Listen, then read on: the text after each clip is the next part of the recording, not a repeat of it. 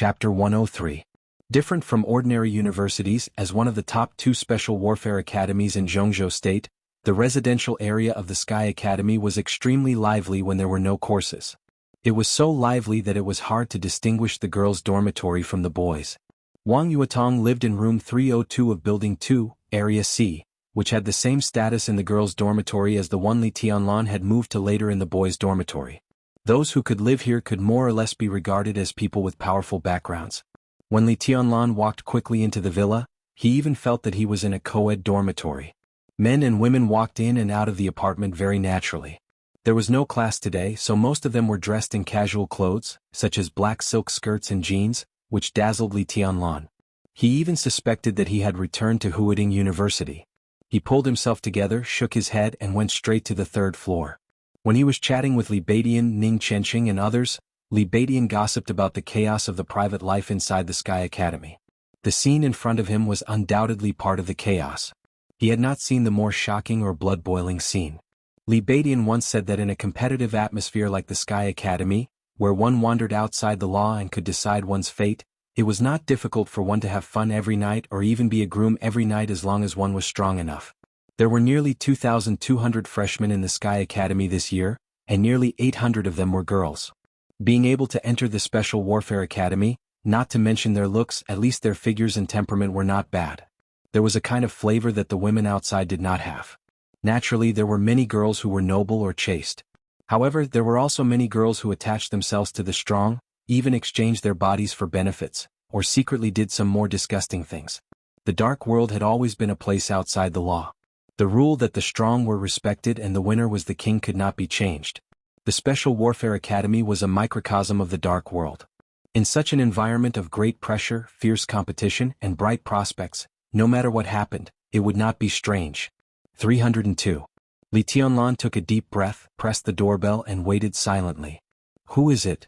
Soon, a dull voice sounded in the dormitory, but it was a man's voice. A man? Li Tianlan frowned and subconsciously looked at the room number. After confirming that it was right, his frown deepened.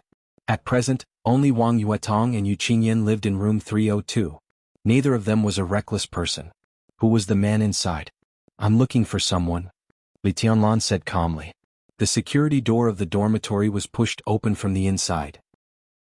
The man who opened the door was stunned for a moment before he smiled and said, "You're finally willing to come back? How was it? Have you seen Rushi? What's with this hair? Do you want to play non-mainstream?" Li Tianlan was even more surprised and asked subconsciously, "Why are you here?" Ning Qianqing, who was not supposed to be here, had an unnatural expression on his face. After stammering for a while, he said vaguely, "Qingyan is not feeling well. Well, I just came over to take a look." Perhaps even Ning Qianqing himself didn't know how much he was trying to cover up. Li Tianlan's mind was in a mess. He combined the image of Yu Qingyan and Ning Qianqing in his mind, and a smile appeared at the corner of his mouth. He didn't think much about it before. Now that he recalled it, the calm and composed Ning Qianqing and the innocent Yu Qingyan were a good match when they stood together. But how many days had it been? How could it be so fast? You succeeded? Isn't that a little too fast? Li Tianlan stood at the door and asked in a low voice. The embarrassment on Ning Qianqing's face seemed to have disappeared. His mouth twitched and he said fiercely in a low voice, "Fast my ass. You and Yuetong are the F*King fast ones, aren't you? I think that Her Royal Highness is just short of offering herself to you. I haven't even held Qingyan's hand. Today is the first time I've come here. Get out of here. I'll kill you if you ruin my plan." Li Tianlan held back his laughter. Looking at Ning Qianqing's nervous look, he really wanted to join in the fun. He shook his head and said with a smile, "Don't get me wrong. I'm looking for Yuetong. I promised to have dinner with her. Call her out." "Senior brother Ning, who is it?"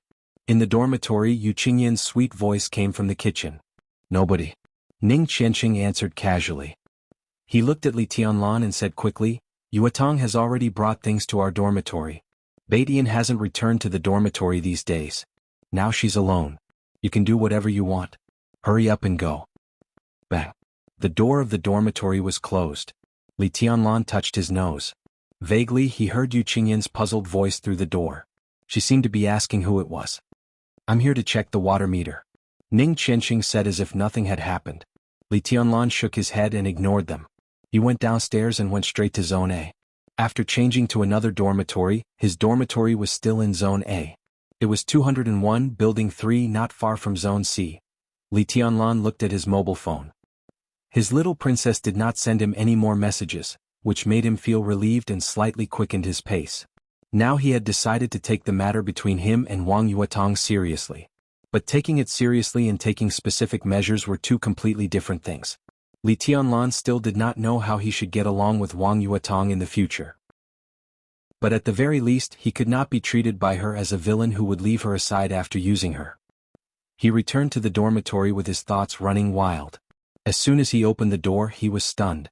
There was no light in the dormitory, but there was light floating in the dining room at the corner of the porch. The dim yellow light in the dim environment was like the swaying candlelight, with an intoxicating gentleness. Li Tianlan slightly quickened his pace and walked over. Sure enough, he saw Wang Yuetong sitting at the dining table with the golden retriever in her arms, staring at the dishes in front of her eagerly. There was a delicate candlestick on the dining table. 7 or 8 red candles were slowly burning. The whole dining room was shrouded in a faint light. Under the candlelight, Wang Yuetong's small face looked indescribably enchanting and charming, but also somewhat pitiful. Li Tianlan could not help laughing. He looked at the dishes that were upside down on the plates and said, "Why don't you eat first? Are you starving?" From noon to now, the little princess of the Wang family of Beihai seemed to have not eaten. Wang Yuetong's eyes lit up slightly. She subconsciously raised her head and glanced at Li Tianlan. She was immediately stunned. "This hair is quite handsome. Senior brother, you seem to be taller?" After a long silence, Wang Yuetong said with joy. She seemed to be a little incredulous. She subconsciously walked over to compare her height with Li Tianlan and muttered softly, "I'm really taller."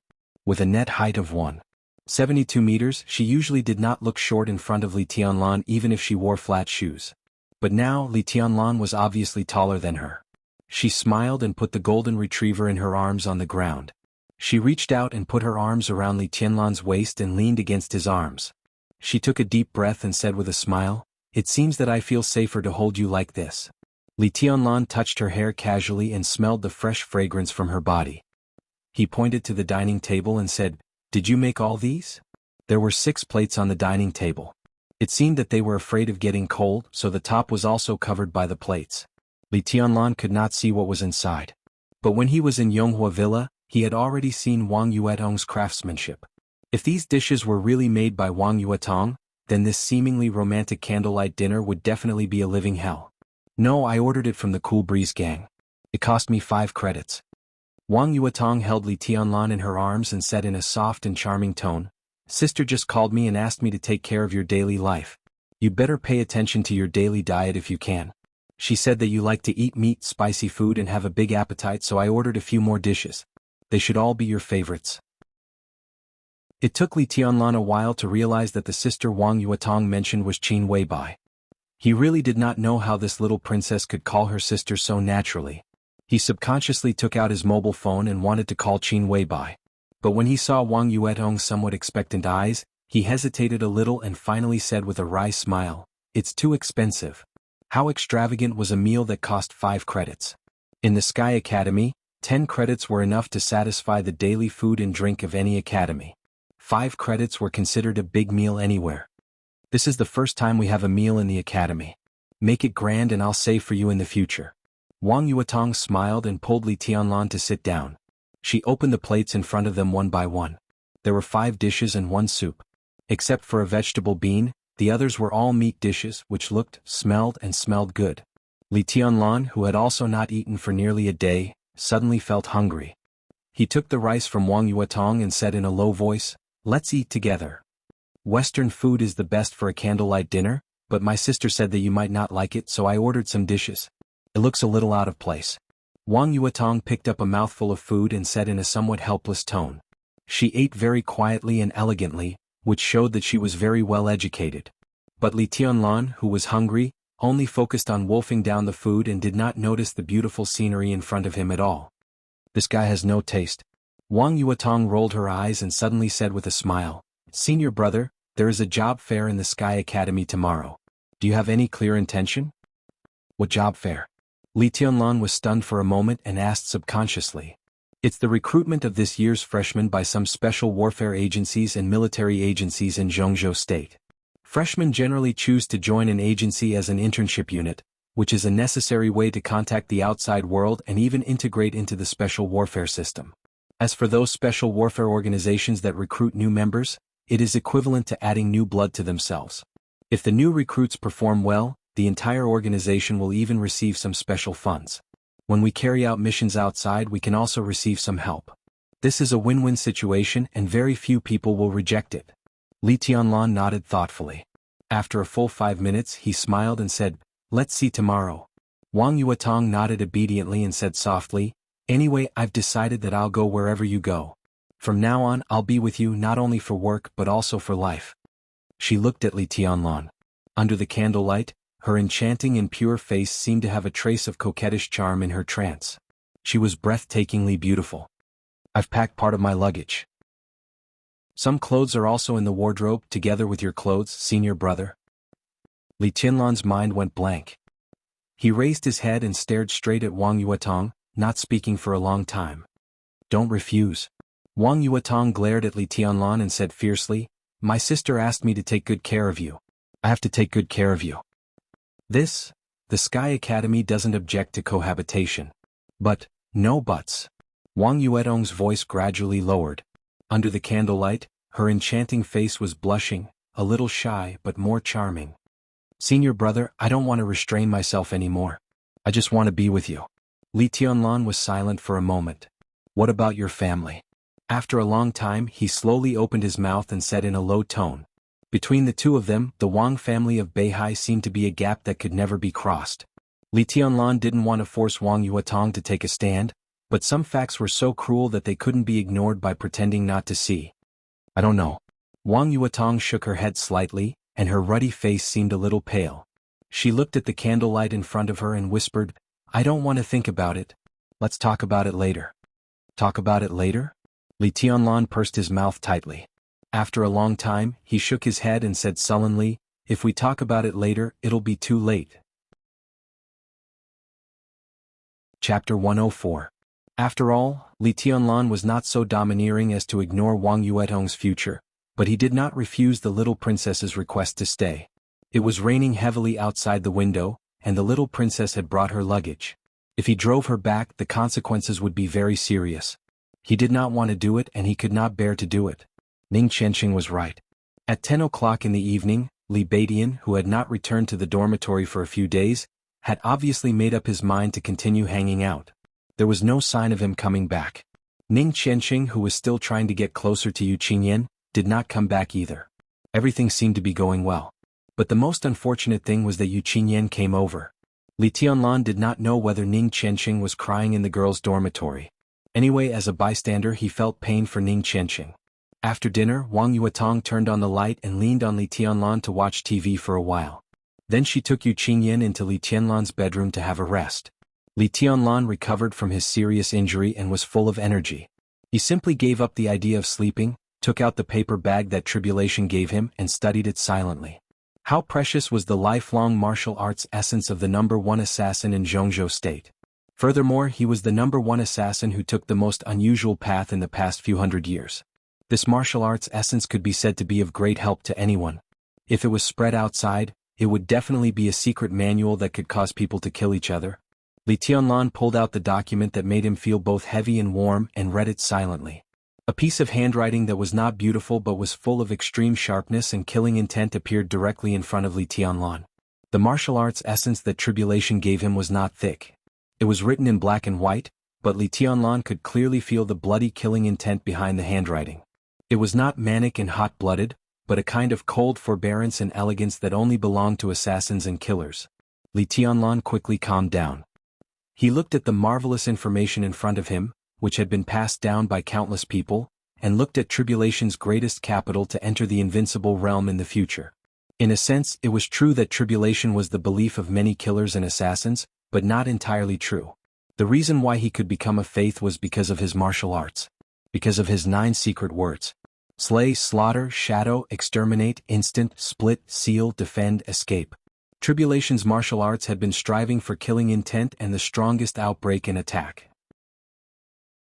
Among the Buddhist incantation of 9 words that belonged to him, the control formula focused on defense, the shadow formula and the escape formula focused on evasion, the flash formula focused on speed, and the stop formula tried to evolve into the domain of an invincible realm expert. Apart from these 5 words, there were only 4 words left: slay, slaughter, exterminate, and rend. Behind these 4 words was an unstoppable killing intent and savagery. The superiors of the invincible realm who formed their own domains, such as Gu Xingyun and Situ Tsangyue, sought the consummation of martial arts. The invincible realm experts who set out to manipulate the world sought the pinnacle of momentum and will. The 2 completely different paths were summed up in the God of War painting as the difference between the balance chapter and the peak chapter. It was just that the peak chapter was the pinnacle of sword intent. Tribulation's Buddhist incantation of 9 words, however, sought the peak of killing intent. Since many years ago, Tribulation had broken through the pseudo-invincible realm and the chi-controlling realm and had been singing all the way to the invincible realm. So far, no one knew how far Tribulation was from the real invincible realm. But as his shadow and the Buddhist incantation of 9 words became more and more perfect, his unique skills would become the unique skills of the invincible realm sooner or later. If that day really came, Tribulation would become the pioneer of entering the invincible realm from the chi-controlling realm. This road might be difficult and thorny, but his success was enough to prove another world of martial arts. His experience of walking step by step to the invincible realm might become the specific steps to enter the invincible realm from the chi-controlling realm. What did this mean? At present, there was no specific statement in the whole dark world on how to enter the invincible realm from the peak of the thunder-shocking realm. The feeling that could only be understood but could not be explained was too vague. In the end, it was summed up in the category of luck and chance. That was why the thunder-shocking realm became the pinnacle of the 4 realms of martial arts. If Tribulation could take another path, there was no doubt that he would definitely become a guru in the killer's world and have a far-reaching influence. The Buddhist incantation of 9 words, the 9 unique skills. Any assassin or killer, no matter what situation they encountered, could almost find the most suitable way to fight back in the Buddhist incantation of 9 words. Sprint, breakout, dodge, mass killing, it was flawless and impeccable. Everything was almost perfect. This was the unique skill that killers and assassins dreamed of, and it was not an exaggeration to call it the Bible of the killer's world. Li Tianlan narrowed his eyes, and his eyes became more and more silent. Vaguely, he seemed to have seen the path of tribulation. He lurked silently, assassinated coldly, and escaped unscathed. He seemed to never exist, but he was everywhere. That was the light that belonged to the top assassin. When he was quiet, he disappeared in the crowd, and when he moved, he was above the whole world. In front of Li Tianlan, there seemed to be a door silently opening, waiting for him to step in. His eyes became brighter and brighter, but his breathing became slower and slower. His whole mind seemed to be completely immersed in the essence of martial arts, entering a state of half-thinking and half-meditation. Once this cold and weird way of the assassin was combined with the path he was taking now, what would happen? Time passed in the dormitory, which was gradually silent. Outside the window, the heavy rain that lasted for several days gradually stopped. The deep night filled the air. In the dead of night, until the sun rose, Li Tianlan kept sitting on the sofa in the same position, motionless. The quiet outside the residential area gradually became bustling. Wang Yuetong, who was sleeping very peacefully on Li Tianlan's bed, walked out of the bedroom happily. When she saw Li Tianlan sitting on the sofa, she was slightly stunned. She blinked her eyes and whispered, "Good morning, senior brother." Li Tianlan did not speak. "You didn't sleep all night, did you?" Wang Yuetong continued. Li Tianlan remained motionless and silent. "Are you angry?" Wang Yuetong chuckled and said sweetly, "If you are angry, you can sleep in the bedroom at night. I slept all night last night and I slept very well." Li Tianlan continued to be silent. In the quiet living room, his breathing disappeared, and his heartbeat seemed to have completely stopped. As she approached, Wang Yuetong noticed this scene, and her expression changed dramatically. No breathing, no heartbeat? This was not a state that could be explained by meditation at all. Her brain went blank in an instant, and she subconsciously reached out to hold Li Tianlan. Li Tianlan did not move, and let Wang Yuetong's hand reach over and pass through his heart. There was no sound. There was no blood spurting and no slumping to the ground. Li Tianlan was still in the same posture. Wang Yuetong's hand reached over, and it seemed to pass through a shadow. Wang Yuetong suddenly turned her head. In her sight, Li Tianlan's figure appeared on the other side of the sofa, still in the same posture. From beginning to end there was no sound. The shadow beside Li Tianlan was still there, clear, real and lifelike. For a moment, there seemed to be two Li Tianlan in the living room and they were exactly the same. Wang Yuetong touched the shadow in front of her with a look of disbelief. Her palm shuttled through the shadows without causing any ripples. After she retracted her palm, the originally solid shadow slightly fluctuated and then dissipated. Wang Yuetong's hair almost stood on end. She immediately thought of a figure that even the Wang family of Beihai had to take seriously. Tribulation. In the Wang family of Beihai, her father, Wang Tianzong, valued tribulation even more than Situ Cangyue, an expert of the invincible realm. This silent method of transposition with the shadow was too similar to tribulations. In terms of the real degree of the shadow, it was even better than tribulations. Wang Yuetong stood where she was, motionless. In the dead silence of the living room, she finally heard a slow but extremely powerful heartbeat. Wang Yuetong breathed a sigh of relief in her heart. Looking at Tribulation, who had just walked out of the bedroom, she subconsciously shushed him and motioned him not to speak. Bang! Another heartbeat sounded again. The heartbeat became faster and faster. Li Tianlan, who had been silent like a statue, seemed to be reviving. His heartbeat became more and more powerful, and vigorous vitality radiated from him, full of vigor. Li Tianlan gently raised his head, glanced at Wang Yuetong and then at Yu Qingyan and said with a smile, "Morning." Yu Qingyan was startled. She subconsciously took a step back and whispered, "Morning. Brotherly, your eyes." Li Tianlan blinked and felt that his eyes were extremely dry. Before he could speak, Wang Yuetong had already walked over and said with a smile, "Senior brother, your eyes are really scary now. I'll buy you a bottle of eye drops later and give you a drop." Li Tianlan said yes and didn't care. In fact, his eyes were more than scary now, they were simply horrible. Overnight, he blinked only a few times, let alone closed his eyes. At this moment, his eyes moved away from the essence of Tribulation's martial arts. His eyes had become blood-red, strange and gloomy. It was not because his eyes were red after staying up late, but because his pupils were so bloodshot that the whites of his eyes could hardly be seen. Li Tianlan shook his head and felt a little tired. But when he thought of everything last night, he felt that it was worth it. Tribulation had written incisively and vividly about the essence of the Buddhist incantation of 9 words. Every word was a gem and the whole book was of the utmost importance. Overnight, Li Tianlan seemed to be reading the essence of martial arts, but his whole mind seemed to have been integrated with the Buddhist incantation of 9 words and the former state of mind of tribulation.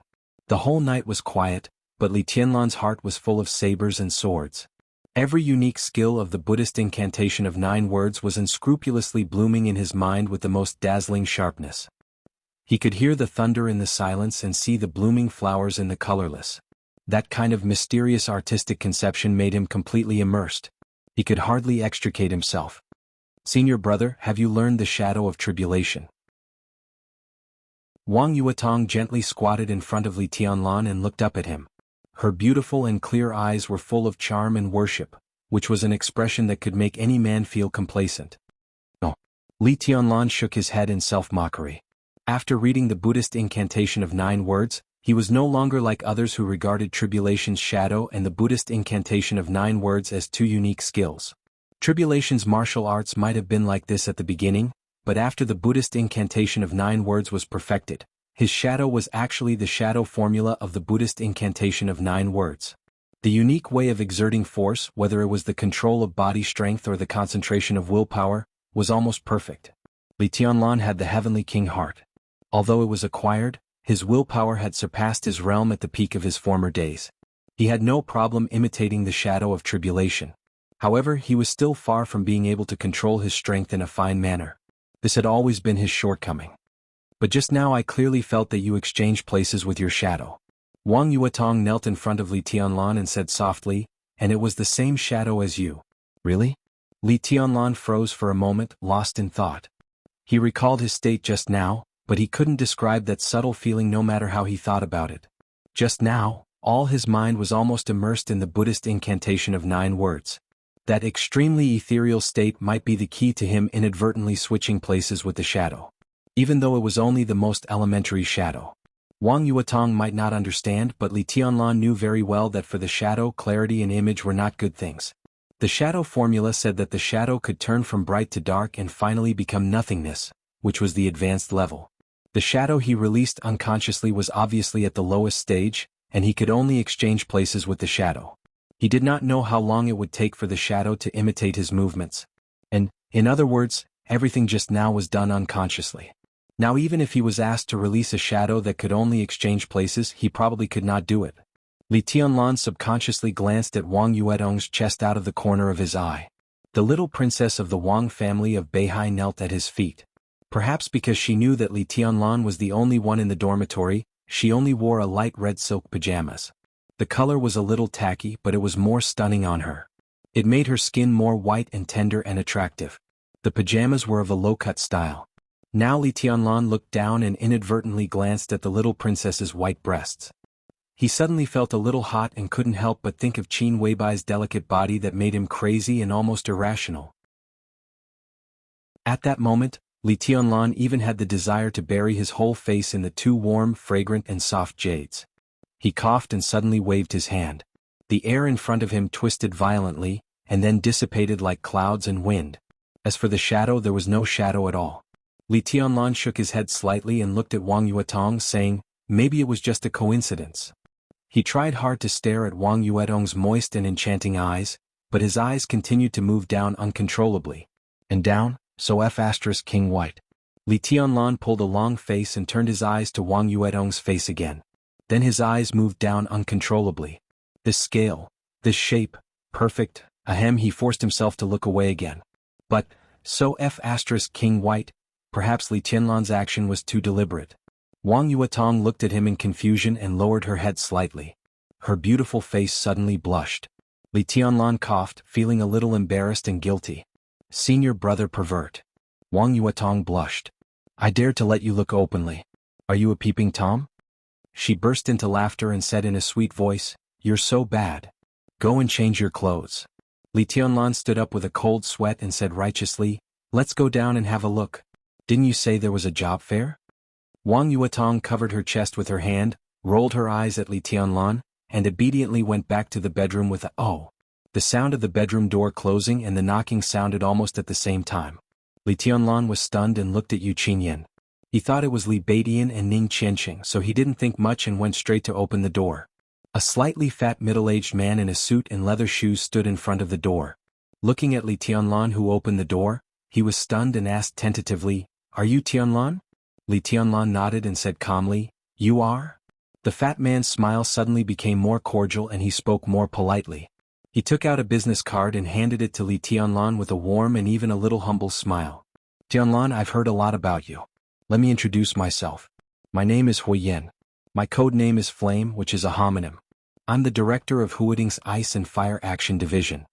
Li Tianlan took the business card and looked at it. He nodded calmly.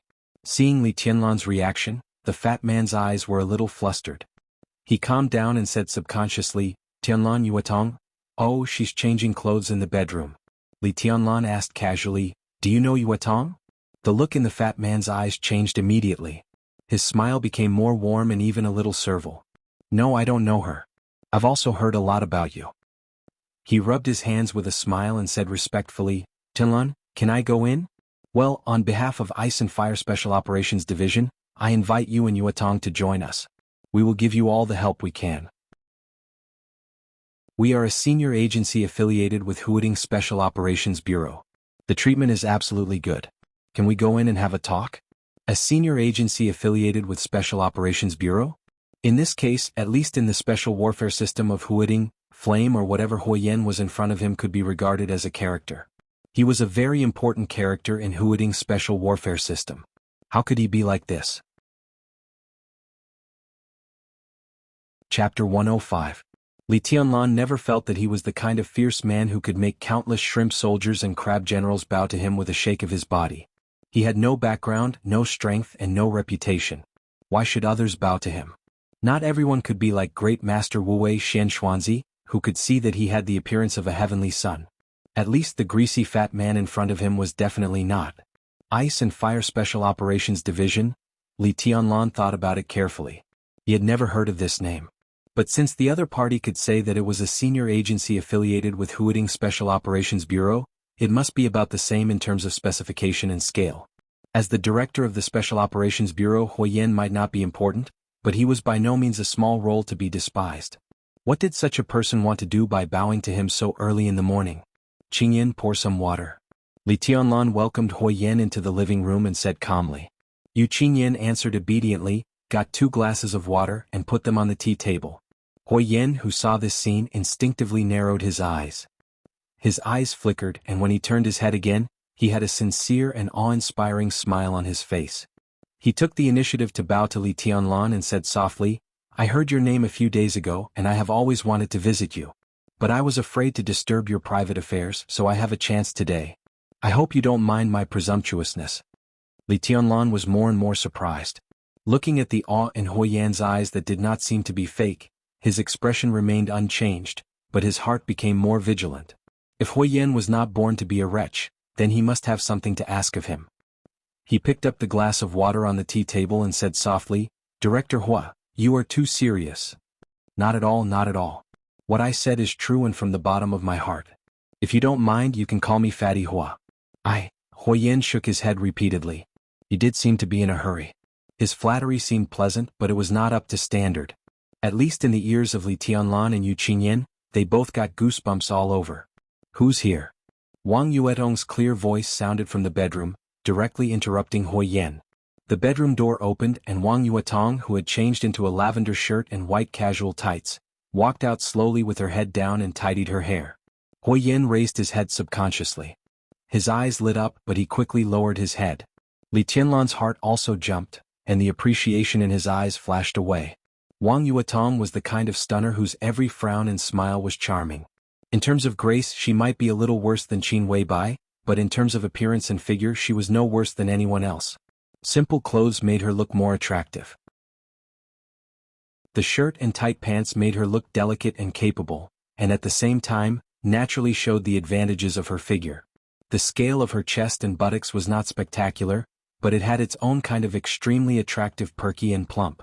With a slender waist and long legs, such a little princess could give people a very different feeling every time she changed her clothes. She walked to Li Tianlan's side and sat down. She chuckled and said, Help me with my hair. Senior brother, do you like my ponytail? Disperse. Li Tianlan smiled and reached out to tidy up Wang Yuetong's silky long hair. You look good with it loose, he said. Oh, Wang Yuetong said and sat next to Li Tianlan. She casually glanced at Hui Yan and said softly, It's you? Yes, yes, yes, little princess, I'm Hui Yan. Hui Yan smiled and subconsciously bent his body. The fat on his waist was directly squeezed into a swimming ring, which looked a little funny. You know each other? Li Tianlan narrowed his eyes and finally found a trace of the reason why Hui Yan was so humble. Yes, we had a little conflict. Wang Yuetong chuckled and said, Director Hua was very tough at that time. He didn't even give face to second uncle.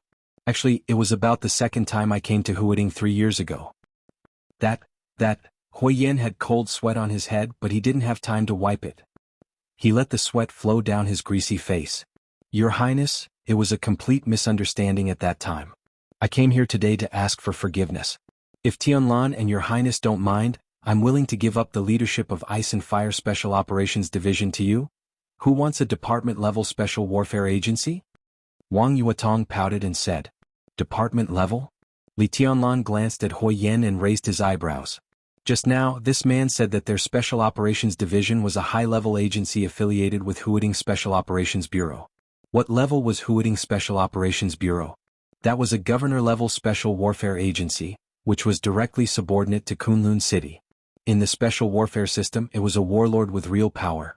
If the Ice and Fire Special Operations Division was a department-level agency, how thick-skinned did the fat man in front of him have to be to boast that his unit was a high-level agency of the Special Operations Bureau? A department-level special warfare agency was estimated to be at most a small hidden department hanging in Huading Special Operations Bureau, with a dozen elites and dozens of staff. If it was a little worse, it could barely make up a complete establishment. In fact, it was not a small agency, but it was not the so-called high-level agency at all. Li Tianlan shook his head subconsciously and picked up the cup to drink in silence. Last night, when Wang Yuetong talked about this job fair, he had seriously thought about it. This was undoubtedly an opportunity for some secret service agencies to recruit fresh blood. For students, it was also a channel for them to get in touch with the dark world. If students made contributions, it would be counted on the Sky Academy internally, but it would be counted on the unit they were in. This would be of great benefit to them to fight for more funds for activities and even to upgrade their level. These units would undoubtedly try their best to keep some real talents. Those who could enter the Sky Academy were naturally the best, and the talents in the Sky Academy were the real treasures in these general special warfare agencies. From the looks of it, the strength of a student's own strength and the strength of the unit they chose would largely determine their future. Competition had existed from the very beginning. Whether it was inside or outside the academy, the so-called fairness would always be relative. As for those who were powerful but did not have enough intelligence sources, how could they not be fooled by a character like Huo Yan? This was the main problem they had to face now. The voices outside were getting noisier. Li Tianlan listened quietly and could even feel some funny or sad farce taking place. Li Tianlan put the cup on the table and thought silently. He had completely ruled out Huo Yan's Ice and Fire Operations Department, but even so, he still had a lot of choices left. The job fairs at the beginning of the school term of the two special warfare academies were always large-scale. Qualified people from the Border Praetorian Corps, the major theaters of Jianghu State, the special operations bureaus of various provinces, and some inferior agencies would squeeze in. There were also some small and low-level special warfare brigades and squadrons, as well as secret troops like the Shadow Sting Army, which only belonged to high-level leaders, and so on. Li Tianlan's realm was not high now, but in terms of combat capability, he would not be refused to join any of them. But now, what he wanted to go to most was Huading's Special Operations Bureau. Gu Changjiang was dead. Yi Fengqing was very likely to be promoted. At least the Wang family of Beihai and Kunlun City would have some big or small frictions around Huading's Special Operations Bureau. After all, people from the Wang family of Beihai were allowed into Kunlun City's territory. It was simply whimsical to want a peaceful transition, especially in the dark world with more direct and naked rules.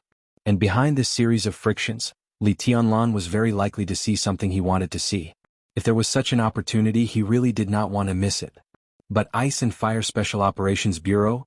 What could an agency at the divisional level see in an agency at the ministerial level? He silently lit a cigarette, deep in thought. Here's the thing, Tianlan. At present, Ice and Fire Special Operations Bureau is a little low level, but we are a very important agency at the same level. And I can guarantee that as long as you two are willing to join us, Ice and Fire Special Operations Bureau will be upgraded to a vice department level agency in half a year at most. I'm very sincere this time. I'm ready. All right, Director Hua. Wang Yuetong smiled, looked at Li Tianlan's face and softly interrupted Huo Yan. I know you are sincere, but unfortunately your sincerity is not what we need. So I'm very sorry that we can't join Ice and Fire. I hope there will be a chance to cooperate next time. She stood up and directly ordered him to leave. As for the misunderstanding in the past, I have long forgotten it. Director Hua, you don't have to take it to heart. Let's go, I'll see you off. Huo Yan seemed to want to say something more, but Wang Yuetong said no more and went directly to the door. Obviously she was going to force him to leave. Huo Yan stood up with a helpless and disappointed face. He calmly and fiercely looked at the little princess's perky buttocks wrapped in white tights. His eyes were hot. If he held it in his arms, he didn't know how ecstatic it would be. He looked at Li Tianlan, who was quietly drinking water, and felt even more indignant. Obviously, this was the man who could openly hold Wang Yuetong's hot and delicate body in his arms. Damn, this gigolo is too much. I put down my pride and invited you with kind words, but you still don't know what's good for you. If you hadn't slept with Wang Yuetong, it would be strange if I took the initiative to visit you. His smile remained unchanged and he followed Wang Yuetong to the door. His heart was full of anger, but on the surface he was more and more smiling. Wang Yuetong watched his figure disappear, then closed the door and walked back to the living room. This man is quite interesting. Li Tianlan said with a smile. He can still stay in this position after offending your second uncle. Is his backer very strong? Don't underestimate Huo Yan. Wang Yuetong shook her head. This man is not so simple. His code name is Flame, but in private many people call him Immortal Bird. Although he doesn't seem to have a temper, this man was also active in the front line of the special warfare system many years ago. He is good at intelligence and is one of the senior agents in Jianghu State. He can even be regarded as one of the best intelligence agents in Jianghu State. Although his strength is only in the fire-flaming realm, if he is not too secretive, he definitely has the capital to enter Kunlun City and become the confidant of Gu Changjiang or even Gu Xingyun. It's just that this man is too scheming, so it's hard to trust him. That's why he has been in a mediocre position in Huading's Special Operations Bureau for many years. Li Tianlan took out another cigarette, nodded and said, "Go on." Wang Jingxiu picked up a lighter and lit the cigarette for Li Tianlan. She continued, "The reason why second uncle didn't touch him before was that he is really a talent and always wanted to take him in for his own use. He hinted several times but the old fox didn't make a clear statement. He should be afraid of Gu Changjiang. Now he probably has confirmed Gu Changjiang's death and knows that I live with you. That's why he came to get close to me. Apart from other things, his ability to collect intelligence is very rare. I've got the news that Kunlun City has basically confirmed Gu Changjiang's death. It said that Gu Xingyun has sent a task force down, but the position he left should be taken by Uncle Yi Fengqing. Hui Yin, the old fox, offended second uncle before and refused to show his allegiance to the Wang family of Beihai. After Uncle Yi takes over, how can he have a good time? That's why he came here eagerly. His purpose is to get close to us and win us over. I guess it's also his purpose to join the Wang family of Beihai." Li Tianlan took a deep drag on the cigarette and said after a while, "So, Hui Yen is a talent that your Wang family of Beihai needs? You didn't give him a friendly signal just now. What if he can't stand it and completely turns to Kunlun City? He doesn't have the guts." Wang Yuedong's tone was calm. When analyzing the situation, the little princess of the Wang family of Beihai showed an indescribable calmness. Uncle Yi is about to take over. What good end can he have if he turns to Kunlun City? But my attitude should make him give up on the promotion of the Ice and Fire Operation Division. This old fox has wanted his Operation Division to be promoted for a long time. When Gu Changjiang was here he didn't trust him so he didn't promote it. It's also impossible for him to promote it this time. Li Tianlan glanced at her and said with a chuckle, "What? Aren't you going to win him over? Why do you still want to mess with him?" "It's not us, it's me." Wang Yuetong raised her small face and said calmly, "In fact, I know what our family plans to let Hui Yen do. If Hui Yen is willing to submit, my father and second uncle will probably let him go to Jiangnan to check and balance Uncle Lu. Jiangnan society has developed rapidly in recent years and has become the largest civilian intelligence agency in the south. Uncle Lu may not be disloyal but some things need balance after all. Hui Yen is the most suitable. So if the Wang family uses him, even if he has to leave the Ice and Fire Operation Division, his means will be relatively mild." She took a deep look at Li Tianlan and said softly, "But I plan to tell Uncle Yi to directly expel Hui Yen from Huading's Special Operations Bureau. I plan to let you use this person." Li Tianlan's heart slightly moved. He raised his head and looked at Wang Yuetong. Wang Yuetong was also looking at him. Her beautiful eyes blinked with tenderness and expectation. Li Tianlan narrowed his eyes slightly and sorted out Wang Yuetong's words in his mind. Hui Yen, was he one of the best intelligence agents in Jianghu State? The Wang family of Beihai needed Hui Yen to check and balance Lu Shuanghua of Jiangnan society. If Hui Yen was in his hands, wouldn't he be a wonderful chess piece to check and balance Lu Shiyuan and even the entire Lu family in the curtain? Li Tianlan's eyes were deep. Since he came to Huading, his always quiet and gentle eyes began to shine with the brilliance of power for the first time. Wang Yuetong took 2 steps forward and directly sat in his arms before Li Tianlan could react. With a warm and soft body in his arms, Li Tianlan suddenly woke up. Instead of pushing Wang Yuetong away, he subconsciously reached out and hugged her. One hand fell on Wang Yuetong's waist instinctively, and then continued to move down and naturally pinched her buttocks. Perhaps it was because of the so-called sisterhood between Wang Yuetong and Qin Weibai, or some subtle changes in Wang Yuetong. Li Tianlan had intentionally or unintentionally relaxed his requirements for himself, and his desire for Wang Yuetong grew. He knew that he was changing and becoming more and more unable to control himself. But wasn't Wang Yuetong also changing? If he stood in her previous position, Wang Yuetong would not have such an attitude at this job fair, not to mention getting Hui Yen out for him to use. She would have tried to pull him into a special warfare agency close to the Wang family of Beihai, and even tried to let him join the Wang family of Beihai. But now Wang Yuetong only said one sentence from beginning to end. "I'll go wherever you go." Li Tianlan breathed quickly, feeling the amazing fullness and elasticity in his hands. His hands were almost out of control, and subconsciously he wanted to put them into Wang Yuetong's white tights. Wang Yuetong's body softened, and she held Li Tianlan's hands with a flushed face.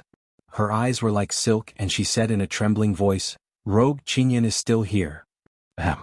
Li Tianlan subconsciously loosened his hands, feeling a little embarrassed. "I'm going to cook." Yu Qinyan, who had been sitting next to him without saying a word like a transparent person, stood up and ran to the kitchen with a flushed face. Wang Yuetong's face became more and more rosy and attractive. When Yu Qingyan's figure disappeared, she closed her eyes and whispered, "Now it's okay." Li Tianlan couldn't help laughing. He patted her butt and said, "Don't worry. What else did you want to say just now?" Encountering such an unromantic man, the little princess had nowhere to put her resentment.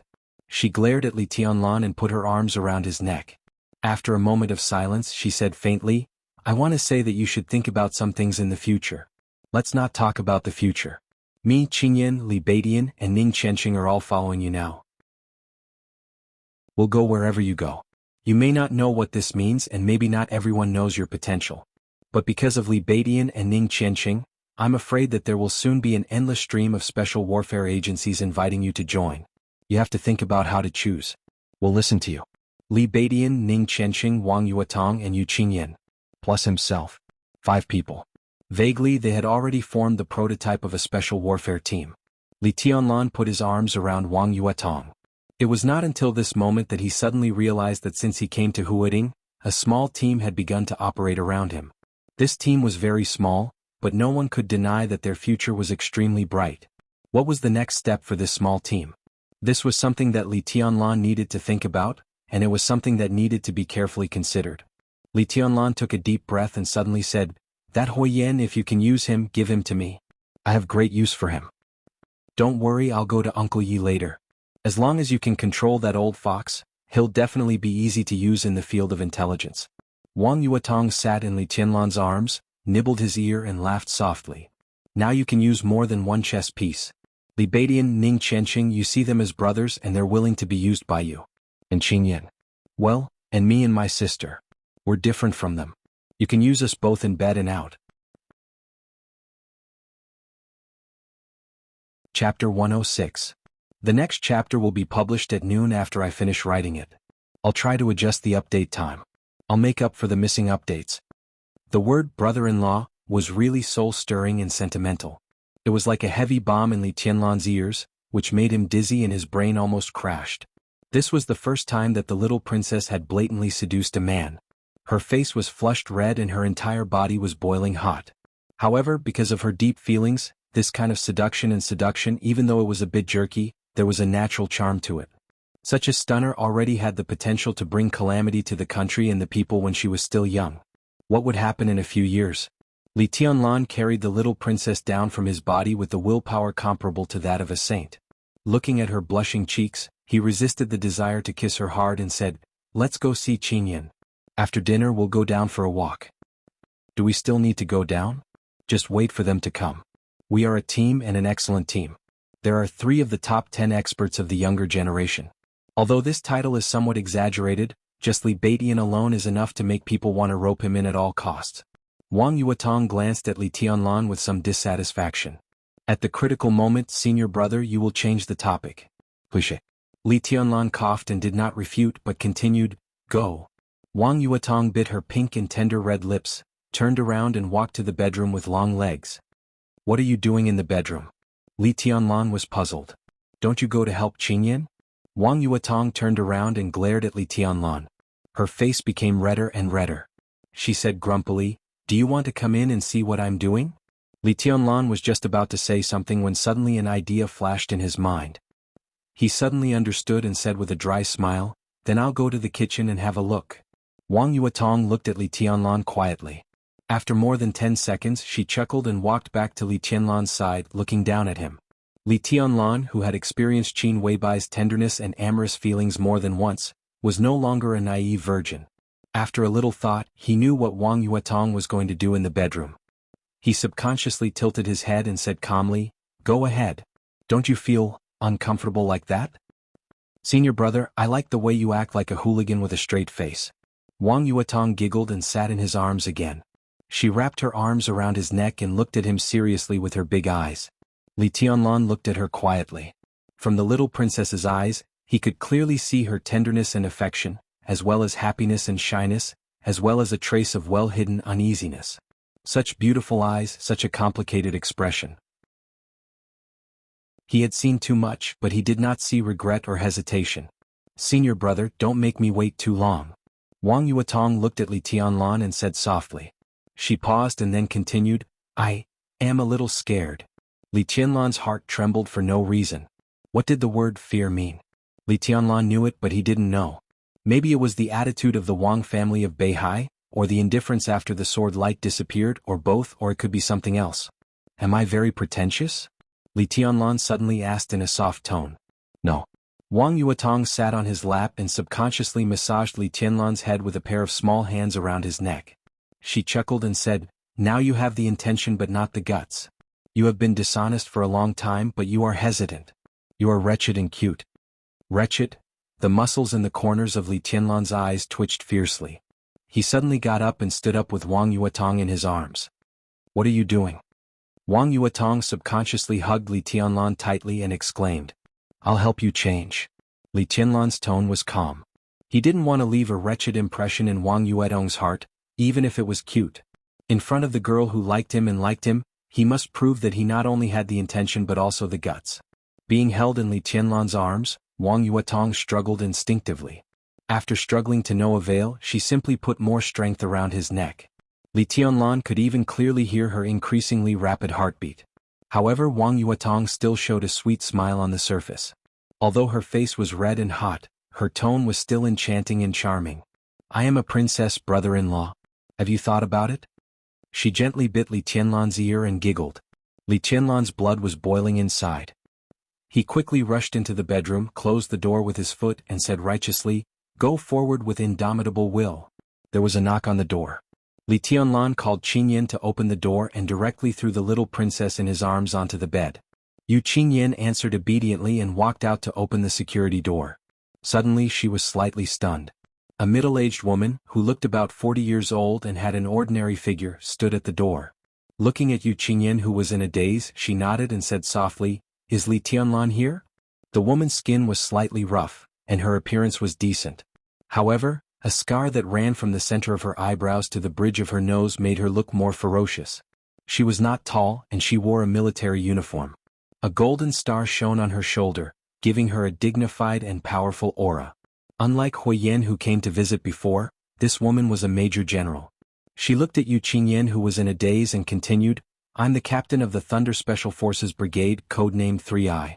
I'm here to visit Li Tianlan and invite his team to join the Thunder Squad. Her words were also very polite, but also very calm, without the slightest intention of groveling. I'll please come in.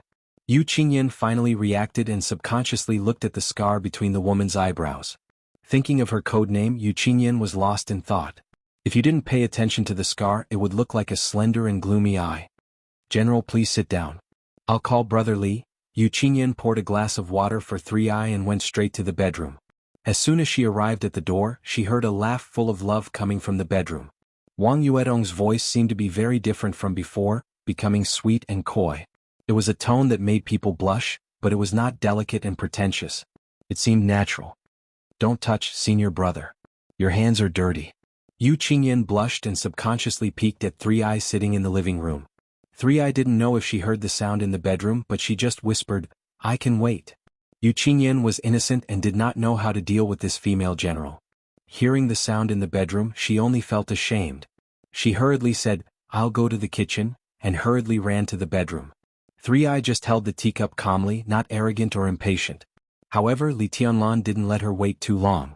In less than 5 minutes he pushed the door open and came out. Looking at the general sitting in the living room, he was obviously stunned and seemed to be at a loss, his mind full of the tenderness and charm of the little princess. Hello Tianlan, I'm 3i. The female general stood up and took the initiative to reach out her hand. She was a standard soldier, straightforward. Before Li Tianlan spoke, she took the initiative to say, I want to invite you and your team to join the Thunder.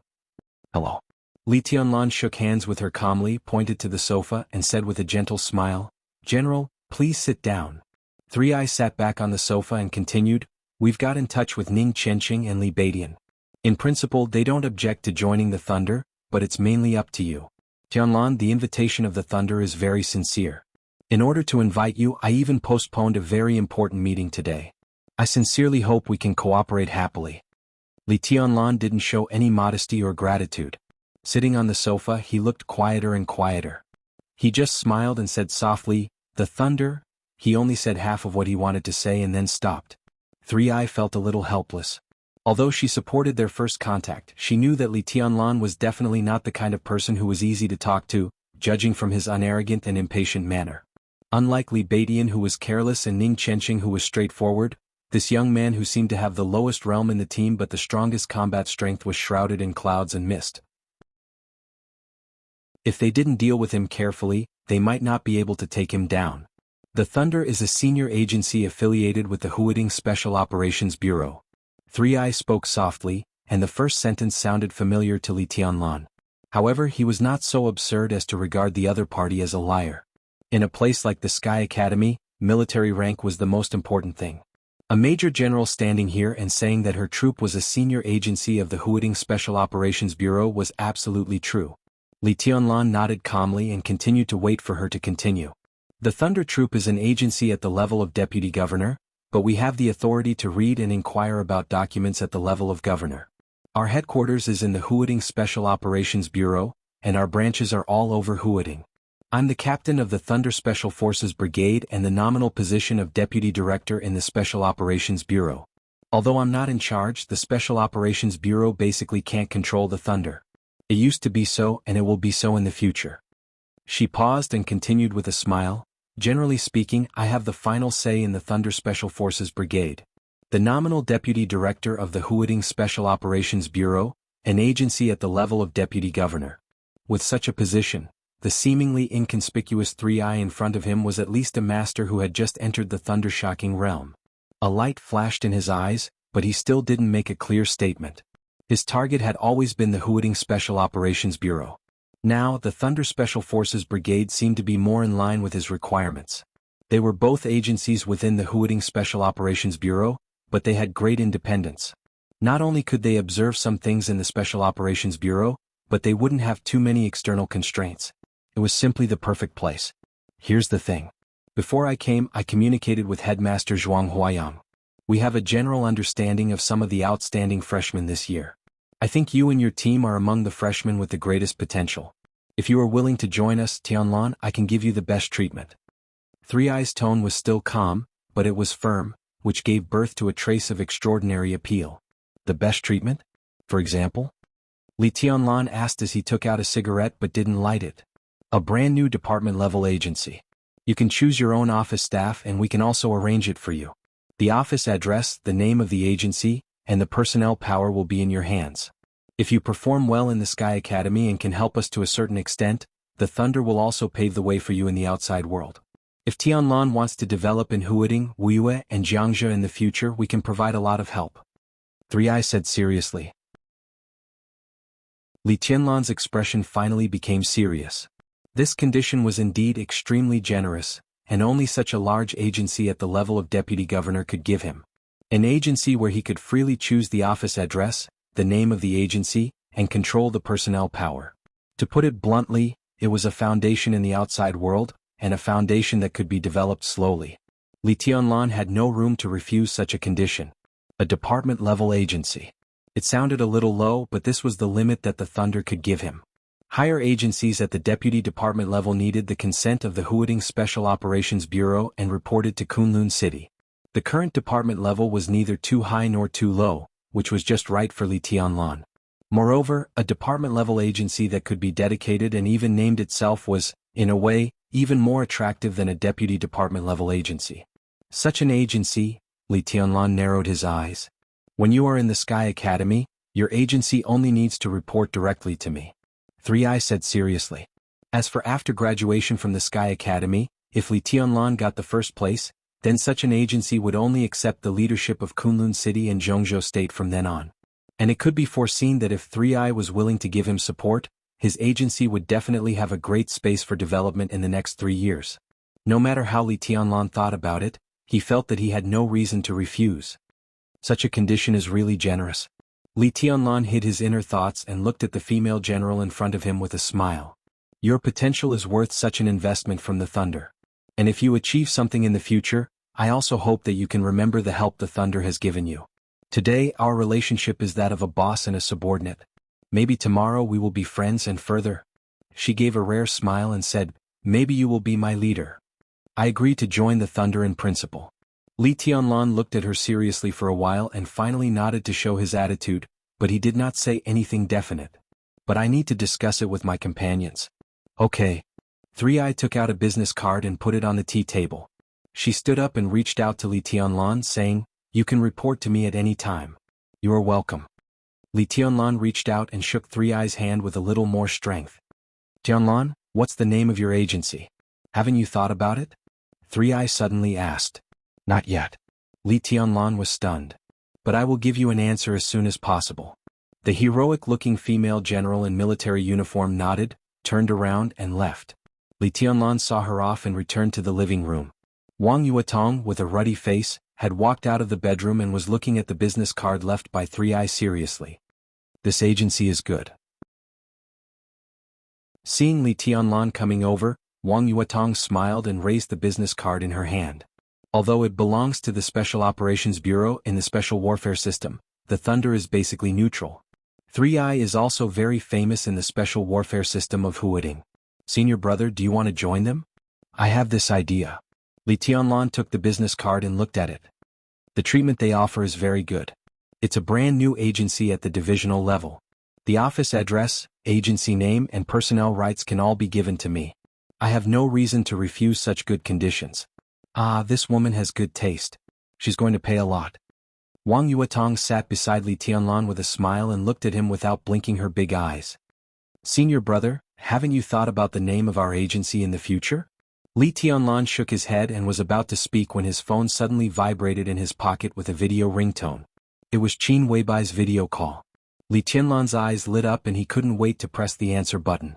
After a slight delay, Qin Weibai's beautiful face, which had always fascinated him, appeared directly on the screen. Her face was still pale, but her complexion seemed to have improved a lot. "What are you doing?" Qin Weibai looked at the screen and chuckled. "In the dormitory. I just saw off a guest." Li Tianlan said with a smile. "Where are you?" Qin Weibai opened her mouth and looked at Wang Yuetong, who came over. She chuckled and said, "I'm at sea with my sister. I miss you, so I made a video call to tell you that I'm safe. Is there a job fair in the Sky Academy now? Have you decided which one to go to? With your strength, it won't be a problem for you to go anywhere." "Yes." Li Tianlan said softly, "Let's go to the Thunder. They offer very good conditions." He suddenly thought of something and subconsciously said with a smile, "Is the Palace Master with you? The Thunder is willing to give me a brand new agency at the divisional level. I can specify the office location and name it myself. I don't know if the Palace Master would like me to give this small agency a name?" On the screen, Qin Weibai was stunned for a moment, and her bright eyes were in a trance. "Self-naming?" Li Tianlan said, The master of Samsara Palace went straight to Mount Dibbing for him. He could never forget this kindness. Without that set of immortality potion, how could he be where he was now? Such kindness was equivalent to giving him a new lease on life. The most important foundation in his life was about to be established. Li Tianlan hoped that the master of Samsara Palace could name his foundation, which was also a way for him to express his gratitude. Qin Weibai was silent for a moment, and the camera suddenly turned. A tall and slightly chubby woman in a black cloak appeared on the screen. She seemed to be standing in front of the window looking outside, motionless. Li Tianlan knew who she was without asking. He stood up directly and said solemnly, "Tianlan pays respect to the Palace Master. Thank you for saving my life, Palace Master." On the screen, the master of Samsara Palace turned around slightly. The cloak on her head moved and she seemed to nod. "Sister, Tianlan wants to name his agency. Do you have any good suggestions?" Outside the screen, Qin Weibai's soft voice sounded. Chapter 107. The next chapter will be at around 10 p.m. East Emperor Palace. Li Tianlan's eyes twitched. When he heard these three words, he immediately thought of Dongqing Huangtu. This name, full of mysteries and contradictions, had been suppressed in his heart. But as the name of Master of Samsara Palace came out, Li Tianlan's inner doubts began to surge in his heart again. It was rumored that the mysterious and powerful Master of Samsara Palace had been recognized as one of the strongest invincible realm experts in the Dark World after she killed Tian Xin, the dominator of the invincible realm of Night Spirit, with Blue Sky Underworld in her hand. The Divine List and the Holy List in the Dark World were ranked every 10 years, but they were fine-tuned all the time. Tian Xian was originally ranked 10th on the divine list. Now that he was dead, another invincible realm expert was bound to take his place. And the ranking of Master of Samsara Palace would definitely be in the top 5 after the fine-tuning. The ranking of this year's Divine and Holy list had become one of the focuses of the superpowers in the Dark World.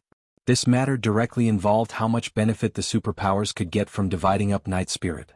To some extent, the ranking of Master of Samsara Palace on the Divine list was directly related to how much Samsara could expand after the destruction of Night Spirit. Li Tianlan was a little lost in thought.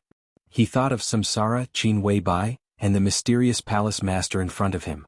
At present she could be said to be the invincible realm expert who showed up the least in the Dark World. She was usually nowhere to be seen, as if she was hiding in the ninth heaven. Her movements were earth-shattering. Judging from her current status, it was not an exaggeration to say that she was the strongest woman in the Dark World. Did such a person have anything to do with Dongqing Huangtu? If the answer was yes, it seemed to explain why Qin Weibai could know the name that even Dongqing Qiuqi didn't know and had his relics. But Qin Weibai clearly told him that she had seen Dongqing Huangtu, which Li Tianlan didn't understand. East Emperor Palace. East Emperor Palace, Li Tianlan pondered for a full 5 minutes. It was not until Wang Yuetong quietly pulled his sleeve that he suddenly came to his senses and said in a sincere and respectful tone, "Thank you, Palace Master. I like this name very much. Let's call it East Emperor Palace." The Master of Samsara Palace was silent. She looked at Li Tianlan for a while and then turned her head again. There was no aura of peerless elegance, no aura of invincibility, no weakness of being seriously injured and dying. On the screen she stood quietly, but she looked like a black cloak, empty and lifeless. The camera rotated. Qin Weibai's face appeared on the screen again. "Did you miss me?" Qin Weibai asked softly, with a little playfulness in her gentle tone. "With my sister around, I'm afraid you've already forgotten me, haven't you?" Hearing this clearly, Wang Yuetong blushed and moved further away. "I haven't forgotten. I've been thinking about it." Li Tianlan looked embarrassed and cold sweat began to drip from his forehead. He could not tell what kind of emotion was contained in Qin Weibai's tone, but it was precisely because of this that he became even more nervous. There were some feelings that had nothing to do with fear. It was only because one truly cared. Did he care? Li Tianlan asked himself in his heart. Looking at Wang Yuetong, he suddenly laughed at himself and felt that he was really shameless. "Look at how scared you are. I don't mean anything else, but you can't not even let me ask, can you?" Qin Weibai smiled slightly, and her beauty was enough to topple a nation. "Is it enough for the two of us?" She was silent for a while and suddenly said. Li Tianlan suddenly thought of the Dongqing clan and Dongqing Rushi whom he had not met yet. His intuition told him that it must be a mess. But at this time, even if he was a fool, he knew that he could not say it was not enough. So he nodded without hesitation and said seriously, "It's enough. It's enough." "You're so hypocritical." Qin Weibai's eyes were misty, and her cold voice with some hidden bitterness seemed to be floating, as if to drill into people's hearts. "You mean it's okay to have one? If there's a second one, there will definitely be a third one. When I'm done here, I must take care of you." Li Tianlan nodded with a smile and said softly, "Okay." Qin Weibai looked at him quietly for a while and said softly, "I'm hanging up. When my sister recovers, I'll go back to see you. You also have to manage your team well." East Emperor Palace. I'm waiting for the day to call you His Majesty East Emperor. East Emperor Palace. East Emperor. Dongqing Huangtu. It seemed that from the first time he heard the name, he began to connect with the deceased heavenly son, and as time went by, the connection seemed to have become closer and closer. Li Tianlan held the phone, a little lost in thought. His Majesty East Emperor. The word His Majesty was almost a special word for Wang Tianzong of the Wang family of Beihai. If it was used on him, Li Tianlan smiled and shook his head. The motivation of this title was really not trivial. "Senior brother, is it East Emperor Palace?" Wang Yuetong blinked and looked at Li Tianlan and asked. Li Tianlan nodded and looked at Wang Yuetong. "What do you think?" "It's good." Wang Yuetong smiled and said, "I like the name East Emperor. People say that my father is Sword Emperor. It sounds good." "Sounds good." Li Tianlan didn't say much and said slowly, "Call Qianxing and Baidian. We should discuss it together. By the way, Qianxing has entered the fire-flaming realm, right?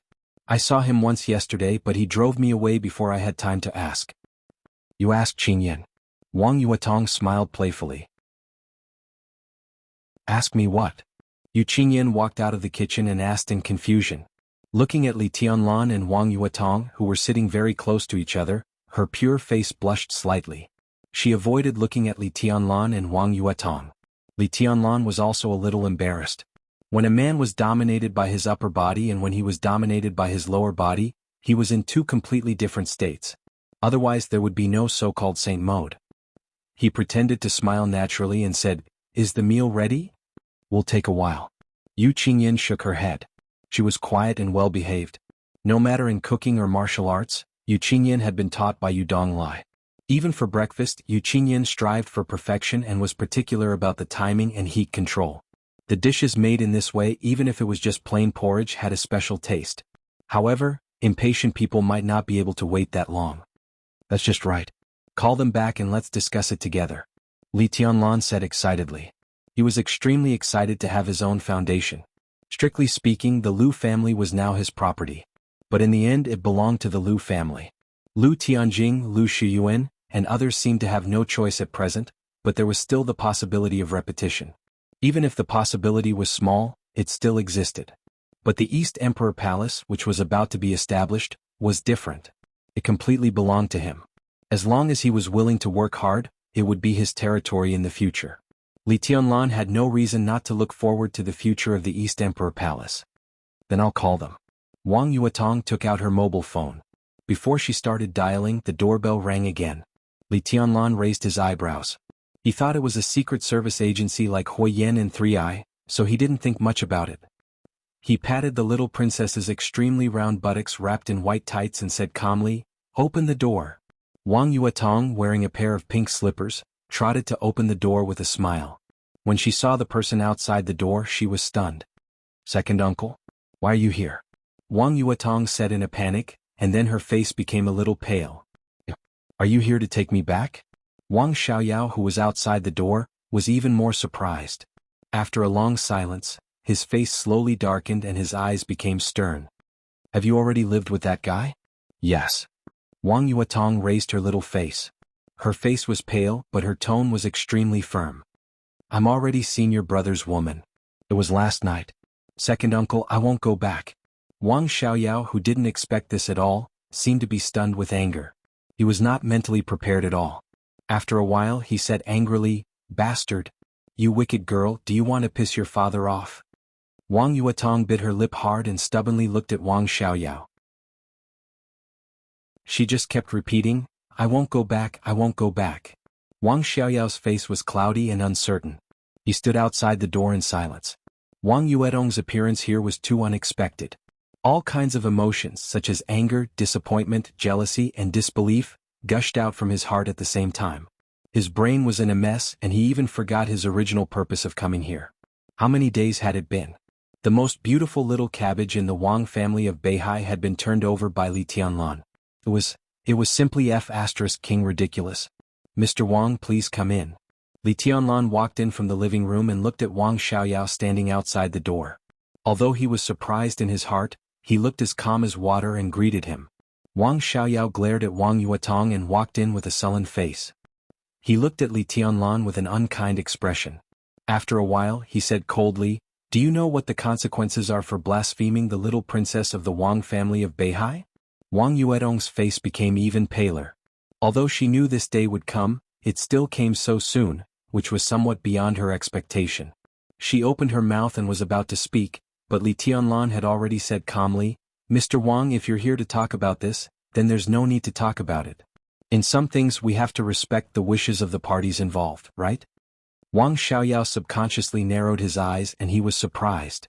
When he first met Li Tianlan, in Wang Xiaoyao's impression, he seemed to be just an overly quiet young man.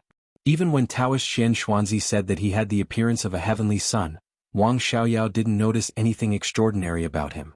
But now that they met again, this young man actually had a hint of sharpness that even he had to take seriously. It was sharpness, not momentum. In his eyes, this Li Tianlan might still be very immature, but it was a completely different feeling from the first time they met. Wang Xiaoyao was silent, trying to calm his inner anger.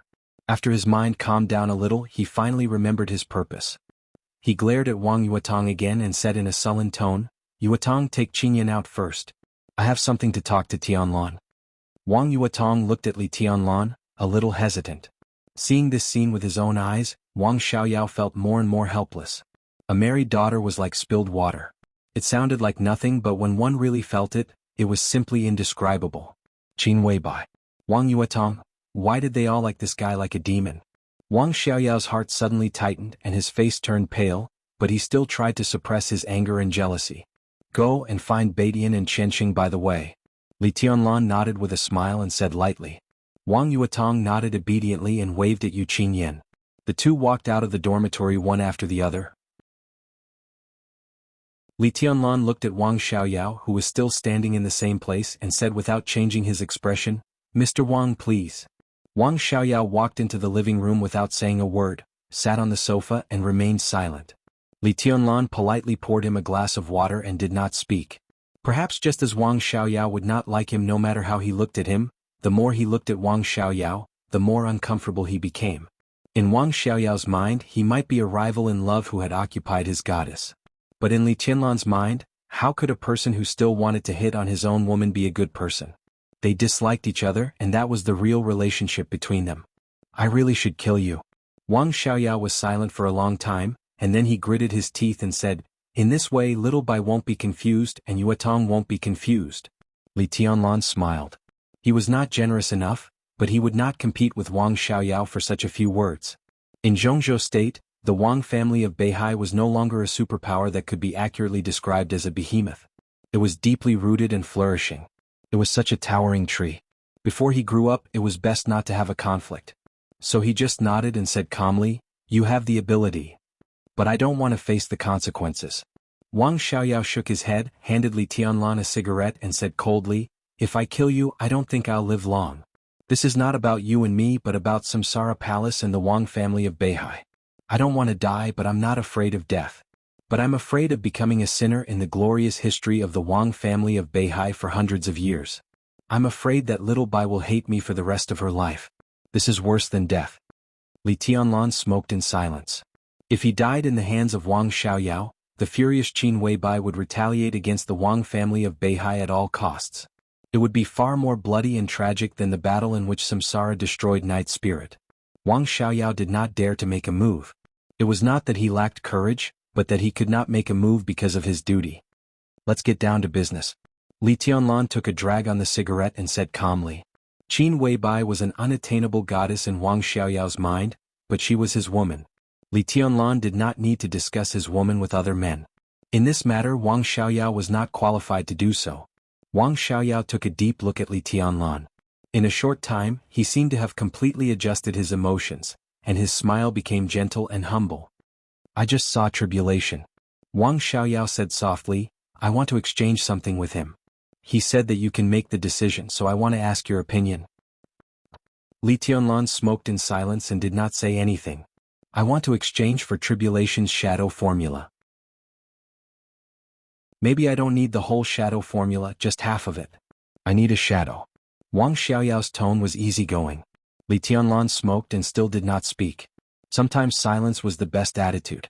It was not a promise or a refusal, but at least it left a little room.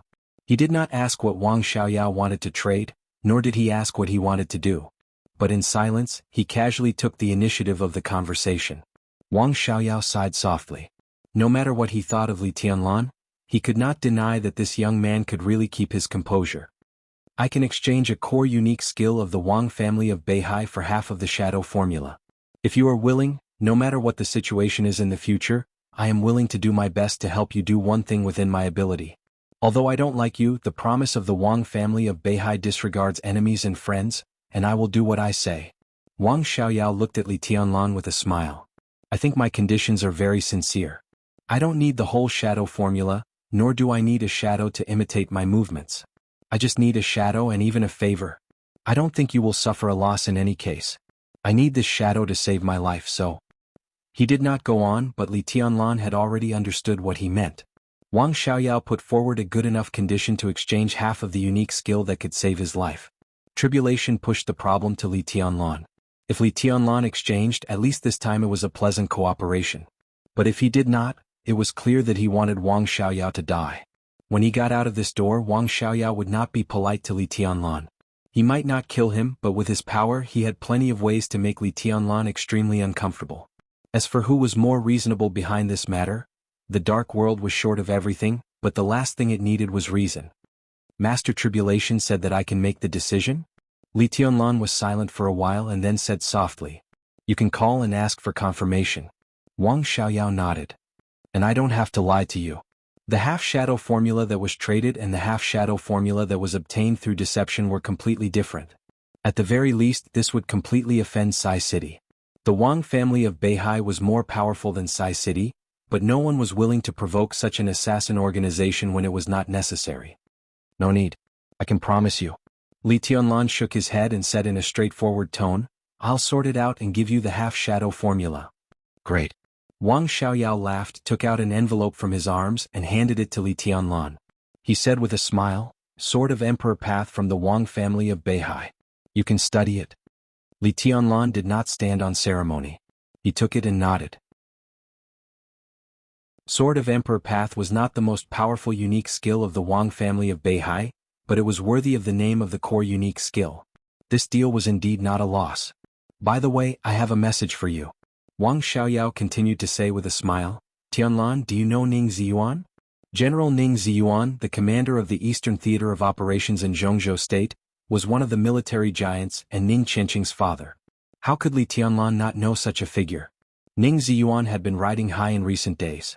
After the deputy commander's old rival, Tan Qinghua, was transferred to the Southern Theater of Operations, Yi Fenglin, the deputy commander of the Southern Theater of Operations, came to the Eastern Theater of Operations. He was a real capable general of the Southeast Group. Such a transfer was now also understood as a move by the Wang family of Beihai to take over the Eastern Theater of Operations and consolidate the group's advantage in the southeast coastal provinces of Jianghu State. Wang Xiaoyao looked at Li Tianlan with burning eyes and said with a smile, "Xian Xuanzi once met Ning Ziyuan. Do you want to know what the Taoist said about him?" He took a sip of water and continued to say with a smile, "He is rebellious and has the look of a rebel." Wang Xiaoyao looked at Li Tianlan and said softly, "My goddess was taken away by you. I have to do something in my life, right?" Li Tianlan frowned slightly. Although he did not understand Wang Xiaoyao's meaning, it was obvious from his attitude that he did not intend to explain anything to him. The look of a rebel? Li Tianlan shook his head, still somewhat puzzled. The Wang family of Beihai was full of ambitious and ruthless people. That was how the Wang family had built its glory for hundreds of years. Wang Tianzong was an ambitious and ruthless person. As Wang Tianzong's younger brother, even if Wang Xiaoyao's performance was mediocre, how could he really be so mediocre? Ambitious and ruthless people were unpredictable, and the heart of an ambitious and ruthless person was undoubtedly even more unpredictable. Ning Ziyuan, the look of a rebel. Thinking of these two keywords, Li Tianxia subconsciously narrowed his eyes. Chapter 108. Holding the sword manual of Sword of Emperor Path from the Wang family of Beihai, Li Tianlan let Wang Xiaoyao wait for 6 or 7 hours before he gave him the half-style of shadow formula. It was not that Li Tianlan deliberately neglected him, but that it was a very energy-consuming thing for him. Tribulation's Buddhist incantation of 9 words was exquisite and treacherous. Although it was unconventional, it was as sharp as a sword, sharp enough to split the sky. Each style was extremely profound.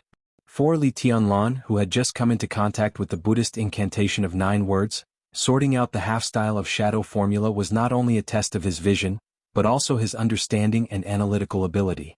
Li Tianlan could not destroy his credibility for this kind of deal. He would give what he should give. But he did not want to give any more if he could avoid it. What Wang Xiaoyao needed was just a shadow. How to help him achieve his goal without revealing a little more of the essence of shadow formula was definitely a test for Li Tianlan, and it could also deepen his understanding of shadow formula.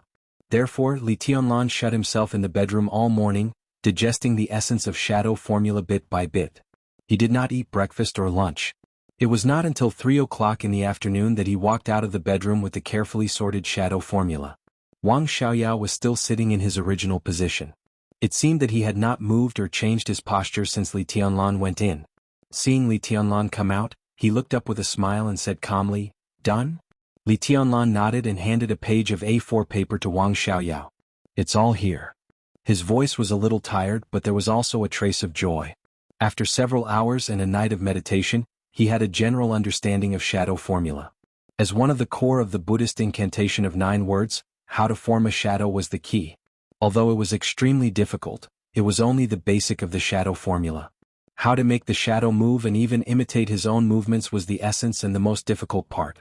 Li Tianlan was extremely stingy with the half-style of shadow formula that he sorted out for Wang Xiaoyao. Even if he succeeded in practicing such a shadow formula, he could only form a shadow at most, and he could exchange positions with the shadow once. As for doing anything else, it was basically impossible. But it was enough to meet Wang Xiaoyao's needs. He glanced at the information in his hand, and his eyes lit up slightly. After a moment of silence, he reached out to Li Tianlan and said with a smile, "It's a pleasure to cooperate with you." Li Tianlan reached out and shook hands with him, his expression indifferent. Wang Xiaoyao took a deep look at him and carefully put away the information in his hand. He smiled again and said, "Let's talk about our grievances later. As for our deal, the Wang clan's sword of emperor path mustn't be revealed easily." Li Tianlan didn't think there was any grudge between him and the Wang family of Beihai. When it came to Wang Xiaoyao, it could only be regarded as a knot in his heart. However, he didn't bother to say anything more. He knew that the latter half of Wang Xiaoyao's sentence was to remind him to keep the deal a secret. He nodded hastily, looking a little perfunctory. Without another word, Wang Xiaoyao turned around and left. When he was about to step out of the door, he suddenly looked back at Li Tianlan in front of him and said meaningfully, "Tianlan, do you know what a rebel looks like?" "Mr. Wang, please speak your mind." Li Tianlan's heart was in turmoil, but he looked calmer and calmer on the surface. Wang Xiaoyao laughed and said no more. He turned around and left directly. Li Tianlan looked at his back and frowned. After thinking for a while, he still couldn't get the gist of it. Shaking his head, he took out his mobile phone and sent a message to Wang Yuetong. Then he returned to the living room and waited quietly. After half an hour, the door of the dormitory was opened from the outside. Li Baiqian's laughter could be heard from outside the door. Make way, make way. Brother Tough, please step aside. This is a treasure. It's going to be our storefront in the future. It's very precious. Don't touch it." Li Tianlan suddenly became interested. He smiled and stood up. Before he could take a step, Li Baiqian had already walked over with a huge plaque nearly 3 meters long and more than 1 meter wide. His figure was a little too thin. Combined with the plaque on his shoulder, it looked extremely funny. The plaque blocked his view, but Li Baiqian's tone was extremely excited. He kept greeting, "Where's Tianlan? Tianlan? Come and see the gift I prepared for you. It's pretty good." Li Tianlan was less than half a meter away from him. He helped Li Baiqian put down the plaque on his shoulder and said with a smile, "Scented rosewood? It's very rare, isn't it?" "It's okay." Li Baiqian chuckled and said in a wretched and proud manner, "There are plenty of them on Mount Shu. Every hall has one hanging on it. This is the biggest one. Yesterday I went back to Mount Shu with my martial nephew and stole this thing. Well, I took that one with me. There were words on it but I removed them. How can I use it? Is this thing stylish enough?" Li Tianlan's mouth twitched. Although Li Baiqian changed his words after saying half a sentence, he was not deaf. How could he not know that the origin of this plaque was unknown? Scented rosewood was extremely precious. According to the market price, such a large scented rosewood plaque would cost at least tens of thousands of yuan per kilogram. It could even be doubled in an auction.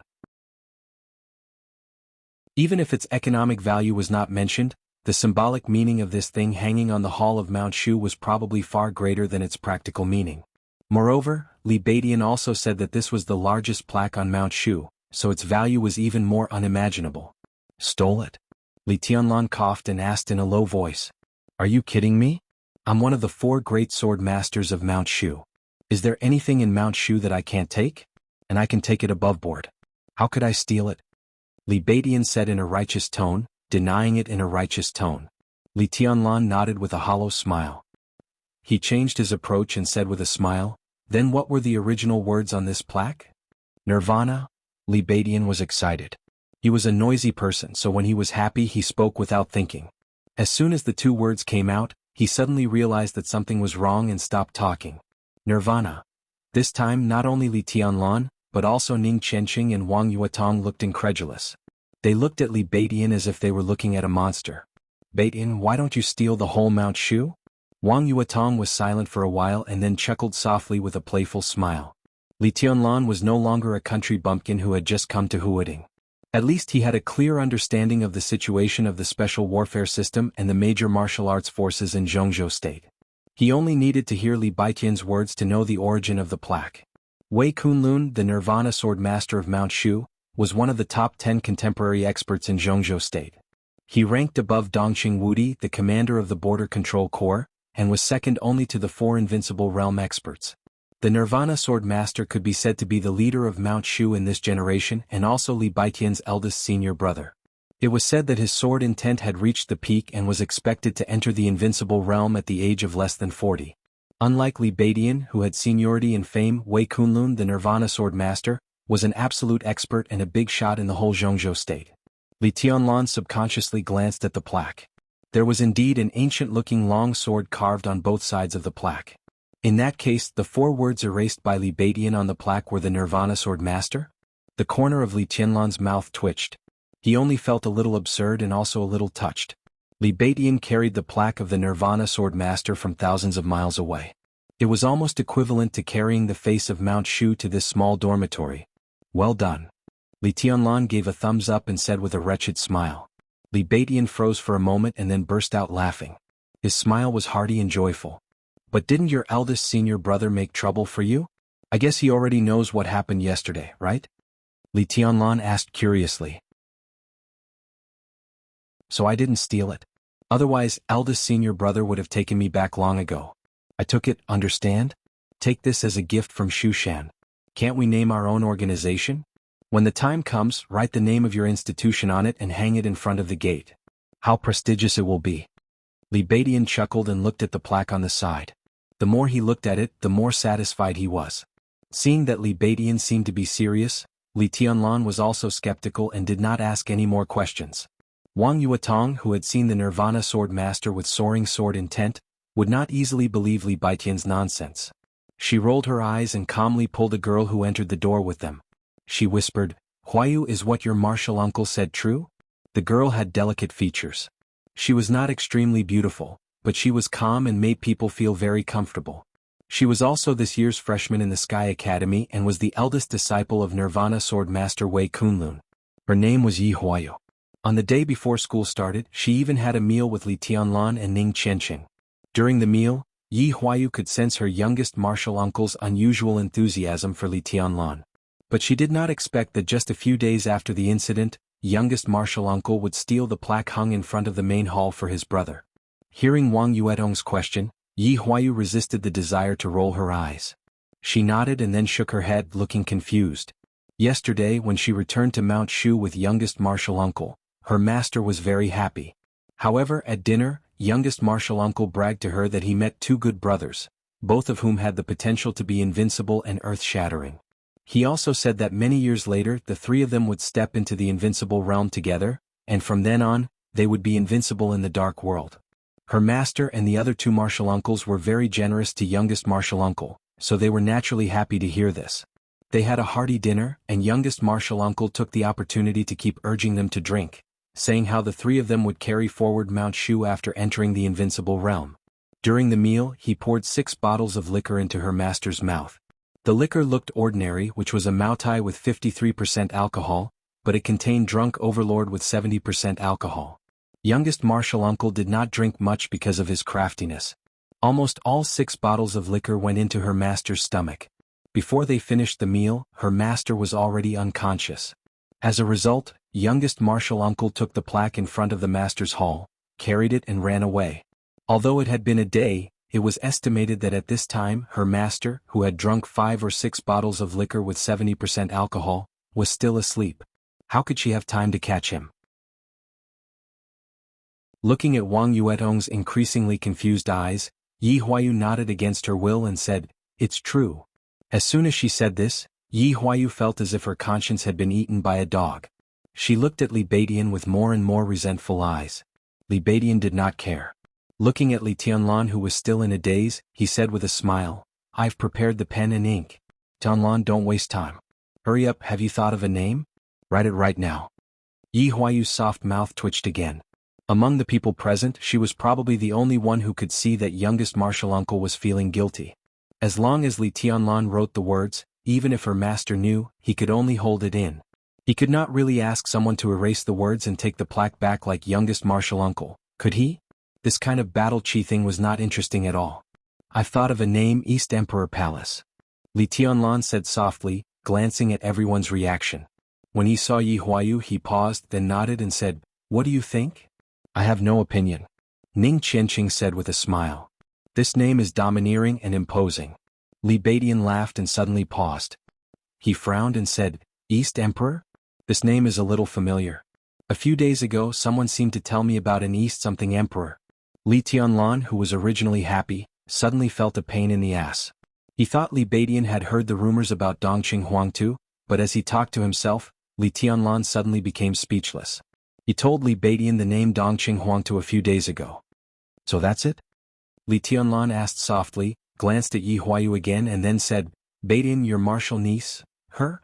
Li Beidian seemed to be thinking about who told him about East something Emperor a few days ago. Hearing this he said casually, "Of course she will join East Emperor Palace with me. She is the direct descendant of eldest senior brother, my good martial niece. What can I say?" Yi Huayu blushed and nodded at Li Tianlan. "Welcome." Li Tianlan smiled at Yi Huayu. In the entrance maneuver Yi Huayu's score was in the top 50, and it seemed that her ranking was relatively high. He would never complain about such a talent. Yi Huayu nodded and looked at the thoughtful youngest uncle. She didn't know what he was thinking about all day, so she said helplessly, "East Emperor Palace is a good name. Do you want to write it now?" She raised a plastic bag in her hand, which contained the pen and ink that had been prepared. "So soon?" Li Tianlan was stunned. He was not afraid of writing. Since he was a child he would practice calligraphy with his grandfather almost every day, rain or shine. After years of practice, although his calligraphy did not have the amazing style of a master, every stroke was extremely imposing, and it would definitely be pleasing to the eye.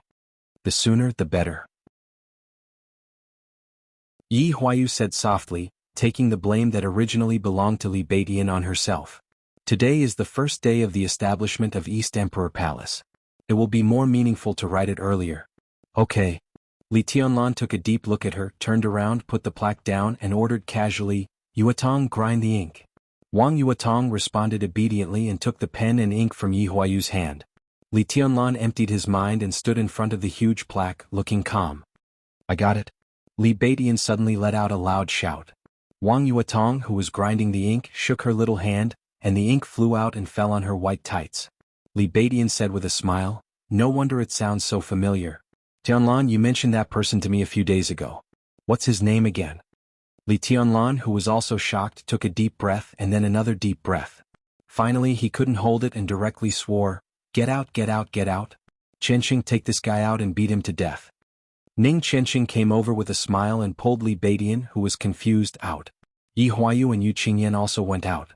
In the living room Wang Yuatong frowned and looked at the ink on her pants. She shook her head and suddenly smiled. "They are very interesting." "Yes, very interesting," Li Tianlan said softly. Wang Yuatong dipped the pen in the ink and handed it to Li Tianlan. She chuckled and said, "I want to appreciate your calligraphy." Li Tianlan took the pen and looked at the plaque in front of him. For a moment he couldn't write. At this moment he suddenly thought of the even more precious red sandalwood plaque in the camp at the border. The plaque with the words Li family on it represented the hundreds of years of glory and desolation of the Li family. That plaque was now placed in the border camp, representing the end of the Li family. But the plaque in front of him. But it represented a beginning with countless possibilities. Li Tianlan's mood was complicated. There was a fighting spirit, lofty sentiments, confusion and uneasiness, as well as unwillingness and resentment. Zhuanyuantai of Kunlun was now the 10th generation. The Li family had lasted from the 5th generation to the present. The 9 invincible realm experts were all the gods of war of Jianghu state and the backbone of the country. They guarded the peace of a city and a country with a family. Some people were invincible. When they drew their swords, all the people in the world were non-entities. Some people laughed arrogantly and made thousands of enemies bow their heads while talking and laughing. Some people swore to fight to the death and cast the light of the god of war with their lives and souls. Some people solemnly swore to stand at the border and guard the border. In different circumstances and different times, some people turned the tide, some people died in battle, some people swallowed mountains and rivers, and some people looked down on the world. 400–500 years, 9 generations of invincible realm experts. How could the majesty and pride that flashed in the past endless years disappear? How could it disappear? The majesty was gone and the pride was lost. The border camp was getting smaller and smaller. The end of the Li family seemed to be in sight. 20 years ago, thousands of elites followed his grandfather to the border. 20 years later, there were no more than 100 people on the border. Where were they? They were all in the tombs behind the camp. Nearly 1,000 tombs, nearly 1,000 tombstones. How many of the corpses buried under the ground would have a good death? Li Tianlan smiled softly, a little self-deprecating, but more of a bone-chilling coldness and mockery.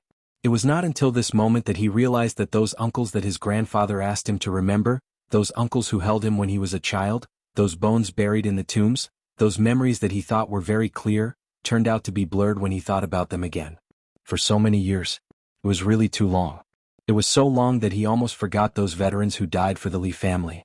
It was so long that the people outside had forgotten them. Li Tianlan gently raised the pen and fell on the plaque. In the living room, a pure sword intent without any impurities suddenly broke out in the faint fragrance. The sword intent was dense. It swept everything. Li Tianlan's pen was getting slower and slower, but the sword intent in the living room was getting stronger and stronger and gradually approaching perfection. His expression was calm. One of his eyes was flashing with knife light and sword shadow, but the other eye was deep and silent, without any ripples. Wang Yuetong stared at Li Tianlan closely, her eyes worried. This state was similar to meditation, but it wasn't meditation at all. For any martial artist it was an opportunity, but at the same time it was dangerous. Li Tianlan stopped, and the tip of the pen moved little by little on the plaque.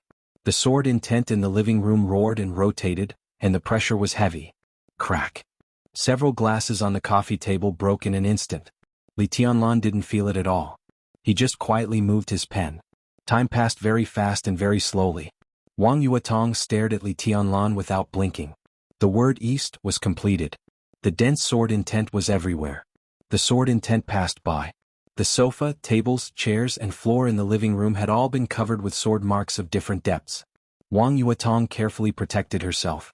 After hesitating for a while, finally she stood up, walked slowly to the door and then sat down at the door. She was here. No matter who, no one could disturb Li Tianlan.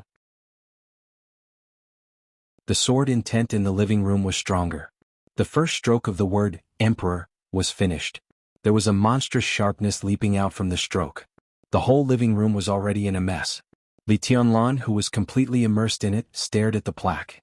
His mind fell into the years, passing by the hundreds of years of glory and glory of Zhuanyuantai of Kunlun. The invincible realm that dominated the dark world generation after generation, the different sword and the different martial arts. Li Tianlan's mind was stirred. Blood flowed from the corners of his mouth, but he was more determined to write. The sword intent in the living room turned into killing intent. He was like a crazy demon. Time flew by. The word Emperor was finished. It was already dark outside the window. Blood dripped on the floor. Li Tianlan's expression became more and more determined. Every stroke seemed to be integrated into his soul. His pride with indomitable sharpness and killing intent. When the last stroke of the word palace was finished, outside the window the darkness of the night faded away. An extreme ray of light leaped into the sky. It shone brightly. The sun rose. Li Tianlan finally put down the pen. His eyes gradually returned to normal focus. Looking at the three words, East Emperor Palace, in front of him, he subconsciously narrowed his eyes. The three words East Emperor Palace were floating with the fragrance of ink. The killing intent and sword intent that almost pierced people's hearts were released from every stroke, showing off their sharpness. These were the most perfect three words he had ever written in his life. It was also the most perfect night in his life. The killing intent was overflowing. The state of mind was perfect. There was already a kind of style that all things in the world only needed a sword. Li Tianlan turned his head silently. Beside him, an identical shadow stood beside him, also looking at the plaque in front of him. It was vivid and lifelike. The shadow turned its head as Li Tianlan. The man and the shadow looked at each other and smiled at the same time. Li Tianlan wiped the blood from the corners of his mouth, feeling relaxed.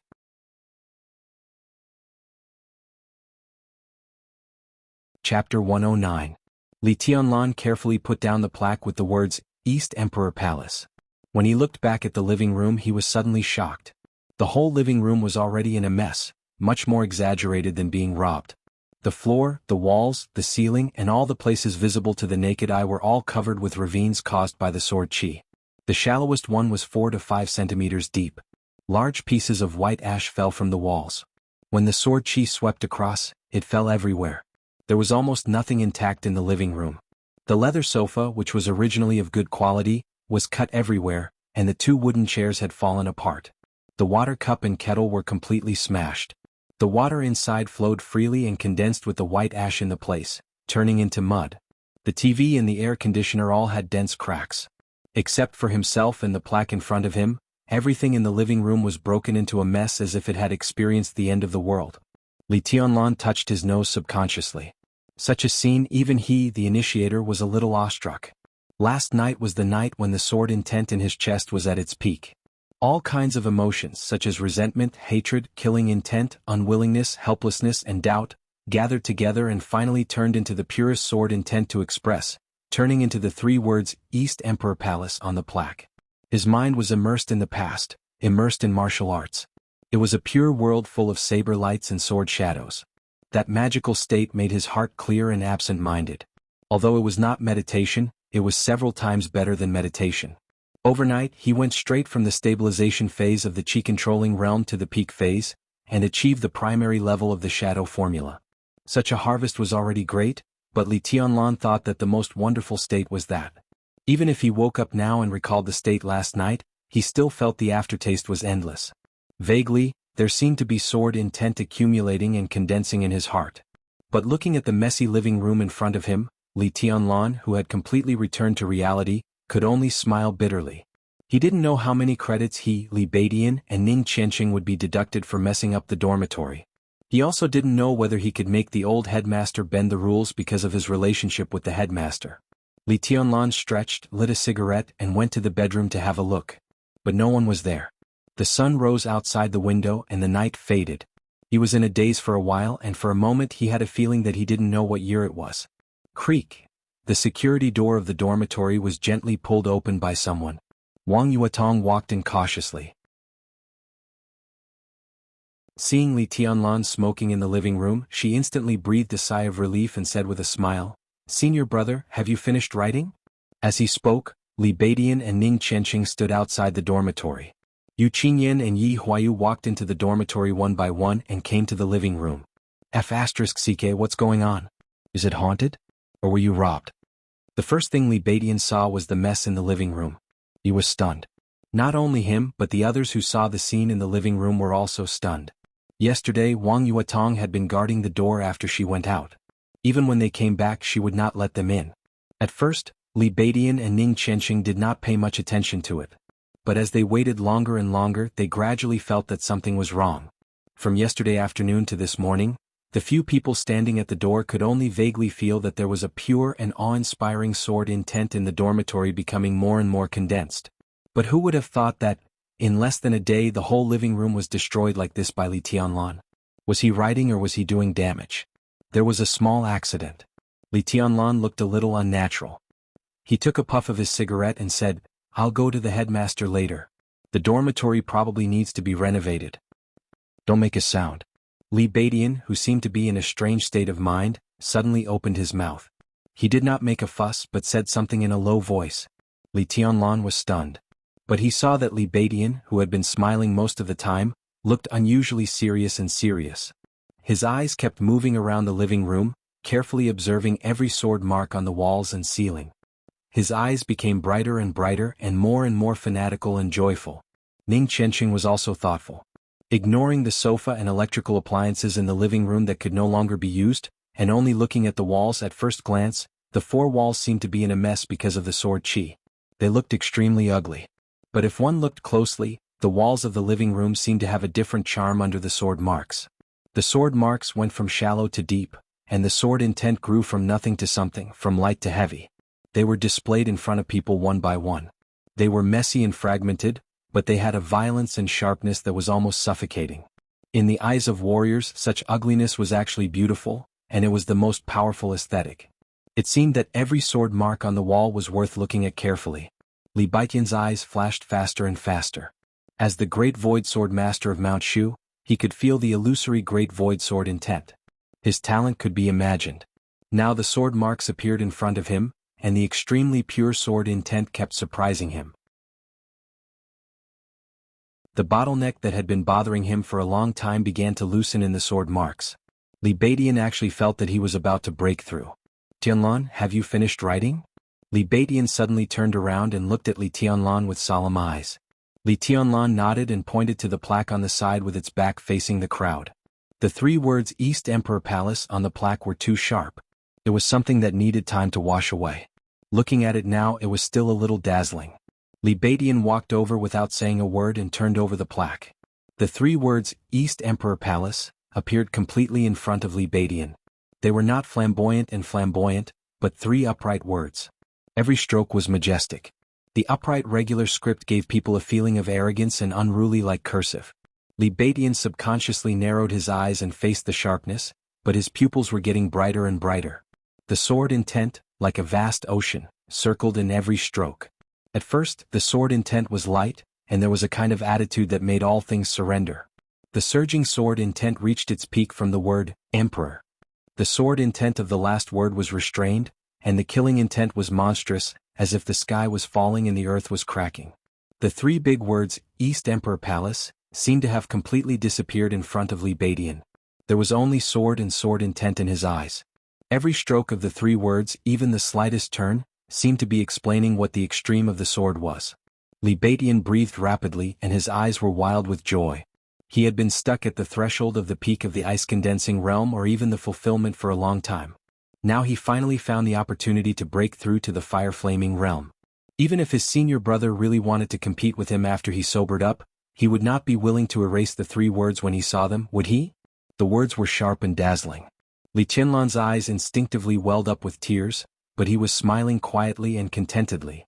I have gained something.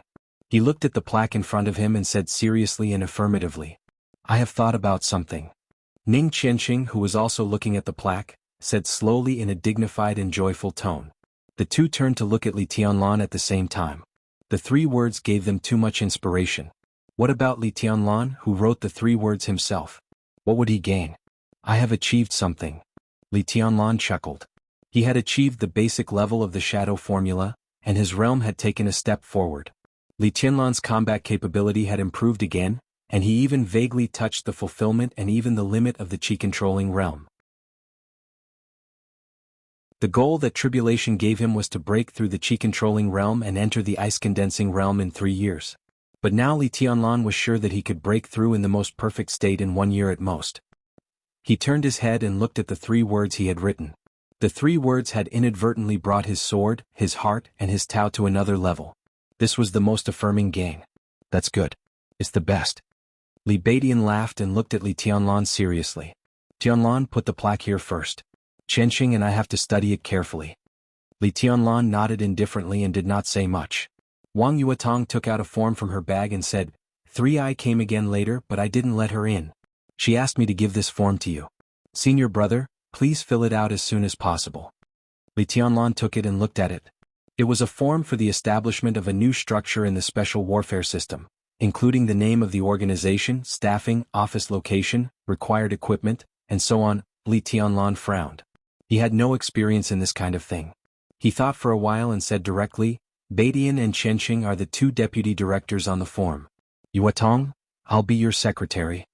Wang Yuetong said with a cheerful smile. Yes. If there's something I'll do it. If there's nothing I'll do it. Li Badian, who was still staring at the plaque, replied casually. Wang Yuetong's face instantly turned red. Although she had prepared for this in private, it was still too shameful for this bastard to say it out. She glared at Li Badian and said bitterly, Li Taishu, say it again? Li Badian's body trembled. When he heard this annoying name he felt weak in an instant. I'm sorry. I said something wrong. He gave a hollow laugh and did not even dare to look back. Then it settled. Fill Yuetong's name in the secretary column. Li Tianlan nodded calmly. In fact, he felt that Li Baiqian's words were simply a famous saying. When he thought of it, he felt secretly happy, didn't he? As for Qingyin, she still needs to be tempered. She will follow Qianqing as an assistant first. Badian Huayu is your martial niece. You can arrange it. He waved the documents in his hand, shook his head and sighed. For the time being we can handle the core personnel. We will take them in later. It seems that we still need to find a time to go out. The office staff, the office address and so on. It doesn't seem to be a big matter, but there are a lot of things to do, so we have to arrange them well. My sister called me once last night. Wang Yuatong said in a clear voice. She asked you to call Senior Yu. After you fill out the form, you can leave this matter to Senior Yu. As for the office location, my sister has already chosen it for you. Senior Yu will also close Yu's private restaurant and go to take charge of the new institution. Li Tianlan raised his eyebrows slightly and asked curiously, "Where is the office location?" "I don't know." Wang Yuatong shook her head honestly. "It seems to be a club before. I didn't ask much." Li Tianlan nodded, hesitating whether he should go and have a look in person. Wang Yuatong seemed to know what he was thinking and continued, "And, senior brother, even if you want to go out, you can't go out for the time being. The Sky Academy will officially start classes tomorrow, and the timetable has been issued. The first class is the actual combat lesson, which is the highlight. You can't miss it." Li Tianlan was stunned and seemed to be thinking.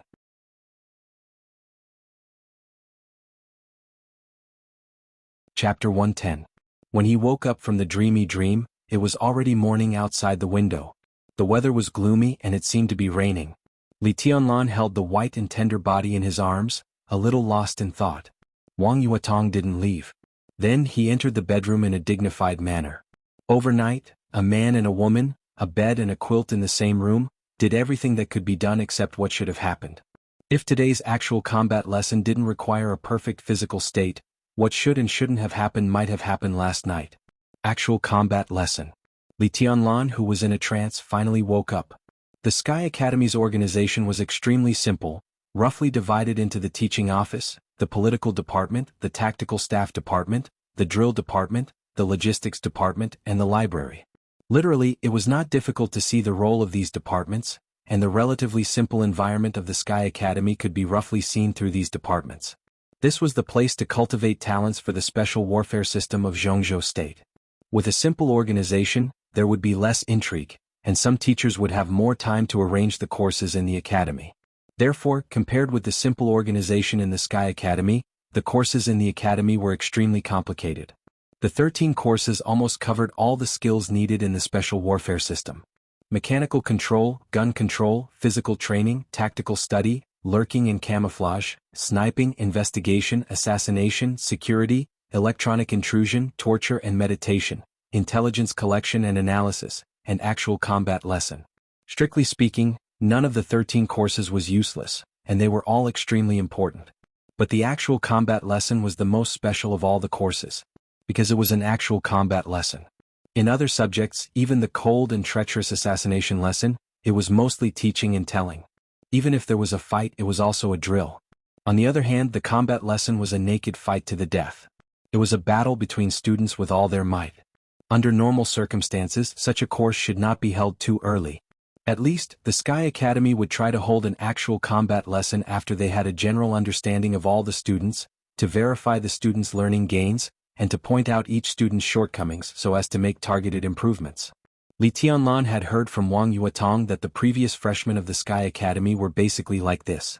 But the first official lesson of this session was actual combat. Such an arrangement meant that the Sky Academy had tightened the nerves of every student from the beginning, making the competitive atmosphere in the academy unprecedentedly strong. Thinking of the other news that Wang Yuatong had told him last night when they were aroused, Li Tianlan was lost in thought. According to Wang Yuatong, the first class was the actual combat lesson, which was just the beginning. Later, other lists would soon appear in the Sky Academy, such as the Academy Combat Power List, the Credit List, and the Potential List. It was said that the Sky Academy and the Deep Sea Academy were still working hard to promote the elimination system and the life and death arena, but this proposal was shelved in Kunlun City. But judging from all kinds of news, the Sky Academy and the Deep Sea Academy seemed to have formed a tacit understanding, so the reform this time became so radical. Although the elimination system and the life and death arena were put on hold, the release of each list was bound to cause a new round of endless competition. Those who could come to the Special Warfare Academy were all outstanding people, who would be willing to submit to others. Li Tianlan took a deep breath and slowly exhaled. The actual combat lesson was based on the class, and the 50 people in Li Tianlan's class were almost the 50 strongest people in the whole academy. Li Tianlan had seen the information of many of them from Qin Weibai. If he hadn't returned to the peak of the Qi-controlling realm yesterday, it would have been really difficult to deal with such an actual combat. Wang Yuetong, who was nestled in Li Tianlan's arms, moved. Her long eyelashes fluttered, and she opened her eyes in a daze. "You're awake." Li Tianlan glanced at her and said with a natural smile, "Get ready to get up. It's time for class." Wang Yuetong, who was sharing a bed with a man for the first time, felt peaceful and happy, with a trace of almost instinctive shyness. She gently moved her body, removed Li Tianlan's hand on her hip, and whispered with a smile, "My hand is dead." Li Tianlan coughed and his eyes were hot. If it weren't for the actual combat lesson today, he could have eaten this charming little vixen whole last night. Now, feeling her delicate body hiding in the quilt, Li Tianlan's heart was really regretful and expectant. The so-called capricious mind was just like this. "I gave you a chance before but you didn't want it. Now it's useless to regret it." Wang Yuetong giggled, pursed her rosy lips, and pointed to the wardrobe beside the bed. "Senior brother, help me get underwear. Whichever color you like." Li Tianlan said yes and didn't deliberately choose. He opened a small box in the wardrobe for underwear, took a set of black underwear and went to bed. He smiled and said, "Do you want me to help you put it on?" Wang Yuetong's little face was red, and she rolled her eyes at him. She whispered, "Didn't you bully me enough last night? You're so annoying." She reached out and pinched Li Tianlan. Her eyes were bitter and it seemed that she was really wronged. Li Tianlan looked embarrassed. Thinking about what he did last night, it seemed that he really went too far. In a way, the little princess of the Wang family of Beihai was indeed bullied by him last night. Wang Yuetong bit her lip and pinched Li Tianlan again. Suddenly she giggled and said, "Do you like women kneeling in front of you so much? Brother-in-law? Did my sister spoil you too much?" Li Tianlan could handle this kind of private conversation between young couples, but the thought of talking about Qin Weibai while lying in bed with Wang Yuetong made him uncomfortable all over. He got up from the bed and quickly changed into the camouflage uniform. Stiffly he changed the topic. "I'll go out and have a look. It's almost time. Get dressed and come out quickly." Wang Yuetong sat on the bed and giggled. She looked at Li Tianlan's back with infatuation in her eyes. She didn't expect this man to be so domineering in bed. He was simply a tyrant who did whatever he wanted. Although she felt wrong because of being bullied by him last night, Wang Yuetong didn't feel uncomfortable when she thought about it. She thought silently, and her face became redder and redder. For a while she sat on the bed and didn't move for a long time. In the living room, Li Beidian and Ning Qianqing had already gotten up. They stood in front of the plaque again, carefully studying the sword intent contained in the words, "East Emperor Palace." Sounds came from the kitchen from time to time. Yu Qingyan and Yi Huayu were busy in the kitchen. On the first day of the establishment of the East Emperor Palace, the 6 core people stayed here last night. There were 3 bedrooms. Li Tianlan and Wang Yuetong had one, Yu Qingyan and Yi Huayu had another, and Li Beidian and Ning Qianqing had another. It was just right. "Morning." Li Tianlan took out a cigarette, put it in his mouth and said casually. Li Beidian waved his hand slightly. The sword intent rose and fell in the living room, and a bit of heat suddenly appeared. The cigarette in front of Li Tianlan had been lit, and the smoke drifted away. Li Beidian looked calm and said inscrutably, "Morning." Even Ning Qianqing, who was known as Posturing Cheng, would have to admit defeat. Li Tianlan didn't mind. He just smiled with a little surprise and said, "Are you in the fire-flaming realm?" "Of course. You're just in the fire-flaming realm. You can enter it easily. Give me a little more time and I'll enter the thunder-shocking realm or even the invincible realm." Li Beidian looked generous and unafraid. "You're so pretentious. You're such a genius but you're still slower than me." Ning Qianqing looked disdainful. "You're talking about entering the thunder-shocking realm or the invincible realm. If it weren't for the words Tianlan, I don't know how long you'll be stuck in the fire-flaming realm, right?" Li Tianlan waved his hand and interrupted their bickering. He said with a smile, "Anyway, it's a good thing to break through before the actual combat lesson starts. Try to get a good ranking today. The first place of the actual combat lesson would be rewarded with 15 credits, the second to fifth would be rewarded with 10 credits, and the top 10 would be rewarded with 3 credits. Li Tianlan had to fight for these credits. Well, I hope Beidian and I can meet some tough opponents and create some trouble for them first. Tianlan, you just try your best to get points. It's good enough that we can graduate. Whether the East Emperor Palace can really become the East Emperor Palace or not, Your credits are the most important. Ning Qianqing nodded and said. Li Badian smiled and winked at the bedroom. I'm afraid that Tianlan fought too much last night, and I don't know if he still has the strength to face the opponents today. Every minute of the night is worth 1,000 pounds of gold. It's okay even if you fail today, it doesn't matter. We all understand. Understand your ass. Li Tianlan scolded with a smile and rubbed Li Baitian's hair. It's time to eat. Yu Qingyan's sweet voice sounded in the kitchen, and the dining room was already filled with the fragrance of food. Li Tianlan looked at Ning Qianqing and had an idea. He suddenly whispered, Qianqing, think of a way to get Qingyan. She's a treasure. When we live together, we'll eat and drink well every day. Tut tut, go away, go away. Fuck you. She's my future wife. Not a nanny. The actual combat lesson started at 7:30 in the morning and ended at 7 o'clock in the evening. It lasted for nearly 12 hours. Li Tianlan and the others did not waste any time. They rushed to the number 1 training ground as soon as they finished eating. The training ground did not cover a large area. It was a flat land covering an area of about 50 acres. There were about 20 high platforms on it, clean and tidy, looking very solemn. This was not only the location of the actual combat lesson, but also the place where the elites of the 2 academies competed with each other if the main venue of the maneuver of the 2 academies was the Sky Academy. Therefore, there was also a rostrum not far from the training ground. When Li Tianlan and the others arrived, there was already a solemn and silent square formation in front of the number 1 training ground. A middle-aged man with a dark face stood motionless in front of the square formation. I'm not late. Ning Qianqing looked at his watch and said. Li Tianlan nodded and walked over quickly. He stood up straight and said, Report. The man with a dark face in front of the square formation glanced at him coldly and then looked down at his watch. He did not say much but said coldly, Get in line.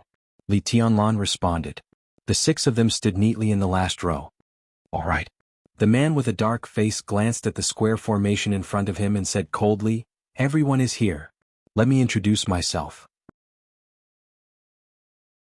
My name is Yang Mingjiang, the leader of the lesson group of the actual combat lesson and also your teacher for the next 3 years.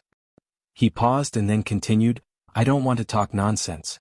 The Sky Academy attaches great importance to combat strength, so the actual combat lesson is one of the most important courses in the Sky Academy. It has high credits and high intensity. In the actual combat, injuries are inevitable. Therefore, I advise you that if you can't hold on, you can admit defeat, and the price is only 1 credit. Do you have anything to say? There was silence. Yang Mingjiang waited for a few seconds and directly waved his hand. He grabbed a small box in the air and said, Since no one has any objections, let's draw lots. From now on, I will carefully observe each battle and point out any shortcomings. We have plenty of time in this class, so we can only use platform number 2. Li Tianlan silently observed the leader of the actual combat lesson. There was no doubt that Yang Mingjiang's realm was at least at the beginning of the thunder-shocking realm since he was able to take this position. He looked to be in his 40s or even younger. His age combined with his realm was quite rare. The most important thing was that he seemed to speak and do things very straightforwardly, showing a kind of soldier's decisiveness, which could make people feel good about him. Senior brother, he is one of the core figures of Kunlun City and Gu Yunxia's confidant. I heard from my second uncle that the position of deputy director of teaching, if Lu Xiuwei hadn't acted quickly, would have belonged to Yang Mingjiang. After Lu Xiuwei's death, the new candidate recommended by the Sky Academy was also Yang Mingjiang, Wang Yuetong said in a low voice. Wang Yuetong said in a low voice, This man was born in the army. At the beginning he was just an ordinary special forces soldier. In 20 years he reached the thunder-shocking realm step by step. His strength was gained through fighting. Although he didn't master many unique skills, he had a firm will. His actual combat ability is very strong. Making him the leader of the actual combat lesson is definitely the best use of his talent. Li Tianlan slightly narrowed his eyes and said yes. The box in Yang Mingjiang's hand was passed among the phalanx and soon reached Li Tianlan's hand. Li Tianlan randomly drew a number and opened it to have a look. It was number 26. In front of the phalanx, Yang Mingjiang's voice sounded again. Don't waste time. I'll just say the number randomly. Those who are called can come to the stage directly. This is the actual combat lesson. Don't talk so much nonsense. If you can fight, fight. If you can't, get off. Number 3, number 5, come to the stage. Number 3. Number 5. Li Tianlan didn't feel anything, but Li Badian and Ning Qianqing beside him stiffened at the same time. Damn it, there's a shady deal. There's definitely a shady deal. What the F***CK? Li Baidian forced himself to lower his voice and said incoherently. He opened the number in his hand and saw a number written neatly on it. Next to him, the number in Ning Qianqing's hand was 5. The first battle of the first actual combat lesson of the Sky Academy. Ning Qianqing met Li Baidian.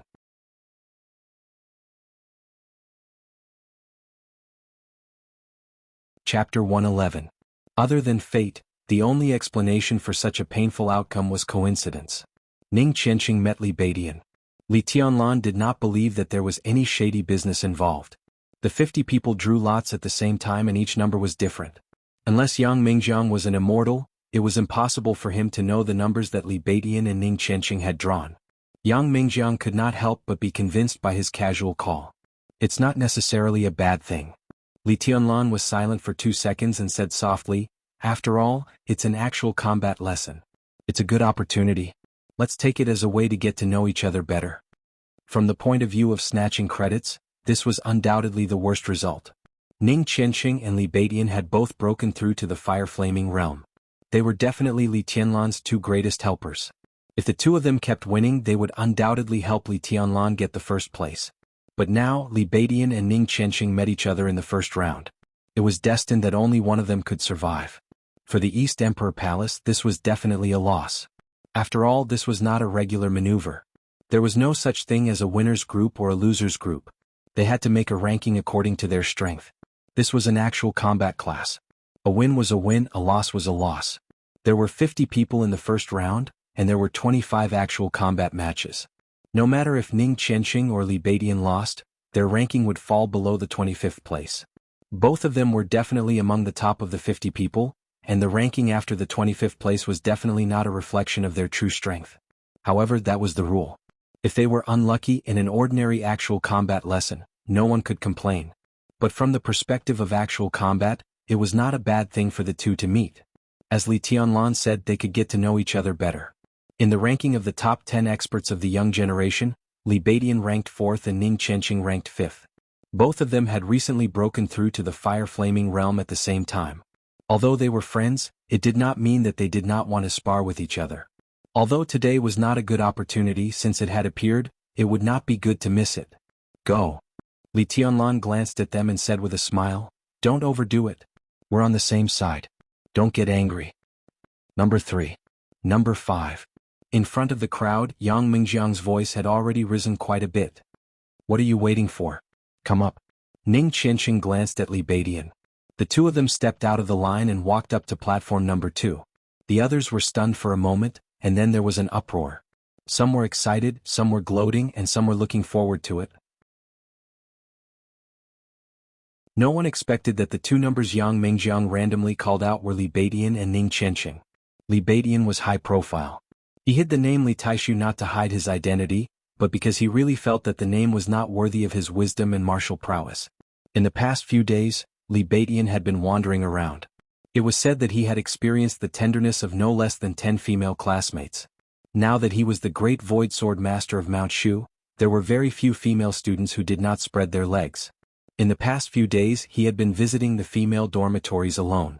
In this way he lived a comfortable life, but his identity had long been spread throughout the Sky Academy, and almost everyone knew him. On the other hand, Ning Qianqing was on the list of the top 10 experts of the younger generation and was even more famous. During the entrance maneuver, their relationship of mutual support was also known to everyone. Now that the 2 of them had met, it was simply lively from every angle. Even Yang Mingjiang did not expect that the 2 numbers he randomly called out would call out to them. He was obviously stunned and could not help but look in Li Tianlan's direction. Li Tianlan was also looking at him, his expression calm and indifferent. Yang Mingjiang's expression did not change. He turned around and said directly, come up. Just let them fight each other. Teacher Yang's nickname is really beautiful. Yilan, who do you think is stronger? In the crowd, Su Yunzong, who was extremely eye-catching in both height and body shape, tilted his neck and looked at Li Baidian and Ning Qianqing on the platform. He laughed grimly in a low voice. Don't talk nonsense. Gu Yulan glanced at Su Yunzong. She once again put on a delicate mask that covered her expression. Although her eyes were stern, her voice sounded unusually coquettish and tender, which made people's bones go soft. If it were before, Li Beidian would definitely be stronger. But now that Ning Qianqing has probably succeeded in breaking through, it's hard to say who is stronger. She paused and said calmly, "Dongyu, what do you think?" Lu Dongyu stood beside them silently and shook her head. Among the former three giants of the flames of war, Lu Dongxiao died in the hands of Li Tianlan, and Tan Shilai died in the hands of Ning Qianqing. Now the flames of war was in pieces, and Lu Dongyu had long lost her former glory. She followed Gu Yulan and Su Yunzong like an inconspicuous follower. Hearing Gu Yulan's question, Lu Dongyu shook her head silently and resisted the desire to look back. She said calmly, "It's better if they both die when they fight." Gu Yulan was silent. Looking at Ning Qianqing and Li Beidian, who had already walked onto the platform, she squinted her bright eyes and said calmly, "Watch this battle carefully.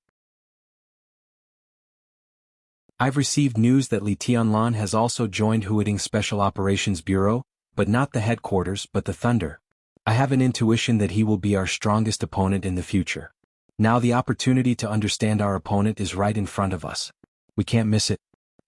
How unlucky are these two to meet each other? I guess they're already crying in their hearts." On the other side of the square formation, a short and fat man squinted his small eyes and chuckled.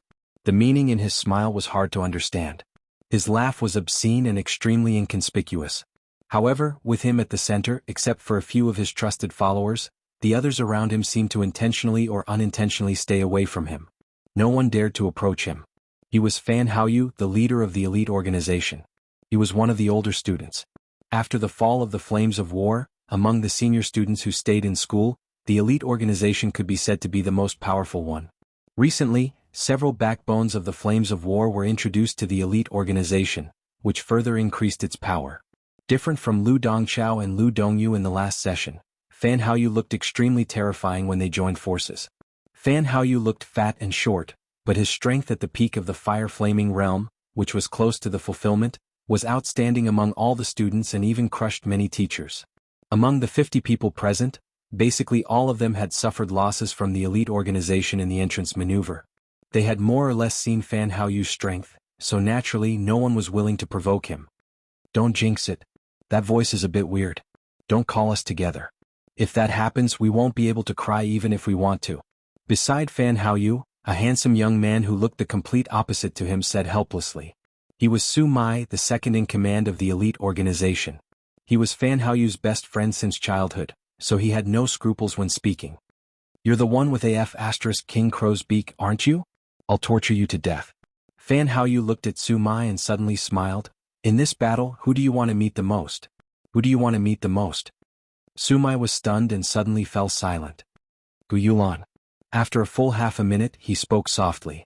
There was no anger in his voice, but his fighting spirit was extremely strong. In the entrance maneuver, the elite organization was responsible for the hunting mission in the woods. At that time he was successfully attacked by Gu Yulan, who seemed to have no combat power. At that time they all thought that Gu Yulan was in the ice-condensing realm, but now all kinds of information showed that Gu Yulan was a genius who had just entered the fire-flaming realm. But at that time she used the means of the ice-condensing realm to attack him, which was a great shame.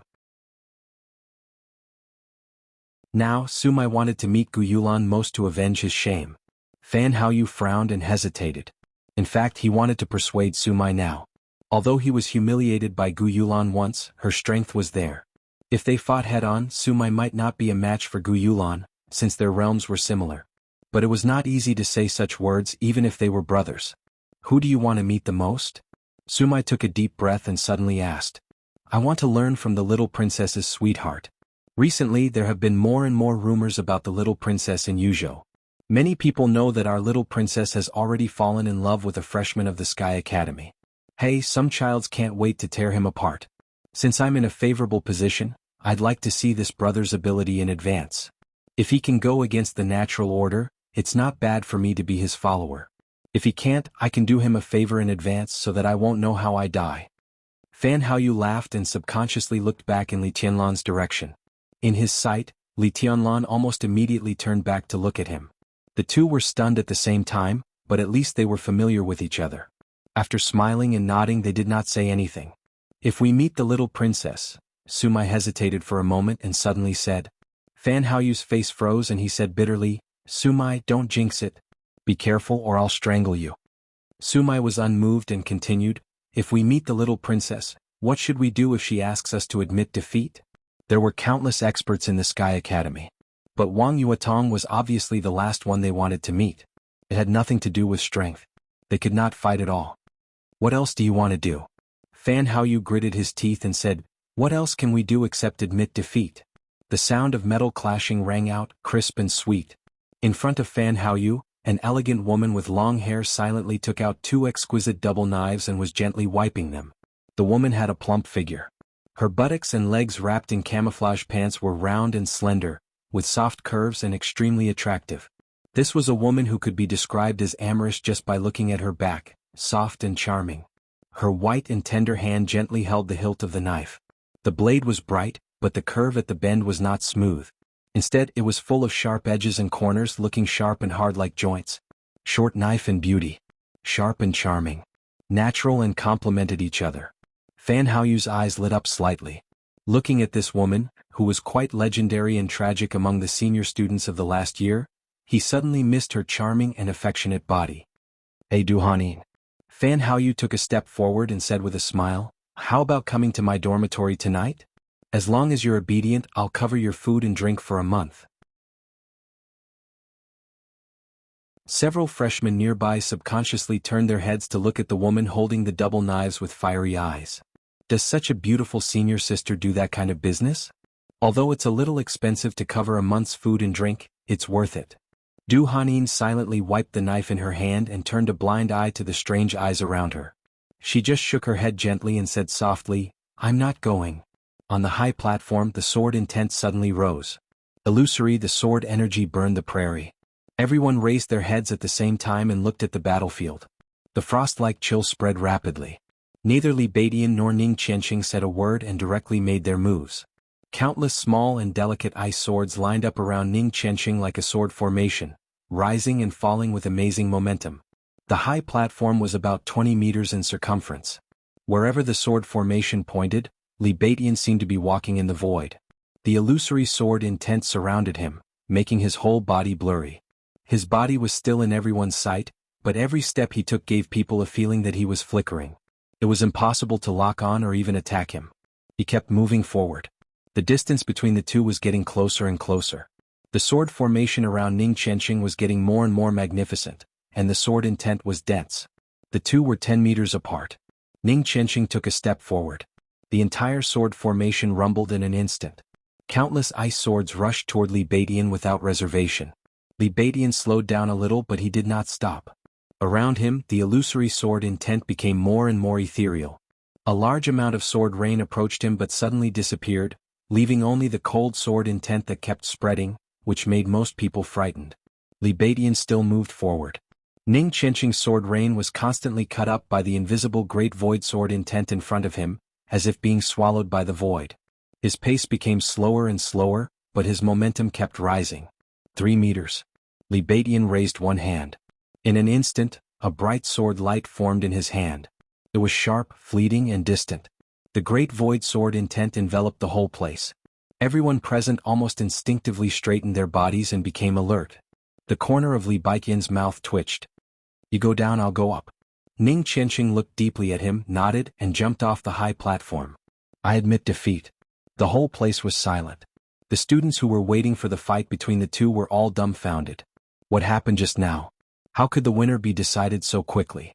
Everyone looked at Li Beidian and then at Ning Qianqing. This was AF*** King fixed match. He was AF*** King actor.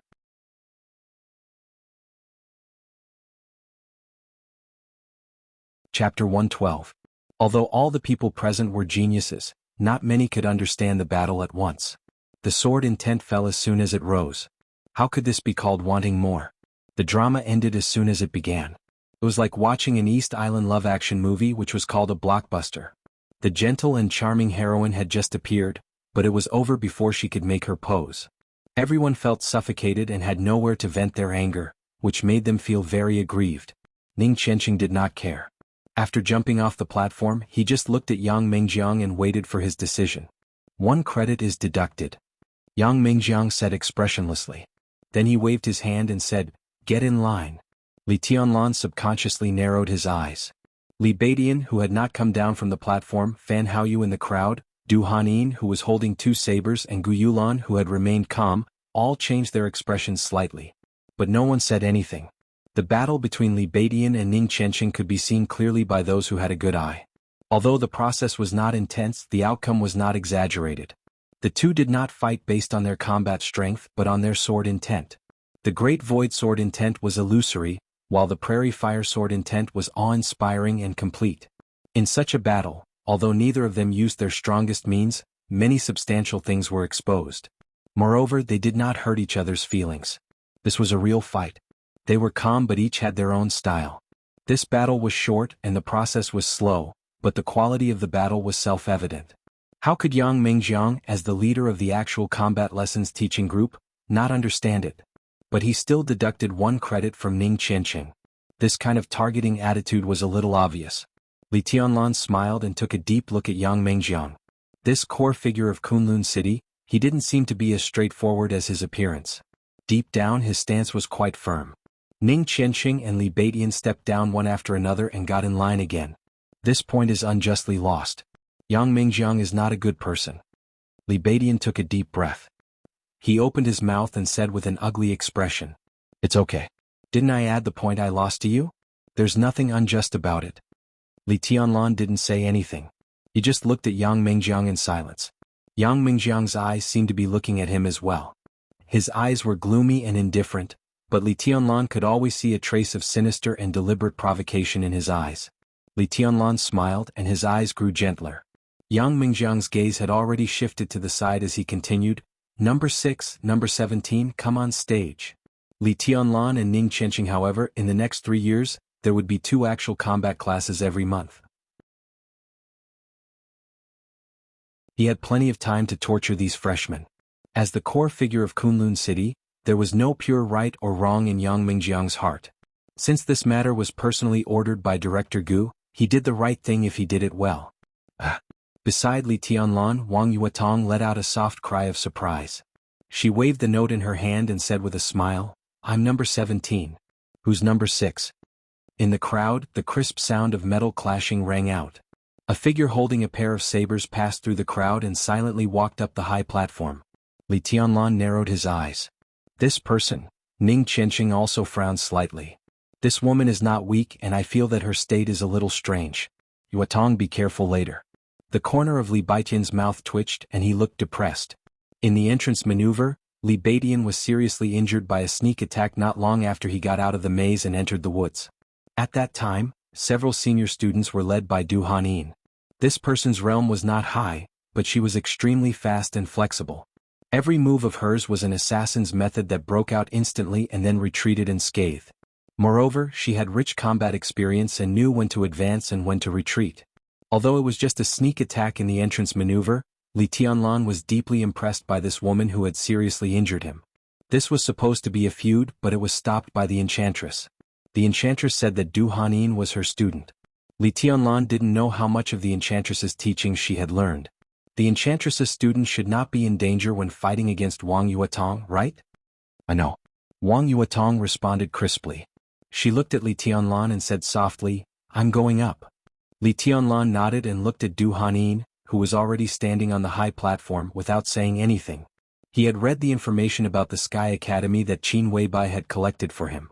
According to Li Beidian, Du Hanin's strength was definitely not weak, but this name did not appear on the list that Qin Weibai had compiled.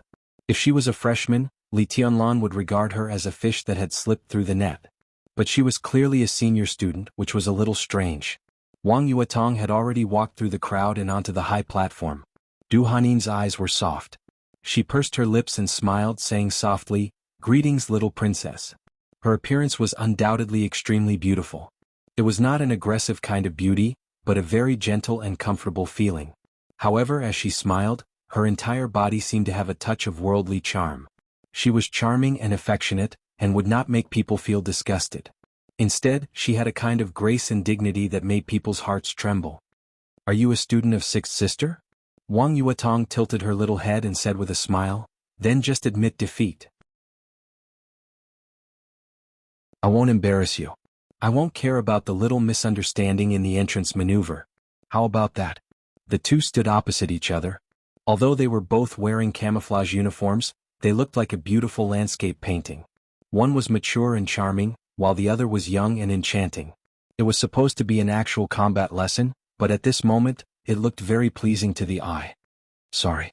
Du Hannin's voice was still soft, but she said very firmly, I want to win. Cut the crap. Is this a place for you to waste time? Do it, don't let me drag you down. Below the high platform, Yang Mingjiang's rough voice rang out in a high-pitched tone. If you don't do it, each of you will be deducted 1 credit. In every class of the Sky Academy, the teacher had the power to deduct 5 credits and reward 3 credits. But this power was limited to 1 time. It was also to better restrain and motivate the students in the class. Therefore, in the class, deducting credits and rewarding credits could be said to be the most exciting things. Excuse me. Du Hannin bent down slightly. When she straightened up, she also raised her hand. A sharp and delicate dagger with curved edges like a bone shot directly at Wang Yuetong. A fine, almost undetectable silk thread was connected to her wrist. When the dagger was shot out, the silk thread was straightened. Du Hannin's whole body seemed to be driven by the dagger and rushed directly to Wang Yuetong.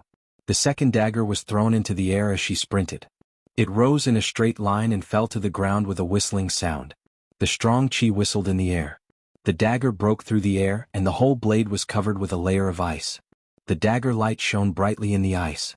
Du Hannin's long hair fluttered with determination and sharpness, decisive and ruthless. An ice wall had been set up in front of Wang Yuetong. The surging sword intent condensed behind the ice wall like waves. The dagger stabbed into the ice wall with ice.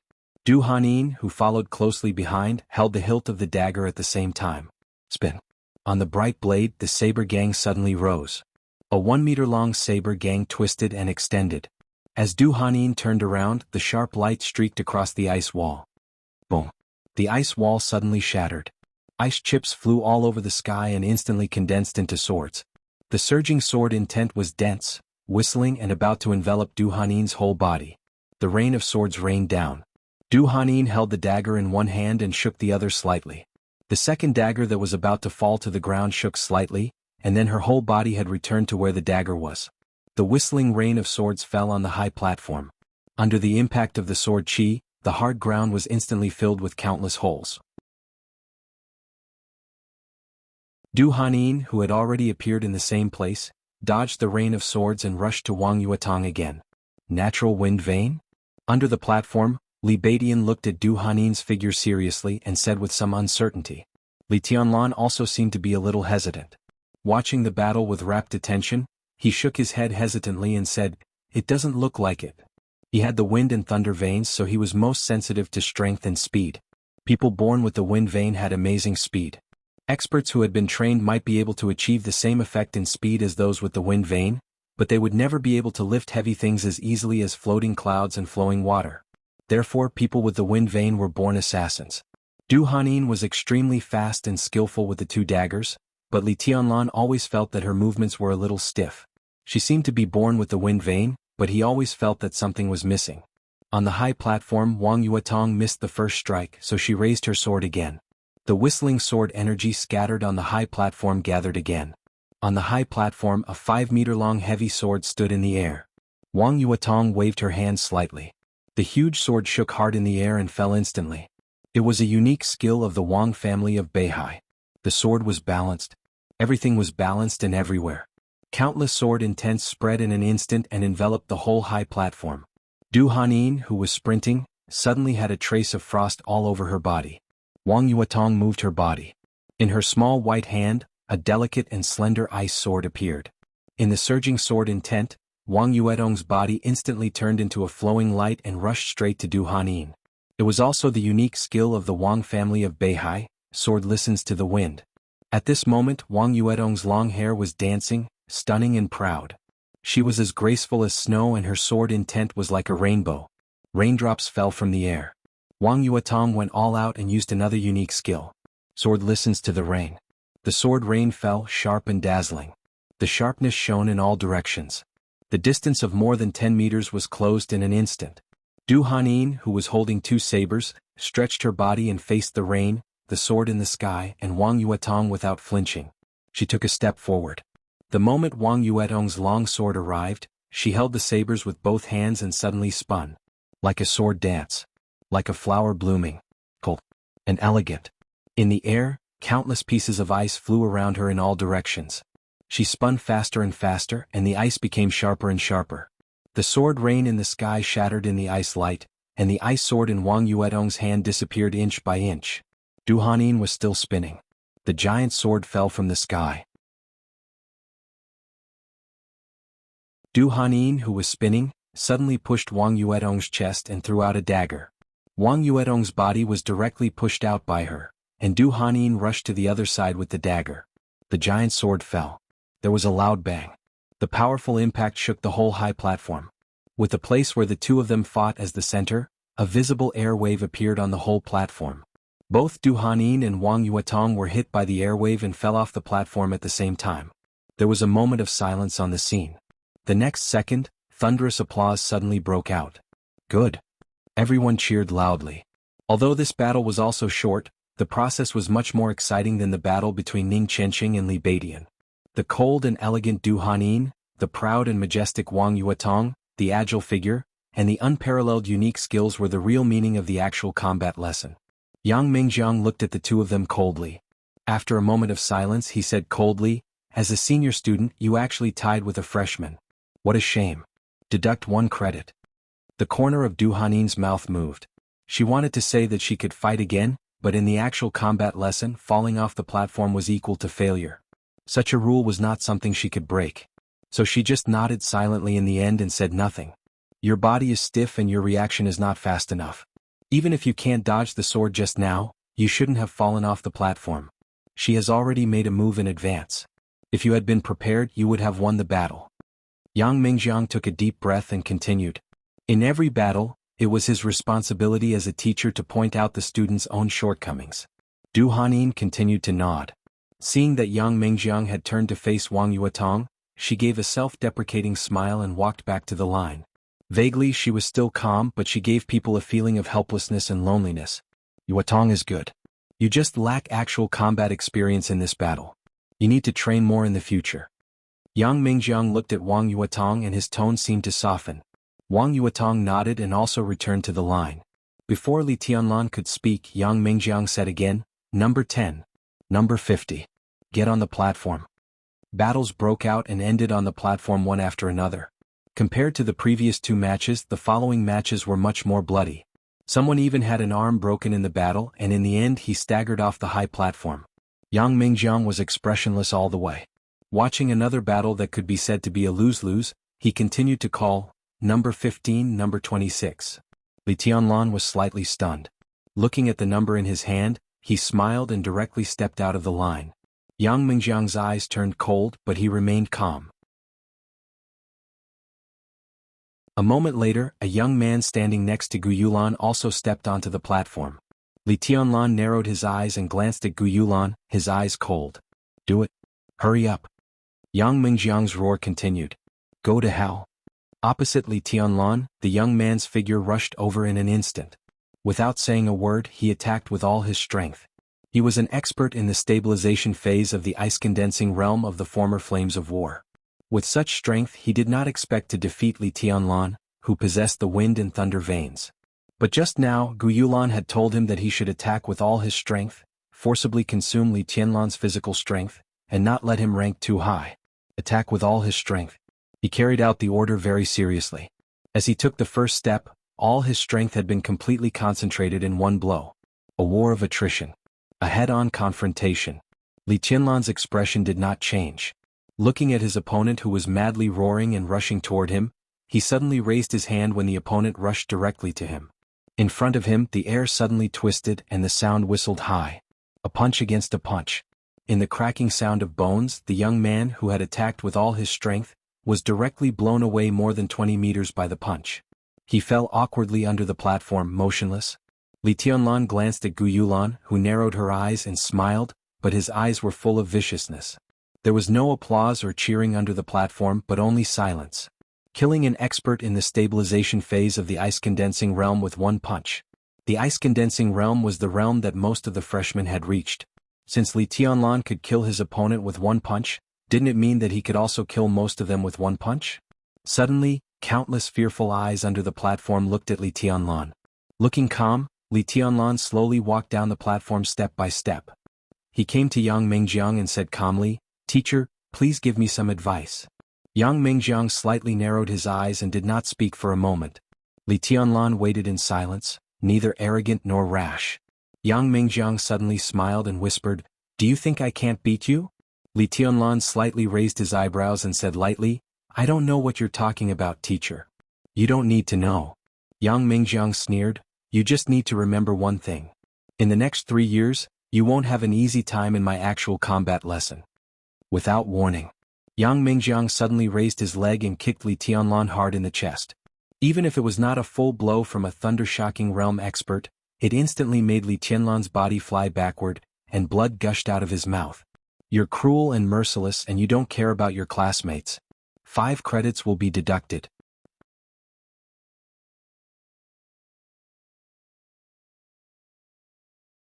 Chapter 113. The 5th round of the actual combat lesson. When the winner stepped on the loser's chest and made the loser vomit blood, Yang Mingjiang did not say that the opponent was cruel and merciless. The 7th round of the actual combat lesson. When the winner twisted the loser's arm and kicked him off the platform, Yang Mingjiang did not say that the opponent was cruel and merciless. The 9th round of the actual combat lesson. When the winner kicked the loser out of the field, causing the loser to faint on the spot, Yang Mingjiang also did not say that the opponent was cruel and merciless. The 12th round of the actual combat lesson. The freshman Li Tianlan versus the senior Mo Han. There was no humiliation or delay. When Li Tianlan beat the senior Mo Han out of the field with one punch, Yang Mingjiang unexpectedly attacked Li Tianlan. A thunderous strike. Not only did he seriously injure Li Tianlan in an instant, but he was also cruel and merciless. He put the hat of not caring about his classmates and deducted 5 credits from him at the same time. Strange red blood spurted from Li Tianlan's mouth. Yang Mingjiang's kick was not a full force, but it was really powerful. When Yang Mingjiang lifted his foot, Li Tianlan didn't even have time to react before he was kicked into the air. His body hit the 2 students in the front row hard, and the whole phalanx was suddenly in chaos. Yang Mingjiang's smile was cold and playful. His kick on a person in the chi-controlling realm could not heal his injury without a month or 2, unless he used credits to exchange for some precious recovery potions so that the time could be shortened. But in any case, no matter how terrifying Li Tianlan's potential was, some advantages would gradually shrink when he was injured. The actual combat lesson was held once every half a month, and he would be deducted 5 credits at one time. If he found a chance to kick him again, he would fall out of the class after 2 or 3 times at most. A student in an ordinary class could be killed easily by taking the opportunity of a maneuver. What was the big deal? Against Kunlun City, did you really think that Zhuang Huayang, an old headmaster who was about to retire, could save you? What a reckless thing. Bang! Li Tianlan's body finally fell to the ground. He closed his mouth tightly and swallowed his blood. For a while he could not even say a word. "Senior brother?" Wang Yuetong screamed.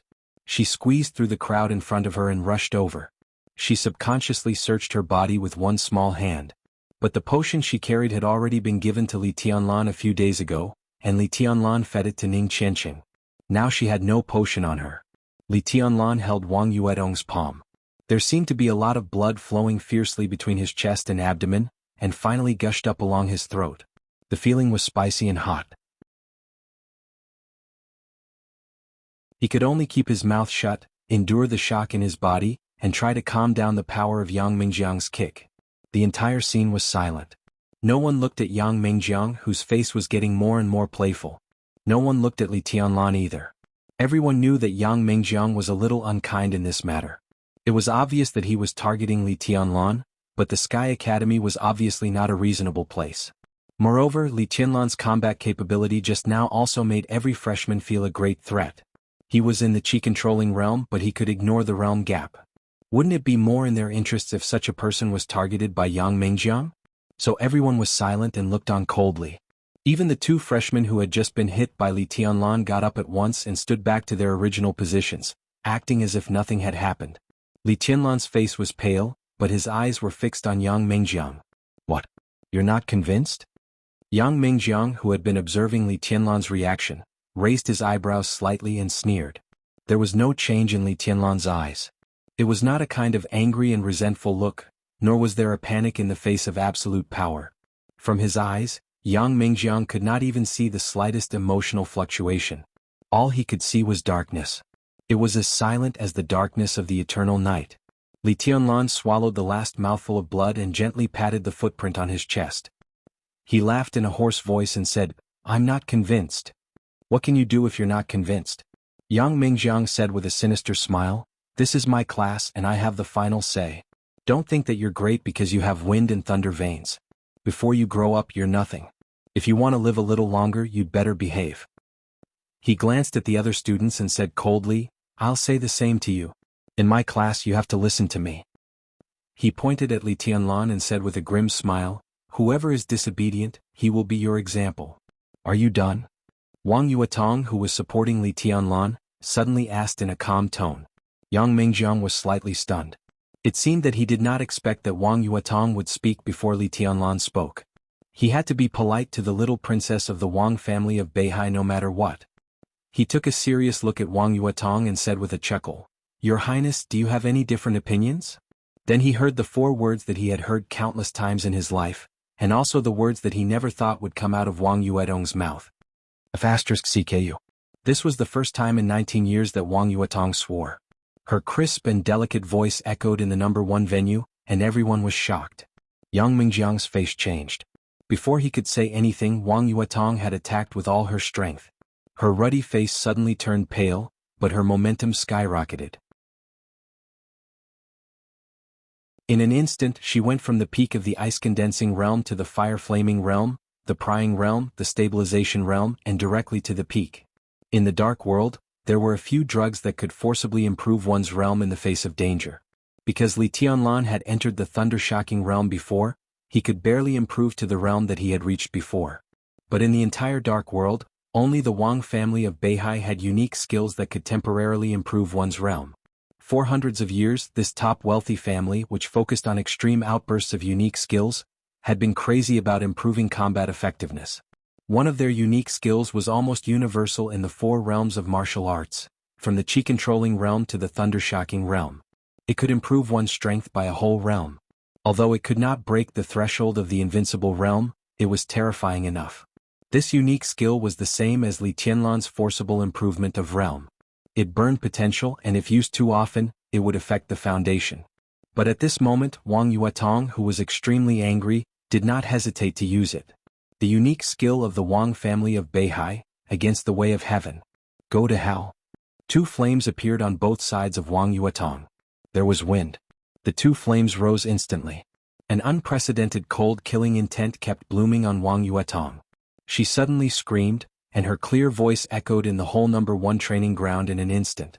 It was like the first cry of a phoenix, immature but still majestic. The 2 flames suddenly soared with the wind and rushed to Yang Mingjiang without reservation. A giant sword more than 10 meters long roared and condensed. The sword body was surrounded by flames, and it fell straight from the air dozens of meters high. The sword listens to the wind. The sword balances. The sword surges. The sword watches the fire. In an instant, Wang Yuetong raised all her combat effectiveness to the extreme. She released all her unique skills at the same time and threw them at Yang Mingjiang. The flames, the wind, and the giant sword gathered together in an instant. Wang Yuetong's body was full of strange phenomena, and there was a vague sense of sacredness and inviolability. A sharp and scorching aura seemed to bloom from nothingness. Wang Yuetong was not the only one who rushed to Yang Mingjiang. Li Baidian seemed to turn into a sword in an instant. Large flames flickered around him, appearing and disappearing from time to time. Li Baidian's sword intent was unprecedentedly condensed. He also attacked with all his strength without any reservation. At this moment, Li Baidian was the sword and the sword was Li Baidian. He and the sword became one. His body passed through the large light and shadow created by Wang Yuetong. He raised one hand and a dazzling sword light burst out instantly. It seemed to split the void, invisible and dangerous. The second style of Great Void Sword, unification of all swords. Ning Qianxing was almost neck to neck with Li Baidian. They rushed into the light curtain at the same time. Li Baidian's sword was extremely heavy. But Ning Qianxing's sword was extremely fast, like a beam of rainbow light. The flames in his hand rose, but they were still as cold as ice. The ice and fire formed a sword. In the blink of an eye, waves of sword chi roared and shot at Yang Mingjiang. Wang Yuetong attacked first, but it was Ning Qianqing who attacked Yang Mengjiang first. One of the 7 swords of Jade Pool. Aurora Glimpse Sword. Yu Qingyan's figure was 2 seconds slower. She, who had not really reached the peak of the ice-condensing realm, was undoubtedly the least noticeable. And her performance seemed to be very poor in actual combat experience. She staggered into the battle, stumbling. It seemed that she was more of a hindrance than a help. But in a place where no one noticed, one of Yu Qingyan's fingers had turned into a dazzling blood red. A drop of blood flowed from her fingertip and instantly seeped into her nail. Yi Huayu did not hesitate either. A long sword condensed from ice appeared behind her. She reached out to draw the sword. The sword suddenly rang out and went straight into the sky. In the crowd, Fan Haoyu had no time to hesitate. His fat body instantly knocked through the crowd in front of him. He clenched one hand into a fist. With a burst of dense cracking of joints, Fan Haoyu roared and punched Yang Mengjiang with a large piece of bright fire. A delicate short saber flew into the battlefield, followed by Du Hanin. The saber light was dazzling in the large light and shadow, spinning wildly. Wang Yuetong broke out the limit of the peak of the fire-flaming realm, and Fan Haoyu. 2 were at the peak of the fire-flaming realm. Li Beidian and Ning Qianqing were both at the fire-flaming realm. And 3 were at the ice-condensing realm. 7 people, almost at the same time, attacked with all their strength and determination to kill. Yang Mengjiang, who was still waiting for Li Tianlan's reaction, changed his expression dramatically. He did not expect that by injuring Li Tianlan, he would poke such a big hornet's nest. Before Li Tianlan could fight back, so many people had jumped out to kill him. In a hurry, Yang Mengjiang only had time to set up a large piece of lightning in front of him. The giant sword in the air, surrounded by flames, crashed to the ground. Lightning, raging fire, sword intent, and ice light, everything intertwined and exploded in an instant. Large pieces of sparks and broken ice spread endlessly in the violent shock waves. Li Tianlan, who had just caught his breath, had no time to think. He got up and was about to rush to the battlefield. A strong arm suddenly grabbed Li Tianlan's arm. Li Tianlan suddenly looked back. In his sight, a handsome young man chuckled and said, "It's okay. Yang Mengjiang doesn't dare to kill them. But if you go up now, it's hard to say." He paused and continued with a smile, "I forgot to introduce myself. I'm Sumai." The light in the field finally dissipated. The violent shock waves swept through the crowd. Except for a few experts at the peak of the fire-flaming realm and the ice-condensing realm, everyone fell to the ground in disorder, struggling to get up. Whether standing or lying down, everyone's eyes were filled with a kind of extremely obvious complexity and fear, which was difficult to understand.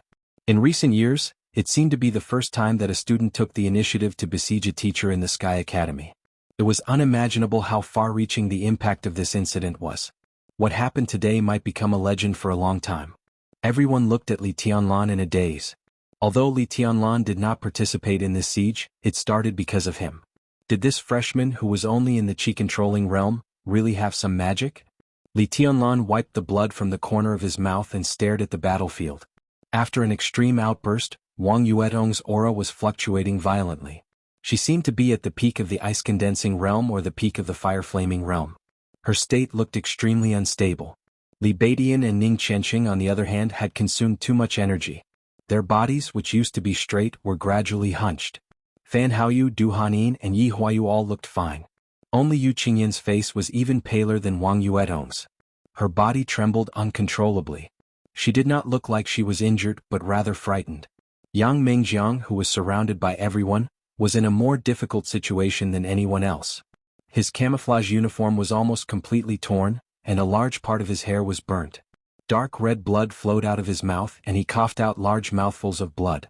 After a while he barely managed to stand up. "I'll tell my father what happened here right away. I'd like to know whether the Sky Academy is the Special Warfare Academy of Jianghu State or the backyard of Kunlun City. I also want to know who gave you the courage to be so lawless and unscrupulous to target a freshman." Wang Yuetong's cold and indifferent voice sounded. Her tone was firm and cold. "Mount Shu also has the same question." Li Beidian sneered and said, "The Sky Academy is in a foul atmosphere. A stupid deputy director came out of the entrance maneuver and attacked a freshman.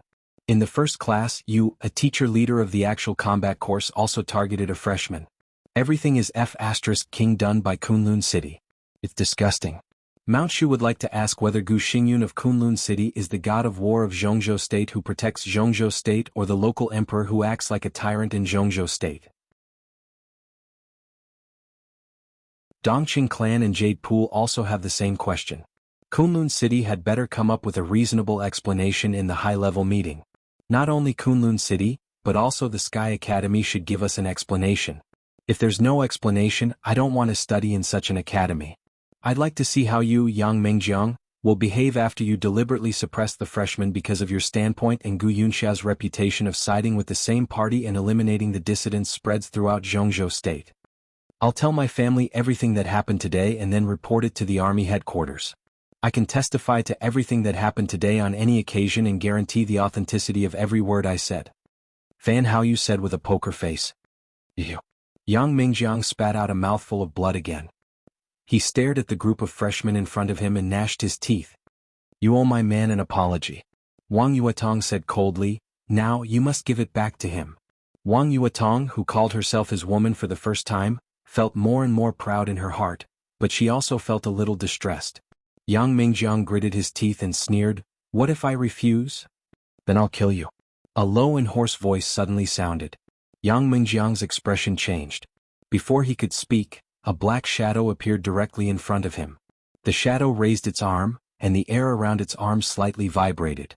100 meters away, the figure of Tribulation appeared beside Zhuang Huayang. He crossed his hands slightly in front of his chest. With a click, 2 arm knives popped out of his sleeves, shining with cold light. At the same time, the shadow in front of Yang Mingjiang also stretched out 2 arm knives that were completely condensed from air. Since when does Sai City like to meddle in other people's business? If he doesn't apologize, I'll kill him. He forced the little princess of the Wang family of Beihai to burn her potential. I'd like to see if Gu Xingyun dares to ask for an explanation from His Majesty after I kill him. The enchantress's husky and sexy voice was full of coldness, and every word was as sharp as a blade. Wang Yuetong breathed a sigh of relief. Her extremely strong but rather unstable state fluctuated violently and quickly fell. Her face was still pale. She slowly walked to Li Tianlan and held his hand. Yang Mingjiang, who had just looked down upon the freshman, froze in place. His face turned red but he did not speak. Everyone's body slightly relaxed. Only Yu Qingyan's body was still trembling slightly. Ning Qianqing looked distressed. He subconsciously walked over and whispered, Qingyan, it's okay. Since you've chosen the Sky Academy, you'll encounter these things in the future. Are you afraid of blood? Yu Qingyan's face was pale and she shook her head slightly. In fact, she was not particularly afraid of the swords and sabers in the dark world. It was just her first experience that made her feel that everything was different from what she had imagined. What no one knew was that just today, just now, she killed someone. This was the first time in her life that she had killed someone. Zhuang Huayang had already walked to the bottom of the platform with a group of high-level school officials. Tribulation. Gu Yunxia, the Enchantress, Yi Fengqing, Qingke. A group of high-level school officials surrounded Zhuang Huayang, waiting for his attitude. Zhuang Huayang smiled softly and said calmly, this term Sky Academy is indeed a bit foul. Beside him, Gu Yunxia's face changed slightly but she did not speak. This term Sky Academy was filled with too many games and power tricks when arranging the list of high-level school officials. Zhuang Huayang's words obviously meant something. However, Zhuang Huayang did not say much. As if he had said it casually, he directly set his eyes on Yang Mingjiang. I don't want to know the process for the time being. Zhuang Huayang said indifferently, obviously you've incurred public anger. That's wrong, so you should apologize. Headmaster, Li Tianlan is cruel and merciless. Yang Mingjiang opened his mouth subconsciously. Teacher Yang. Gu Yunxia winked at him and said calmly, what you did today was indeed inappropriate. You should apologize. Yang Mingjiang's body stiffened where he was. He looked at Tribulation, whose eyes were sharp and piercingly cold, and then at the Enchantress, who was full of hidden killing intent. He did not speak for a long time. I'll count to 3. If you don't come here, I'll ask Sixth Sister to kill you. Wang Yuetong suddenly said coldly, 1. Gu Yunxia's face changed slightly, and she said in a slightly heavier tone, Teacher Yang. Yang Mingjiang let out a bitter laugh. He felt blood gushing out of his throat again. He forcefully swallowed the blood in his mouth. Tasting the taste of blood in his mouth, he felt a sense of emptiness in his body. Even his legs felt weak. He walked with difficulty to Li Tianlan and said in a hoarse voice, "Li Tianlan, what I did just now was inappropriate. I apologize to you." Li Tianlan narrowed his eyes and smiled. Under the gaze of the higher-ups of the school, he suddenly lifted his leg and kicked Yang Mengjiang in the chest. In the same position. But the difference was that Li Tianlan used all his strength. Bang! Yang Mengjiang's body flew high. Whether by coincidence or on purpose, his body landed in front of Gu Yunxia at her feet.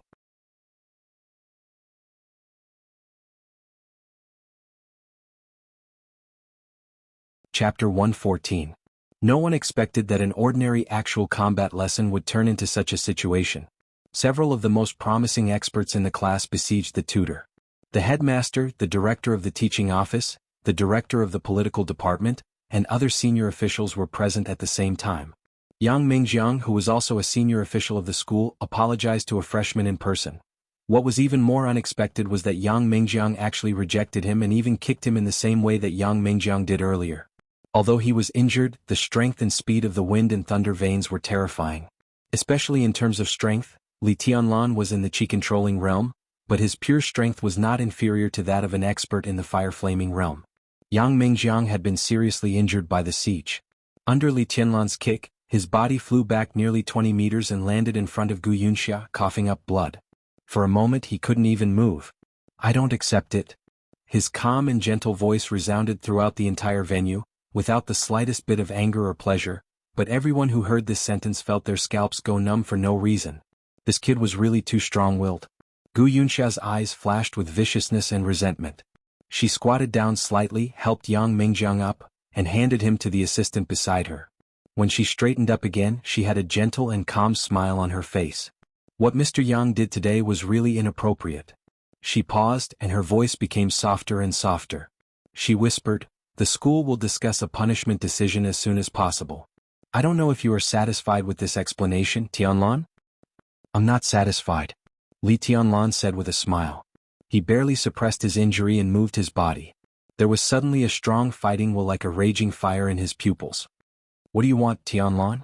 Gu Yunxia narrowed her eyes and said in a feminine tone, but her fingers unconsciously contracted.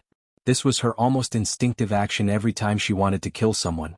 Today's matter involved the Wang family of Beihai, Mount Shu and Jade Pool, and the academics in Sai City. This seemed to be a small matter, but if it was not handled well, it would become extremely troublesome. Therefore, Gu Yunxia had made up her mind to compromise for the time being. After this matter was over, she still had ways to deal with Li Tianlan. "I just said I'm not satisfied. What can I do?" Li Tianlan chuckled and said, "There are some things that you can't do without strength no matter how unwilling you are. Director Gu, am I right?" He calmly glanced around and continued, "That's why I just want to continue my lessons. However, there's no need to trouble Teacher Yang to name names. Since it's an actual combat class that can strengthen one's combat strength and allow one to get to know one another better, then let's be more straightforward. Among the freshmen there are a few that I want to challenge, so I hope that the teachers can fulfill my wish." Gu Yunxia's expression changed slightly, and she subconsciously glanced in the direction of Gu Yulan. Her soft eyes gradually turned cold, and there was a hint of threat in her eyes. Li Tianlan's smile was gentle like a breeze, but there was a hint of undisguised killing intent in his eyes when he looked at Gu Yunxia. Their gazes collided in the air and it was a tit-for-tat. In the gloomy sky, the atmosphere suddenly became bleak. "Tianlan, do you insist?" Gu Yunxia asked slowly. Her words could be interpreted as a threat, but they could also be interpreted as her last warning. Li Tianlan stopped talking nonsense. He held Wang Yuedong's hand and walked back to the platform step by step with firm steps. "Tianlan, you're injured." Zhuang Huayang frowned slightly. He didn't know how serious Li Tianlan's injury was, but in this case, since he was injured, it was better not to fight. He could vent his anger at any time. "It's okay," Li Tianlan said without looking back. Gu Yunxia glanced at Li Tianlan coldly, then looked at Zhuang Huayang and said softly, "Please make a decision, headmaster." "I agree." Before Zhuang Huayang could speak, the enchantress made her attitude clear. "I have no objection either." Yi Fengqing looked at Li Tianlan's figure on the platform with interest, and the appreciation in his eyes grew stronger. Zhuang Huayang glanced at Tribulation beside him, intentionally or unintentionally. Tribulation didn't say a word. His figure gradually became distorted and illusory. A black shadow appeared in front of Zhuang Huayang, but he himself had already left the #1 training ground. Was this a tacit agreement? Zhuang Huayang narrowed his eyes and nodded. That's it. Tianlan, who do you want to challenge? Li Tianlan had already stepped onto the platform. On the 3-meter-high platform in the gloomy sky, Li Tianlan's figure seemed very small, but it was extremely clear, clearly reflected in everyone's sight. Li Tianlan pointed in a direction. In the direction he pointed, most of the freshmen he pointed at scattered instinctively, and a small group close together appeared in everyone's sight. In the crowd, Gu Yulan stared at Li Tianlan's finger pointing at her. She pursed her red lips and said nothing, but her eyes were full of killing intent. Lu Dongyu, who was also pointed at, remained calm. Su Yunzong, the most irascible one, suddenly clenched his fist and said in a ferocious tone, "I'll go and meet him." Stop. Gu Yulan said in a flat tone, "Of course you'll go, but not now." Her eyes turned slightly and finally stopped on several ice-condensing realm experts on the periphery. She said in a soft and sweet voice, "You guys go up. Don't rush to finish the fight quickly. Drag him with all your might and consume his strength." Several ice-condensing realm experts from the flames of war looked pale. They looked at each other and subconsciously looked at Lu Dongyu. "Go." Lu Dongyu said with a dull face. "The one being challenged, come up." Zhuang Huayang's voice sounded. As a headmaster, he personally presided over an actual combat lesson. This lesson was of a high standard. An ice-condensing realm expert stepped forward. His face was pale. Standing in front of Li Tianlan, he opened his mouth and said slowly, "My name is..." Before he finished his words, Li Tianlan's figure had directly appeared in front of him. He punched. The human emperor did not show up. Li Tianlan's joints all over his body shook wildly. He concentrated all his strength into one punch and hit the opponent's chest hard. On the platform, all the air shook violently and then twisted wildly. In the gloomy and cold air, there seemed to be a sudden wind, fierce and overbearing. The ice-condensing realm expert who had just stepped onto the platform suddenly changed his expression. He subconsciously crossed his hands in front of his chest. Li Tianlan's punch came across the air. Cruel and merciless? A trace of ferocity flashed in his eyes. Endless hostility filled his heart and spread all over his body. "I'll show you what is really cruel and merciless." Bang! The crazy power went through his arms and hit his chest. On the platform, which was covered by the twisted air and looked a little fuzzy, a low but dull and desperate scream accompanied by the sound of bones breaking rang out. The ice-condensing realm expert from the flames of war had just stepped onto the platform and was blown off the platform like a sandbag. The punch hit his chest through his arms, but a lot of blood burst out of his back. The lonely and desperate figure crossed the platform and fell heavily in front of Gu Yunxia. He twitched twice and then stopped moving. "Next," Li Tianlan said calmly. Gu Yunxia finally could not keep the smile on her face. Her expression became extremely gloomy. An ice-condensing realm expert was nothing in Kunlun City. But the flames of war, whether in the Sky Academy or in Kunlun City, was a force of Kunlun City. Li Tianlan deliberately punched an elite of the flames of war in front of him. Gu Yunxia felt as if someone had slapped her in the face. It was a burning pain. She squatted down and checked the injury of the injured person. She suddenly raised her head, and her eyes seemed to be spewing fire. Under the punch, all the bones of the student in front of her had been completely broken, and his internal organs were almost completely destroyed. With such an injury, he would not die as long as he was treated in time. But it would be extremely difficult for him to recover. Li Tianlan did not kill anyone in the actual combat lesson. But what was the difference between such a method and killing him? Cruel and merciless, cruel and merciless, Gu Yunxia thought of Yang Mingjiang's comment. She gritted her teeth and said nothing. Bang! On the platform, Li Tianlan moved like a dragon.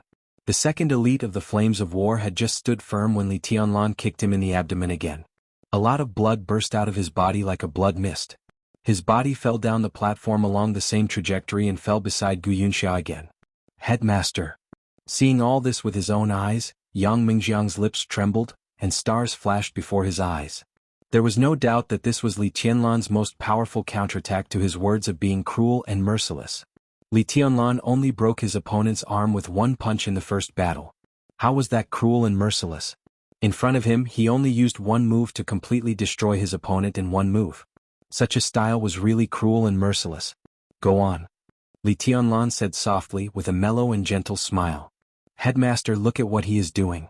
These are all elites of our Kunlun city, no, the Sky Academy. Headmaster, this guy should be killed. Yang Mingjiang shouted in a trembling voice. Because of extreme anger, his dark face had turned blood red. All your Kunlun city? Did he finally let it slip? Zhuang Huayang's eyes turned cold. He took a deep look at Yang Mingjiang and said casually, Tianlan, be careful. Okay. Li Tianlan nodded and smiled, but in his mind he thought of Lu Xiaowei who had died in his hands, Yang Mingjiang's kick just now, and Kunlun City. It was an organization that took it for granted to bully others and said that the other party should be killed when being bullied. What a great power center of the special warfare system of Jianghu State. Li Tianlan smiled and looked at his opponent who walked to the high platform with an uneasy face. His figure flashed and he kicked again. Bang. The same bloody mist broke out in the sky. But this time the opponent did not fly out of the high platform. Li Tianlan's foot fell on him, and all the power exploded in his body in an instant. There was a thud. His body fell to the ground and he died on the spot. Li Tianlan looked at Yang Mingjiang with a playful look in his eyes. It was a look that Yang Mingjiang was very familiar with. Just now he looked at Li Tianlan with this kind of look, provocative and cruel. Yang Mingjiang spat out another mouthful of blood and was on the verge of collapse.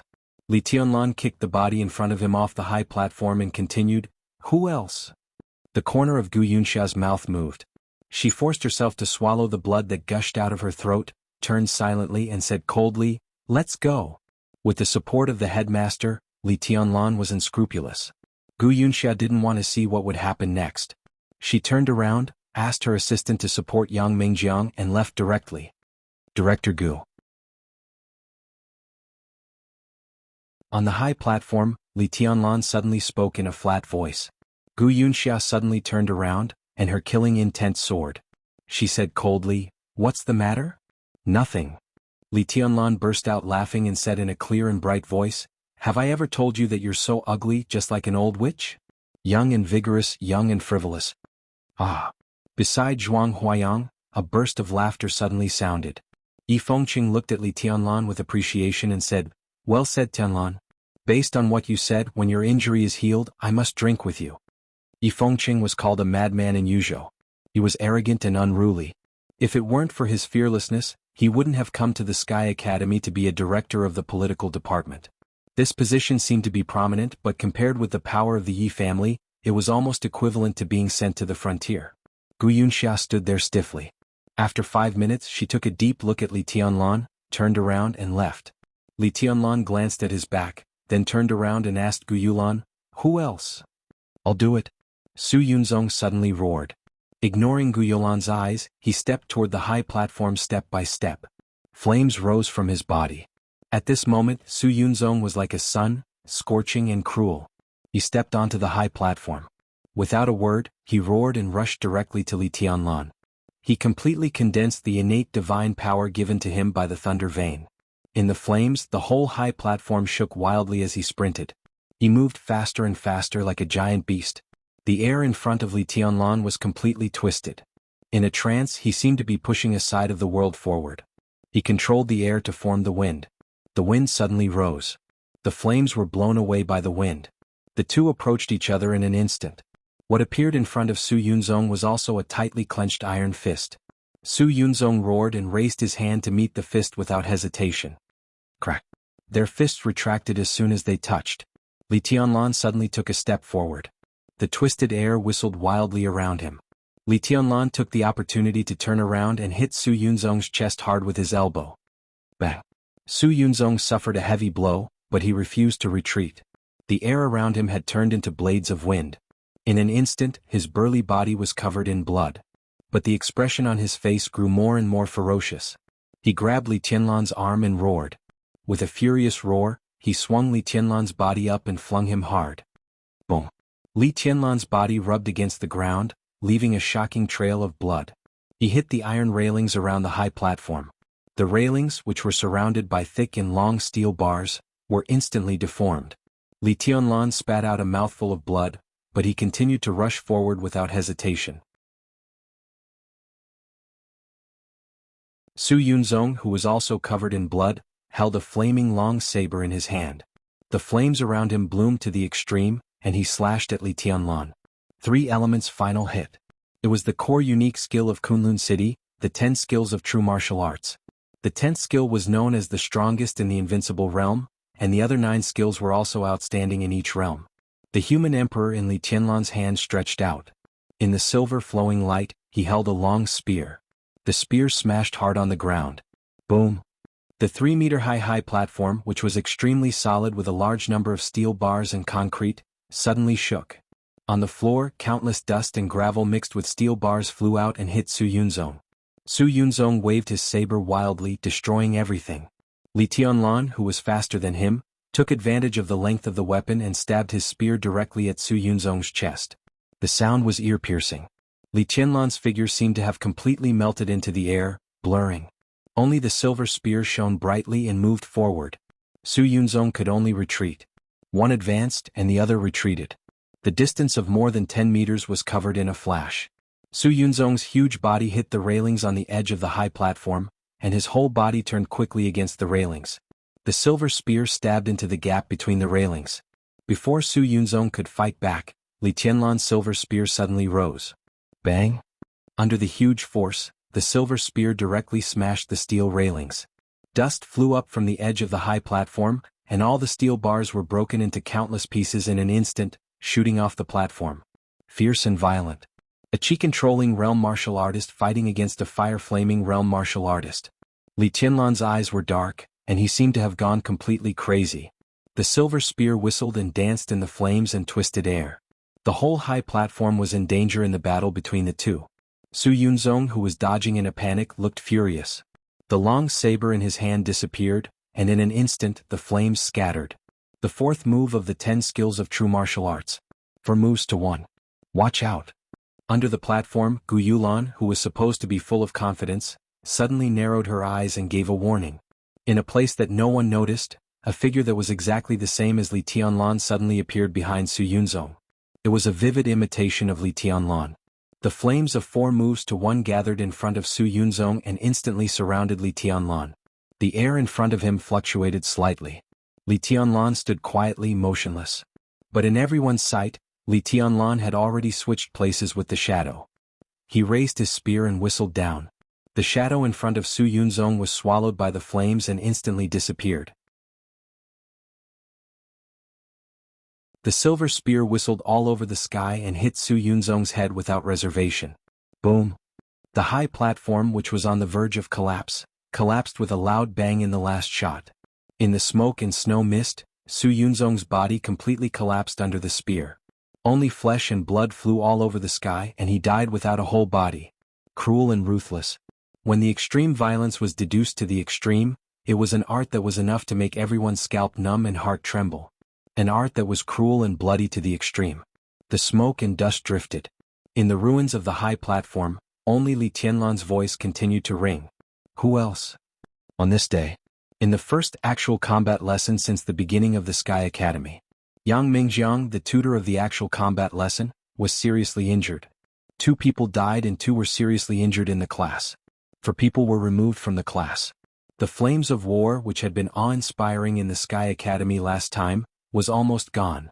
In Li Tianlan's seemingly calm but insolent momentum was close to baring his fangs and brandishing his claws. Su Yunzong, a fire-flaming realm expert and a young core disciple of Kunlun City, died. Gu Yulan.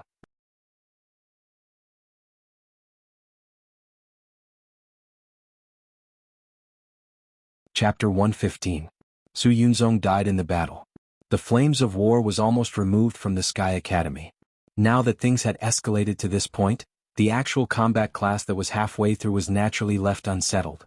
After the bodies and the wounded were carried away, Zhuang Huayang dismissed the team and personally sent Li Tianlan back to the dormitory. He was not afraid that Gu Yunxia and others would attack Li Tianlan. He did this to express his attitude to the whole academy. Li Tianlan's face grew paler, but after restraining his killing intent, his aura had completely stabilized. The benefits brought to him by that set of immortality potion were almost unimaginable. As soon as the injury broke out in his body, the vitality locked by the longevity lock in his body began to surge and break through the blockage, quickly healing his injury. After the fierce battle, although his injury could not be said to be completely healed, it was basically not a big problem. His body, which originally needed a month to recuperate, now seemed to be completely better in a week at most. Even Li Tianlan himself was a little stunned by such an effect. The most precious treasure of the Wang family of Beihai was just like their unique skill. Its effect could be said to be against the natural order. In contrast, Wang Yuedong's state could be said to be the worst. Although the process of upgrading from the peak of the ice-condensing realm was very short, her consumption was unimaginable. The so-called consumption of potential was temporarily unfathomable, but the consumption of physical strength and spirit was extremely obvious. As soon as she returned to the dormitory, she put her arms around Li Tianlan's waist, muttered that she was sleepy, and then directly closed her eyes behind Li Tianlan. Li Tianlan found it funny but also felt distressed. He could borrow the power of the ice-condensing realm or even the fire-flaming realm when he was in the chi-controlling realm because he had reached that realm before. But Wang Yuetong did not recultivate. Her improvement was completely using the combat strength that should not have belonged to her. In doing so, she needed to pay a much higher price than Li Tianlan. Now Wang Yuetong was almost in a state of half coma and half sleep, and no one knew how long she would rest this time. He carefully carried Wang Yuetong into the bedroom, put her body on the bed and carefully covered her with the quilt. Wang Yuetong, who was out of Li Tianlan's arms, seemed to move a little uneasily. Her little hands subconsciously grasped the quilt, and she slowly calmed down. Appreciating the little princess's quiet and delicate sleeping posture, Li Tianlan's heart was filled with tenderness. He lowered his head and kissed Wang Yuetong's face gently. Then he straightened up and walked out of the bedroom. In the living room, Li Baidian was standing beside Zhuang Huayang and bragging. Li Tianlan didn't know what he had said before. When he came out, Li Baidian was already halfway through his speech. I was by Tianlan's side at that time. Headmaster, you didn't see it at that time. Tianlan just raised the brush and waved it. Did you see that? The 3 words East Emperor Palace were written in one go. The whole living room was filled with sword energy, including the floor, the walls, and the furniture. They couldn't even withstand a single blow. Let me tell you. Cough. Li Tianlan couldn't bear it anymore. He coughed and interrupted Li Baidian's serious bragging. It was fine if Li Baidian exaggerated a little occasionally. But Li Baidian didn't know him. He wrote the 3 words East Emperor Palace for nearly a day, but Li Baidian wrote it in one go. It was outrageous. However, Zhuang Huayang didn't seem to pay attention to what Li Baidian said. He just looked at the wall covered with sword marks with a calm expression. The sword marks filled with pure sword essence were like a beautiful painting in his eyes. It was so beautiful that it fascinated him. Did you do it? Zhuang Huayang glanced at Li Tianlan, who walked out of the bedroom, and said with a smile. Li Tianlan braced himself and said calmly, I'm going to talk to the headmaster about this. These furniture need to be changed. I still have credits here. It should be enough to deduct. Okay. Zhuang Huayang thought for a while and said slowly, I won't deduct credits. The college will help you change the furniture, but I hope the wall will remain the same. These sword marks just stay here. Li Tianlan was stunned and looked at Zhuang Huayang. Zhuang Huayang didn't look at Li Tianlan but still looked at the countless sword marks on the wall. He said softly, This is a treasure, Tianlan. The sword energy left here may disappear soon, but the pure sword intent will always exist. After you graduate, if someone lives in your dormitory and looks at these sword marks, they can almost be said to be your students if they become successful in the future. Just leave the wall like this. The Sky Academy also needs such a special dormitory. Li Tianlan nodded casually. He was not interested in being a student for the time being. With his current realm at the peak of the chi-controlling realm, he was really not qualified to be someone else's teacher. The sword intent on the surrounding walls was pure, but it wouldn't reveal the unique skills of the Li family. Since he could keep it without deducting credits, he naturally wouldn't have any objection. Zhuang Huayang's eyes fell on the plaque in front of him again. He stared at the 3 words that even stung his eyes when he first saw them. He said softly, East Emperor Palace. Is this the name of your team? Li Tianlan said yes. Suddenly, he thought of something and asked calmly, Headmaster, is there anything wrong with this name? No, it's good. Zhuang Huayang smiled and said, It sounds a little bold. Li Tianlan looked at his expression seriously. He asked again, Headmaster, haven't you heard of the name East Emperor? Zhuang Huayang looked at Li Tianlan with a smile. When he saw Li Tianlan's serious face, he suddenly froze. I haven't heard of it.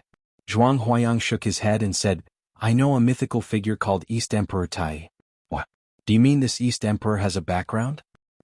How can the heavenly son of Jianghu state in recent decades have no background? Li Tianlan said flatly, his name is Dongqing Huangtu. He didn't know why he was so attached to this name. Every time he thought of this name with infinite contradictions and mysteries, he would subconsciously figure it out. Maybe it was because of the notebook in Qin Weibai's hand. Or maybe, it was because of Qin Weibai's sad and helpless eyes when she mentioned this name. Heavenly Son? Zhuang Huayang raised his eyebrows in surprise. He took a deep look at Li Tianlan and said slowly, how can there be any heavenly son in recent decades? This word is not used casually. Even if others use this word, they will add some modifiers in front of it. For example, Wang Xingxiao and Gu Hanshan are known as young heavenly sons. The word young is the most important. This generation's Wang Xingxiao, the previous generation's Tribulation, and the previous generation's Wang Tianzong can only be regarded as people with the potential to become heavenly sons. For hundreds of years, only the ancestor of the Wang family of Beihai can be called a heavenly son. Li Tianlan narrowed his eyes slightly. His eyes were complicated, but he still didn't give up and asked, Headmaster, haven't you heard of Dongqing Huangtu? Sounds like a member of the Dongqing family? Zhuang Huayang looked at Li Tianlan strangely and said, I haven't heard of him. Li Tianlan was silent. Zhuang Huayang was an old fox at his age. What he thought and even the emotions on the surface were not what he could figure out now. He couldn't tell whether Zhuang Huayang was telling the truth or not. If what he said wasn't true, then what kind of secret was hidden behind the name Dongqing Huangtu that people like Zhuang Huayang still didn't want to talk about it after so many years after his death? A dignified heaven's chosen one, yet he was unknown.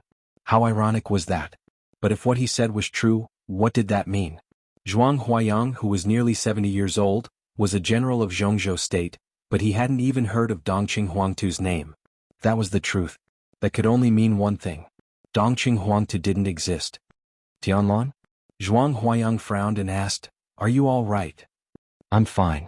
Li Tianlan shook his head, feeling complicated. It's good that you're fine. Take care of yourself. I suggest you take some Chinese medicine. As for gene potions like healing, you can only use them for emergencies. Take as little as you can. Zhuang Huayang glanced at Li Tianlan and said, I'm going to Yuzhou soon. Let's talk about other things when I come back. Li Tianlan's eyes narrowed. Zhuang Huayang going to Yuzhou? At this time it was most likely that he went to Yuzhou for the murder of Gu Changjiang. An expert at the level of governor was killed in his own country, which was enough to cause a sensation in the whole Jianghu state. So even if he knew that Zhuang Huayang had nothing to do with this trip, Li Tianlan still felt a little nervous subconsciously. I'm fine. Zhuang Huayang shook his head and said with a light smile. Li Tianlan nodded slightly and didn't say much. Zhuang Huayang turned around and was about to leave. He glanced around casually and happened to see Yu Qingyan standing in the corner. Yu Qingyan's pretty face was pale, and she still stood there in a daze as if she was lost in thought. Qingyan, are you all right? Zhuang Huayang asked with concern. He and Yu Donglai were old friends for many years. Now that Yu Donglai handed his granddaughter to him, he must fulfill his responsibility. I'm fine. Yu Qingyan became alert, shook her head in a panic and stammered, I'm going to call Grandpa. She turned around and trotted straight to the bedroom. Zhuang Huayang smiled thoughtfully and left quickly.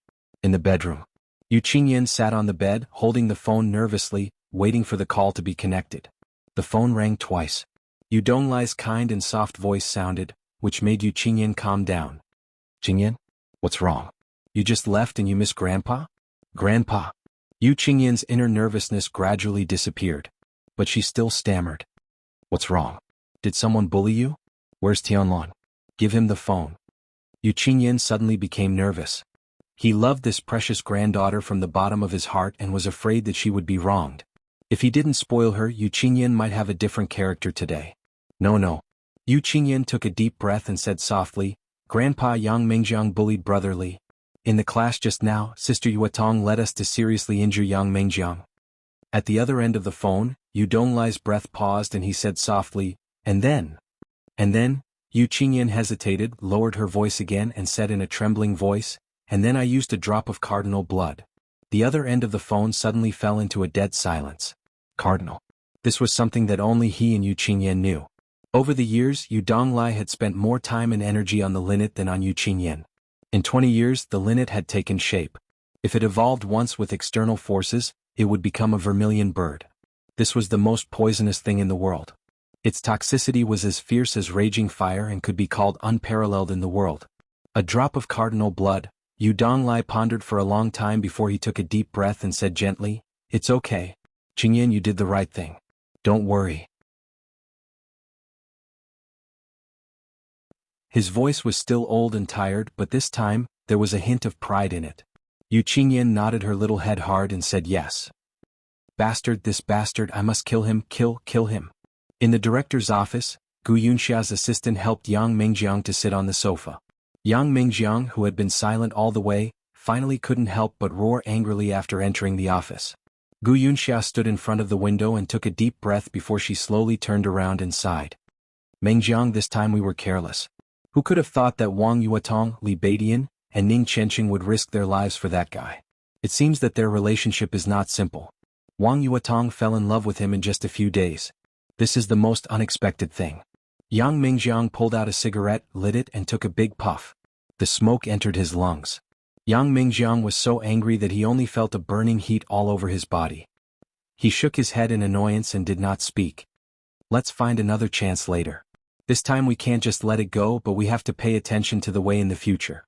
Gu Yunxia pondered and said word by word, "Outside the Sky Academy that guy is a non-entity. But at least in the academy he has now become a figure that can't be ignored. We can't continue to fight on a small scale.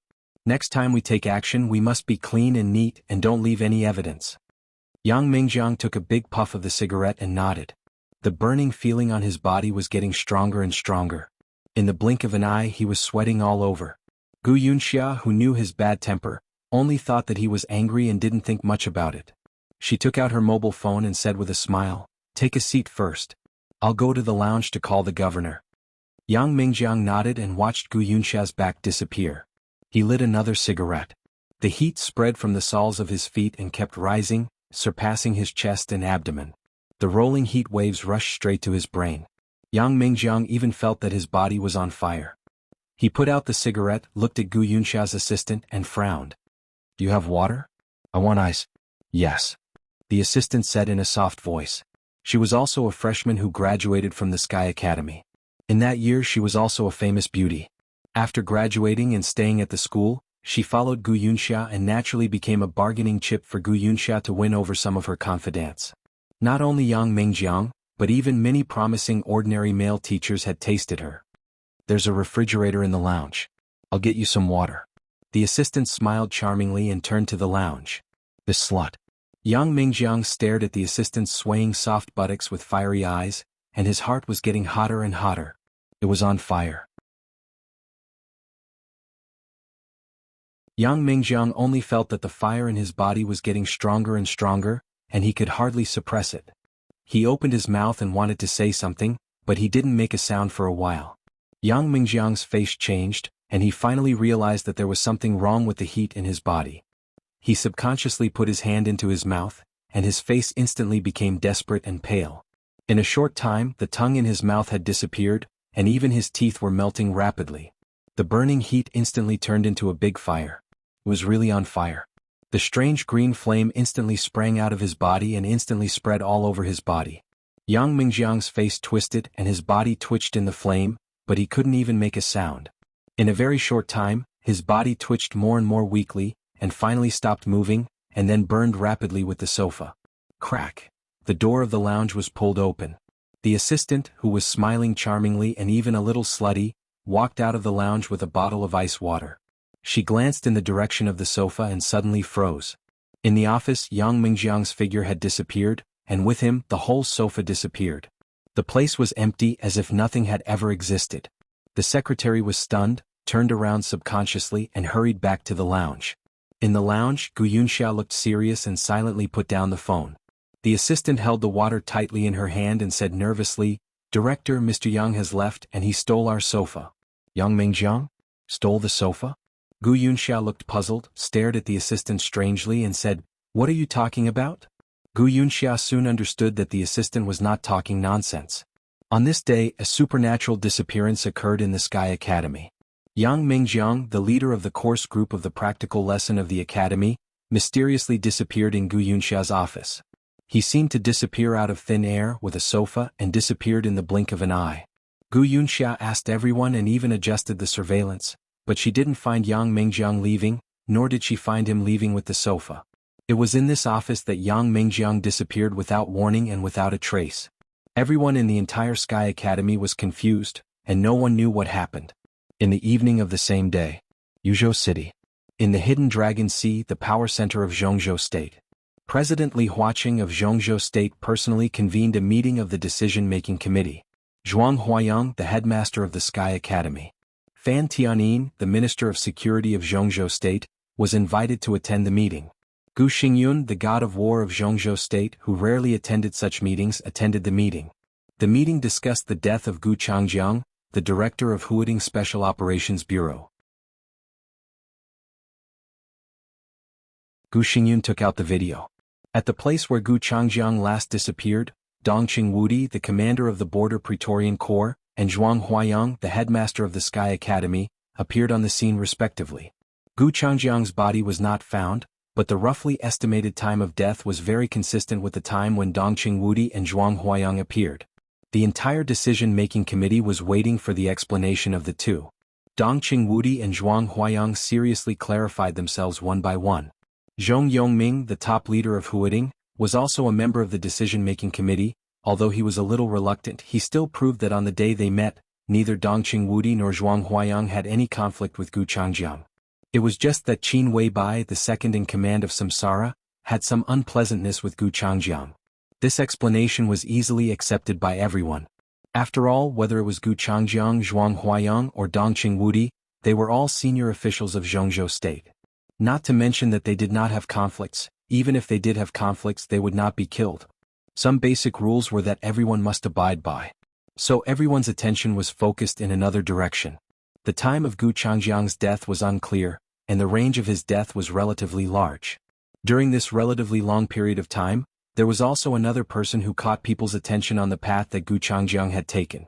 Moreover, this person definitely had the means to kill Gu Changjiang silently. The second master of the Jiang family of South America. Jiang Qianyan. Since a huge foreign force was involved, the tone of the people at the meeting was a little cautious. Finally, after Gu Xingyun said that he would investigate it clearly, the matter seemed to come to an end for the time being. But Gu Xingyun stopped blaming for the time being, and someone opened fire on Kunlun City. At the meeting of the highest level of the decision-making committee of the empire, Zhuang Huayang, in front of several directors and all the members, bluntly said that the atmosphere inside the Sky Academy was now very unhealthy, with crooked ways and foul atmosphere everywhere. In Gu Xingyun's gloomy face, Zhuang Huayang directly named Gu Yunxia. He thought that Gu Yunxia was suspected of fanning evil winds. His position was ambiguous, he ignored the overall situation and he would not unite his colleagues. He almost belittled Gu Yunxia as useless. At the same time, he also cited that during the entrance maneuver, Lu Xiaowei attacked the freshmen, and in the actual combat lesson the teachers targeted the freshmen. Fan Tianyin, the Minister of Security of Jianghu State and a cadre of the Southeast Group, also said that he had received a call from his son, Fan Haoyu. It was said that Fan Haoyu was now very insecure in the Sky Academy. Driven by some school leaders with ambiguous positions, he even felt that he was living under the terrible pressure of Kunlun City, not in the Sky Academy. General Dongqing Wudi, who had been holding back his anger because of the explanation, flew into a rage and said that there was something wrong with the environment of the Sky Academy. Even Zhuang Huayang, the headmaster, was responsible. He suggested that all Gu Yunxia's posts in the Sky Academy be revoked. In the face of Gu Xingyun, the famous god of massacre of Jianghu State pointed out the duties of the Sky Academy without hesitation. It was to cultivate talents in the special warfare system and the military system for Jianghu State, not to raise dogs for Kunlun City. Yi Dongxing, one of the leaders of the Southeast Group and known as the God of Army, also expressed his support for Dongqing Wudi with a cold face. The academics, the giant group and the Wang family of Beihai. Because of a little thing that no one would notice at this time, the three parties reprimanded Gu Yunxia's behavior with harsh words, as if they had made an appointment. It was almost equivalent to pointing at the nose and rebuking Kunlun City for having bad intentions.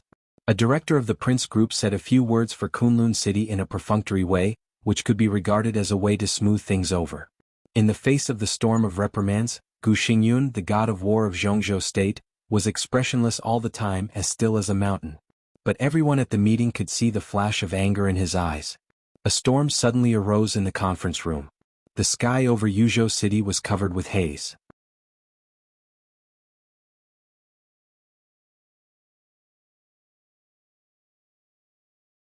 Chapter 116. Tender yellow leaves poked out of the willows, green pines and cypresses appeared among the dense needles, buds sprouted on the crabapple trees, and the poplar trees grew taller and taller. The spring breeze swept over the lake, trees, pavilions and lawns. The hidden dragon sea in early spring was picturesque, full of vitality. The spring scenery was boundless and beautiful. The hidden dragon sea was the general name of the hidden sea and the dragon sea. It was said to be a sea, but in fact, it was just a small lake with clear water. In the center of power of Jianghu state, which was full of solemnity, this lake, which was called a sea, could be said to be the softest place. Boating on the lake, even the greatest pressure seemed to disappear without a trace. In the morning, at the junction of the hidden sea and the dragon sea, two quaint boats drifted aimlessly with the waves. Gu Xingyun, the governor of Kunlun City, known as the war god of Jianghu state, sat in the boat with a fishing rod in his hand, looking calm and gentle.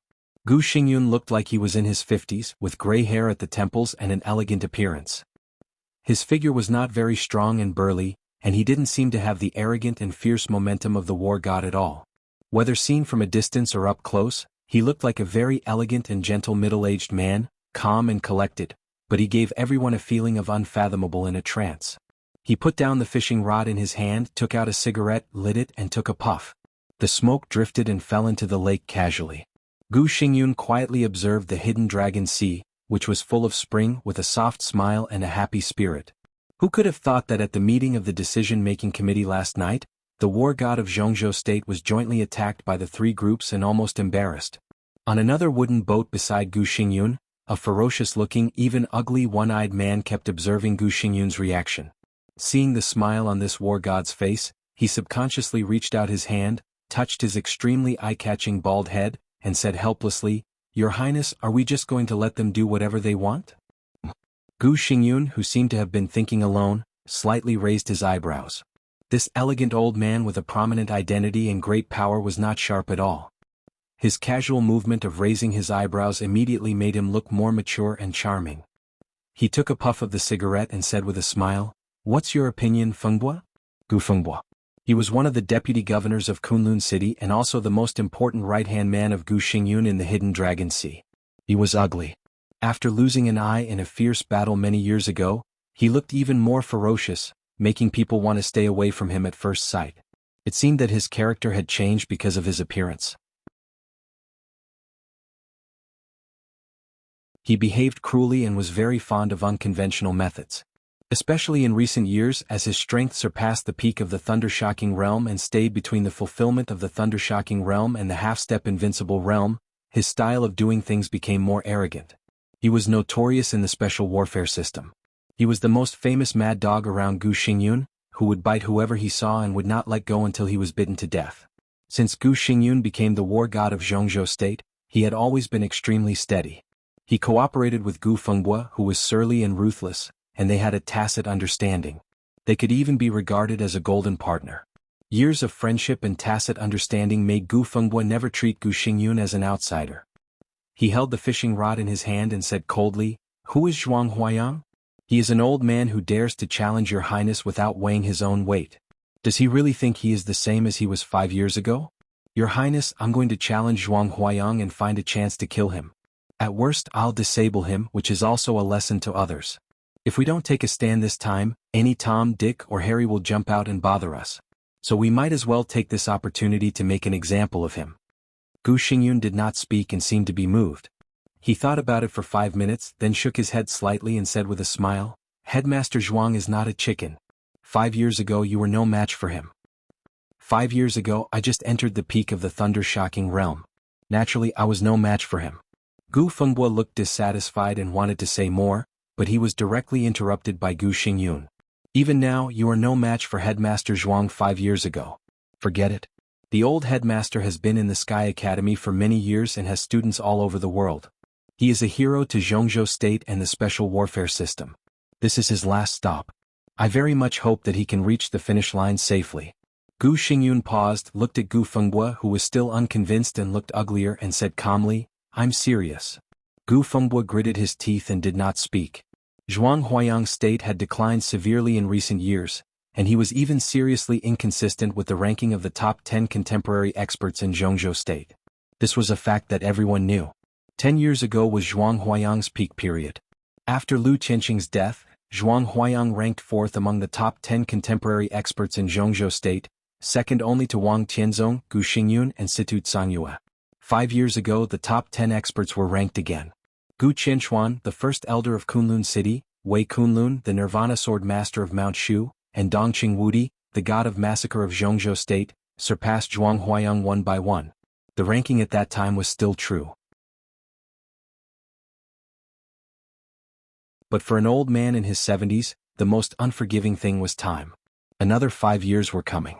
Zhuang Huayang's strength declined more and more seriously. He was old and frail. If he ranked again this year, it would be extremely difficult for him to get on the list. Gu Fengbo was a popular candidate for the top 10 experts this time. He hoped to defeat Zhuang Huayang and solidify his title as one of the top 10 experts in advance. At that time, Gu Xingyun, Gu Qianchuan, and him would occupy 3 of the top 10 contemporary experts in Kunlun City. Who could compete with him? However, Gu Xingyun obviously did not want Zhuang Huayang to lose his integrity in his old age. During the 20 years in charge of the Sky Academy, Zhuang Huayang had sent away 6 generations of graduates. This was the real world with students. Gu Xingyun acted steadily. In the absence of benefits, he naturally did not want Gu Fengbo to attack Zhuang Huayang. Whether this matter succeeded or failed, it was likely to attract countless hostility, which was not what a wise man would do. So, let's just forget about it this time? Gu Fengbo took a deep breath, looked at Gu Xingyun and waved his hand casually. A pack of cigarettes beside Gu Xingyun flew directly into his hand. He took one out and lit it silently. Forget it? Gu Xingyun nodded and said with a smile, these years the foundation of Kunlun City has become more and more stable, and there are more and more people against Kunlun City. What's the big deal about a few superficial reprimands? Bear it and be steady. There will always be a time to get back at them in the future. As for now, he narrowed his eyes slightly and his eyes flickered, but they were still not the sharpness and decisiveness that belonged to the god of war. His eyes flickered with a kind of cunning and trickery that had experienced ups and downs. He took a drag on the cigarette and continued, the urgent task now is to find out who killed Changjiang. I don't know why when I think of this matter I feel a little uneasy. Gu Fengbo said, the task force has already gone to Huading. Not enough. Gu Xingyun shook his head. In a few days I'm going to go to Huading in person. Within a month this matter must come to light. Gu Fengbo took a deep breath and whispered to himself, Dongqing Wudi, Zhuang Huayang and even Jiang Qinyan, they all have enough strength to kill Changjiang. In addition, there were 2 freshmen of the Sky Academy who appeared at the scene that day. These people are all suspects. Gu Xingyun took over and said, but they are not very suspicious. The 2 freshmen may ignore it, but how can they kill Changjiang? Do you think the unique skills of Kunlun City are the so-called secret books casually painted by charlatans? As for Dongqing Wudi and Zhuang Huayang, I've talked to Zhong Yongming. They didn't have a direct conflict that day. Even if they are narrow-minded and want to kill, they won't do it so quickly. Those 2 old foxes won't be so imprudent. Samsara and Qin Weibai are the most likely. But even if they want to provoke, Qin Weibai won't directly choose Gu Changjiang as a breakthrough, and she went to the airport first. Gu Xingyun analyzed bit by bit, and finally there was only one name left. What about Jiang Qinyan? Gu Fengbo seemed to know what he was thinking and directly mentioned the name. He hesitated and continued, a few days ago, First Elder seemed to be in Huading. Crack! The fishing rod in Gu Xingyun's hand was directly crushed, and the fishing rod sank into the lake. A fish that had just been hooked escaped. Gu Xingyun was expressionless. He whispered to himself, First Elder. In recent years the foundation of Kunlun City had gradually stabilized, and some internal contradictions had gradually surfaced. For the Gu family, Gu Qianchuan's bloodline was the real direct line, but now the power of Kunlun City was controlled by Gu Xingyun's bloodline. Gu Xingyun was unwilling to hand over power, and Gu Qianchuan was unwilling to give up his orthodox status. Such contradictions were almost irreconcilable. And with the passage of time, without external pressure, These contradictions had become more and more obvious in recent years. As a confidant of the bloodline of the city governor, Gu Changjiang had always been at odds with Gu Qianquan. It was normal for him to want to kill Gu Changjiang. For many years the Jiang family, a behemoth, had maintained a hazy connection with Kunlun City, both overtly and covertly. In fact, Gu Qianquan seemed to have a closer connection with them. But could this slightly closer relationship let Jiang Qinyin and the Jiang family participate in the internal fight of Kunlun City? Could it even let Jiang Qinyin, an expert of the invincible realm, personally clear the obstacles for Gu Qianquan to seize power? Gu Fengbo seriously pondered for a while, shook his head and said hesitantly, "First Elder can't offer such a bargaining chip." "He can," Gu Xingyun said expressionlessly, "but does he really dare to offer such a bargaining chip?" A phone suddenly rang. Gu Xingyun took out his mobile phone and looked at the 3 words, Gu Yunxia, on the caller ID. He frowned slightly, picked it up and chuckled. "Yunxia, what's the matter?" Gu Yunxia said something urgently on the other end of the phone. Gu Xingyun's smile suddenly disappeared. He silently put down the phone and narrowed his eyes. "Your Highness, what's the matter?" Gu Fengbo looked at him in confusion and asked. "Yun sect is dead," Gu Xingyun said. Looking at Gu Fengbo's suddenly cold and ferocious face, he continued, "Mengjiang mysteriously disappeared in Yunxia's office. There was no clue for a whole day." Gu Fengbo clenched his fists tightly, his face livid. What an eventful time. Gu Xingyun sighed softly. The air around him fluctuated slightly, and the ripples on the lake spread. The next second, his body had appeared by the lake. "Let's go to Huading right away. You come with me." Gu Fengbo stood up, jumped off the boat and walked on the water.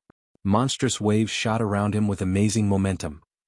At the same time, at the foot of Qingyun Peak of Kunlun Mountain, in the ice and snow thousands of meters above sea level, a figure wrapped in a black cloak appeared at the gate of Kunlun City. He carried a long sword and moved forward slowly. The city gate, which had been destroyed by Wang Tianzong's sword, had been urgently repaired in a few days. The black figure with a long sword looked at the busy figure at the city gate with mockery in his eyes.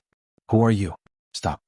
The guards who repaired the city gate in front of the gate immediately found the black shadow in their sight and shouted loudly.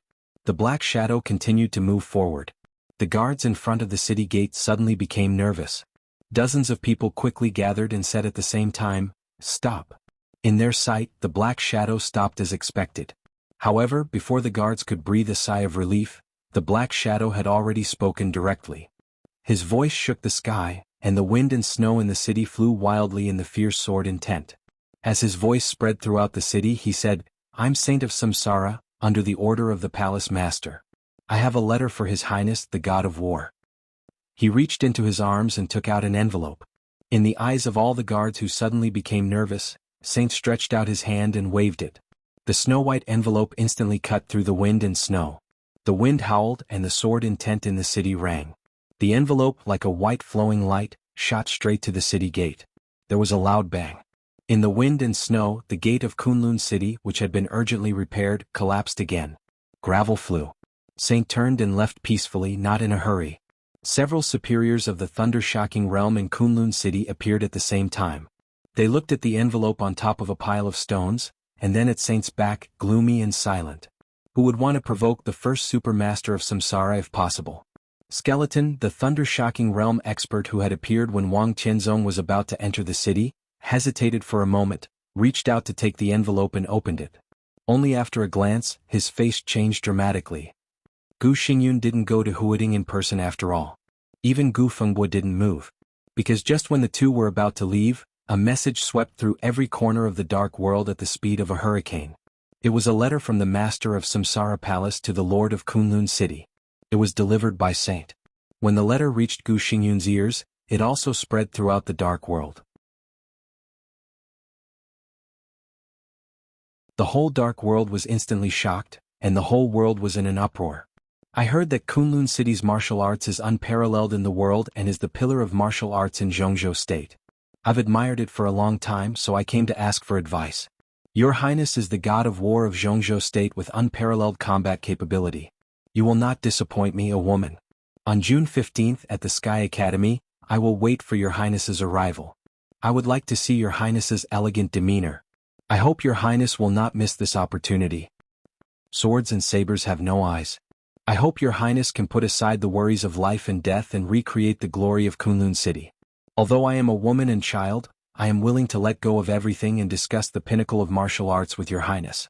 I will not retreat until I die and will not rest until I die. If your highness is defeated, I hope that your highness will not be stingy with your head. It's fine if your highness avoids the battle. You can just refer to yourself as a rat from now on. In the future, when I return to the east, I will slaughter the rats and destroy your highness's rat nest. The glory of the Gu family for hundreds of years is tied to your highness. I hope your highness will consider it carefully. Signed by Samsara. They would not retreat until they were dead and would not rest until they were dead. On June 15th, the Sky Academy. The entire Dark World thought that the master of Samsara Palace was crazy. The entire Dark World was also waiting for Gu Xingyun's reaction. On the same day that Gu Xingyun remained silent. In the northeast of Jianghu State. For the first time in many years, Situ Tsanyue, the hidden god of Jianghu State, walked out of Sai City, Mount Taibai. She challenged Gu Qianchuan, the first elder of Kunlun City. It was almost the same wording as the master of Samsara Palace. You're tuning in to the Han Li's Wuxia Adventures YouTube channel. We're so grateful for your support, and don't forget to subscribe to join us on this incredible journey through captivating stories. Your generosity through donations truly makes a world of difference, as it's the primary source of revenue that allows me to expand and enhance this channel for you.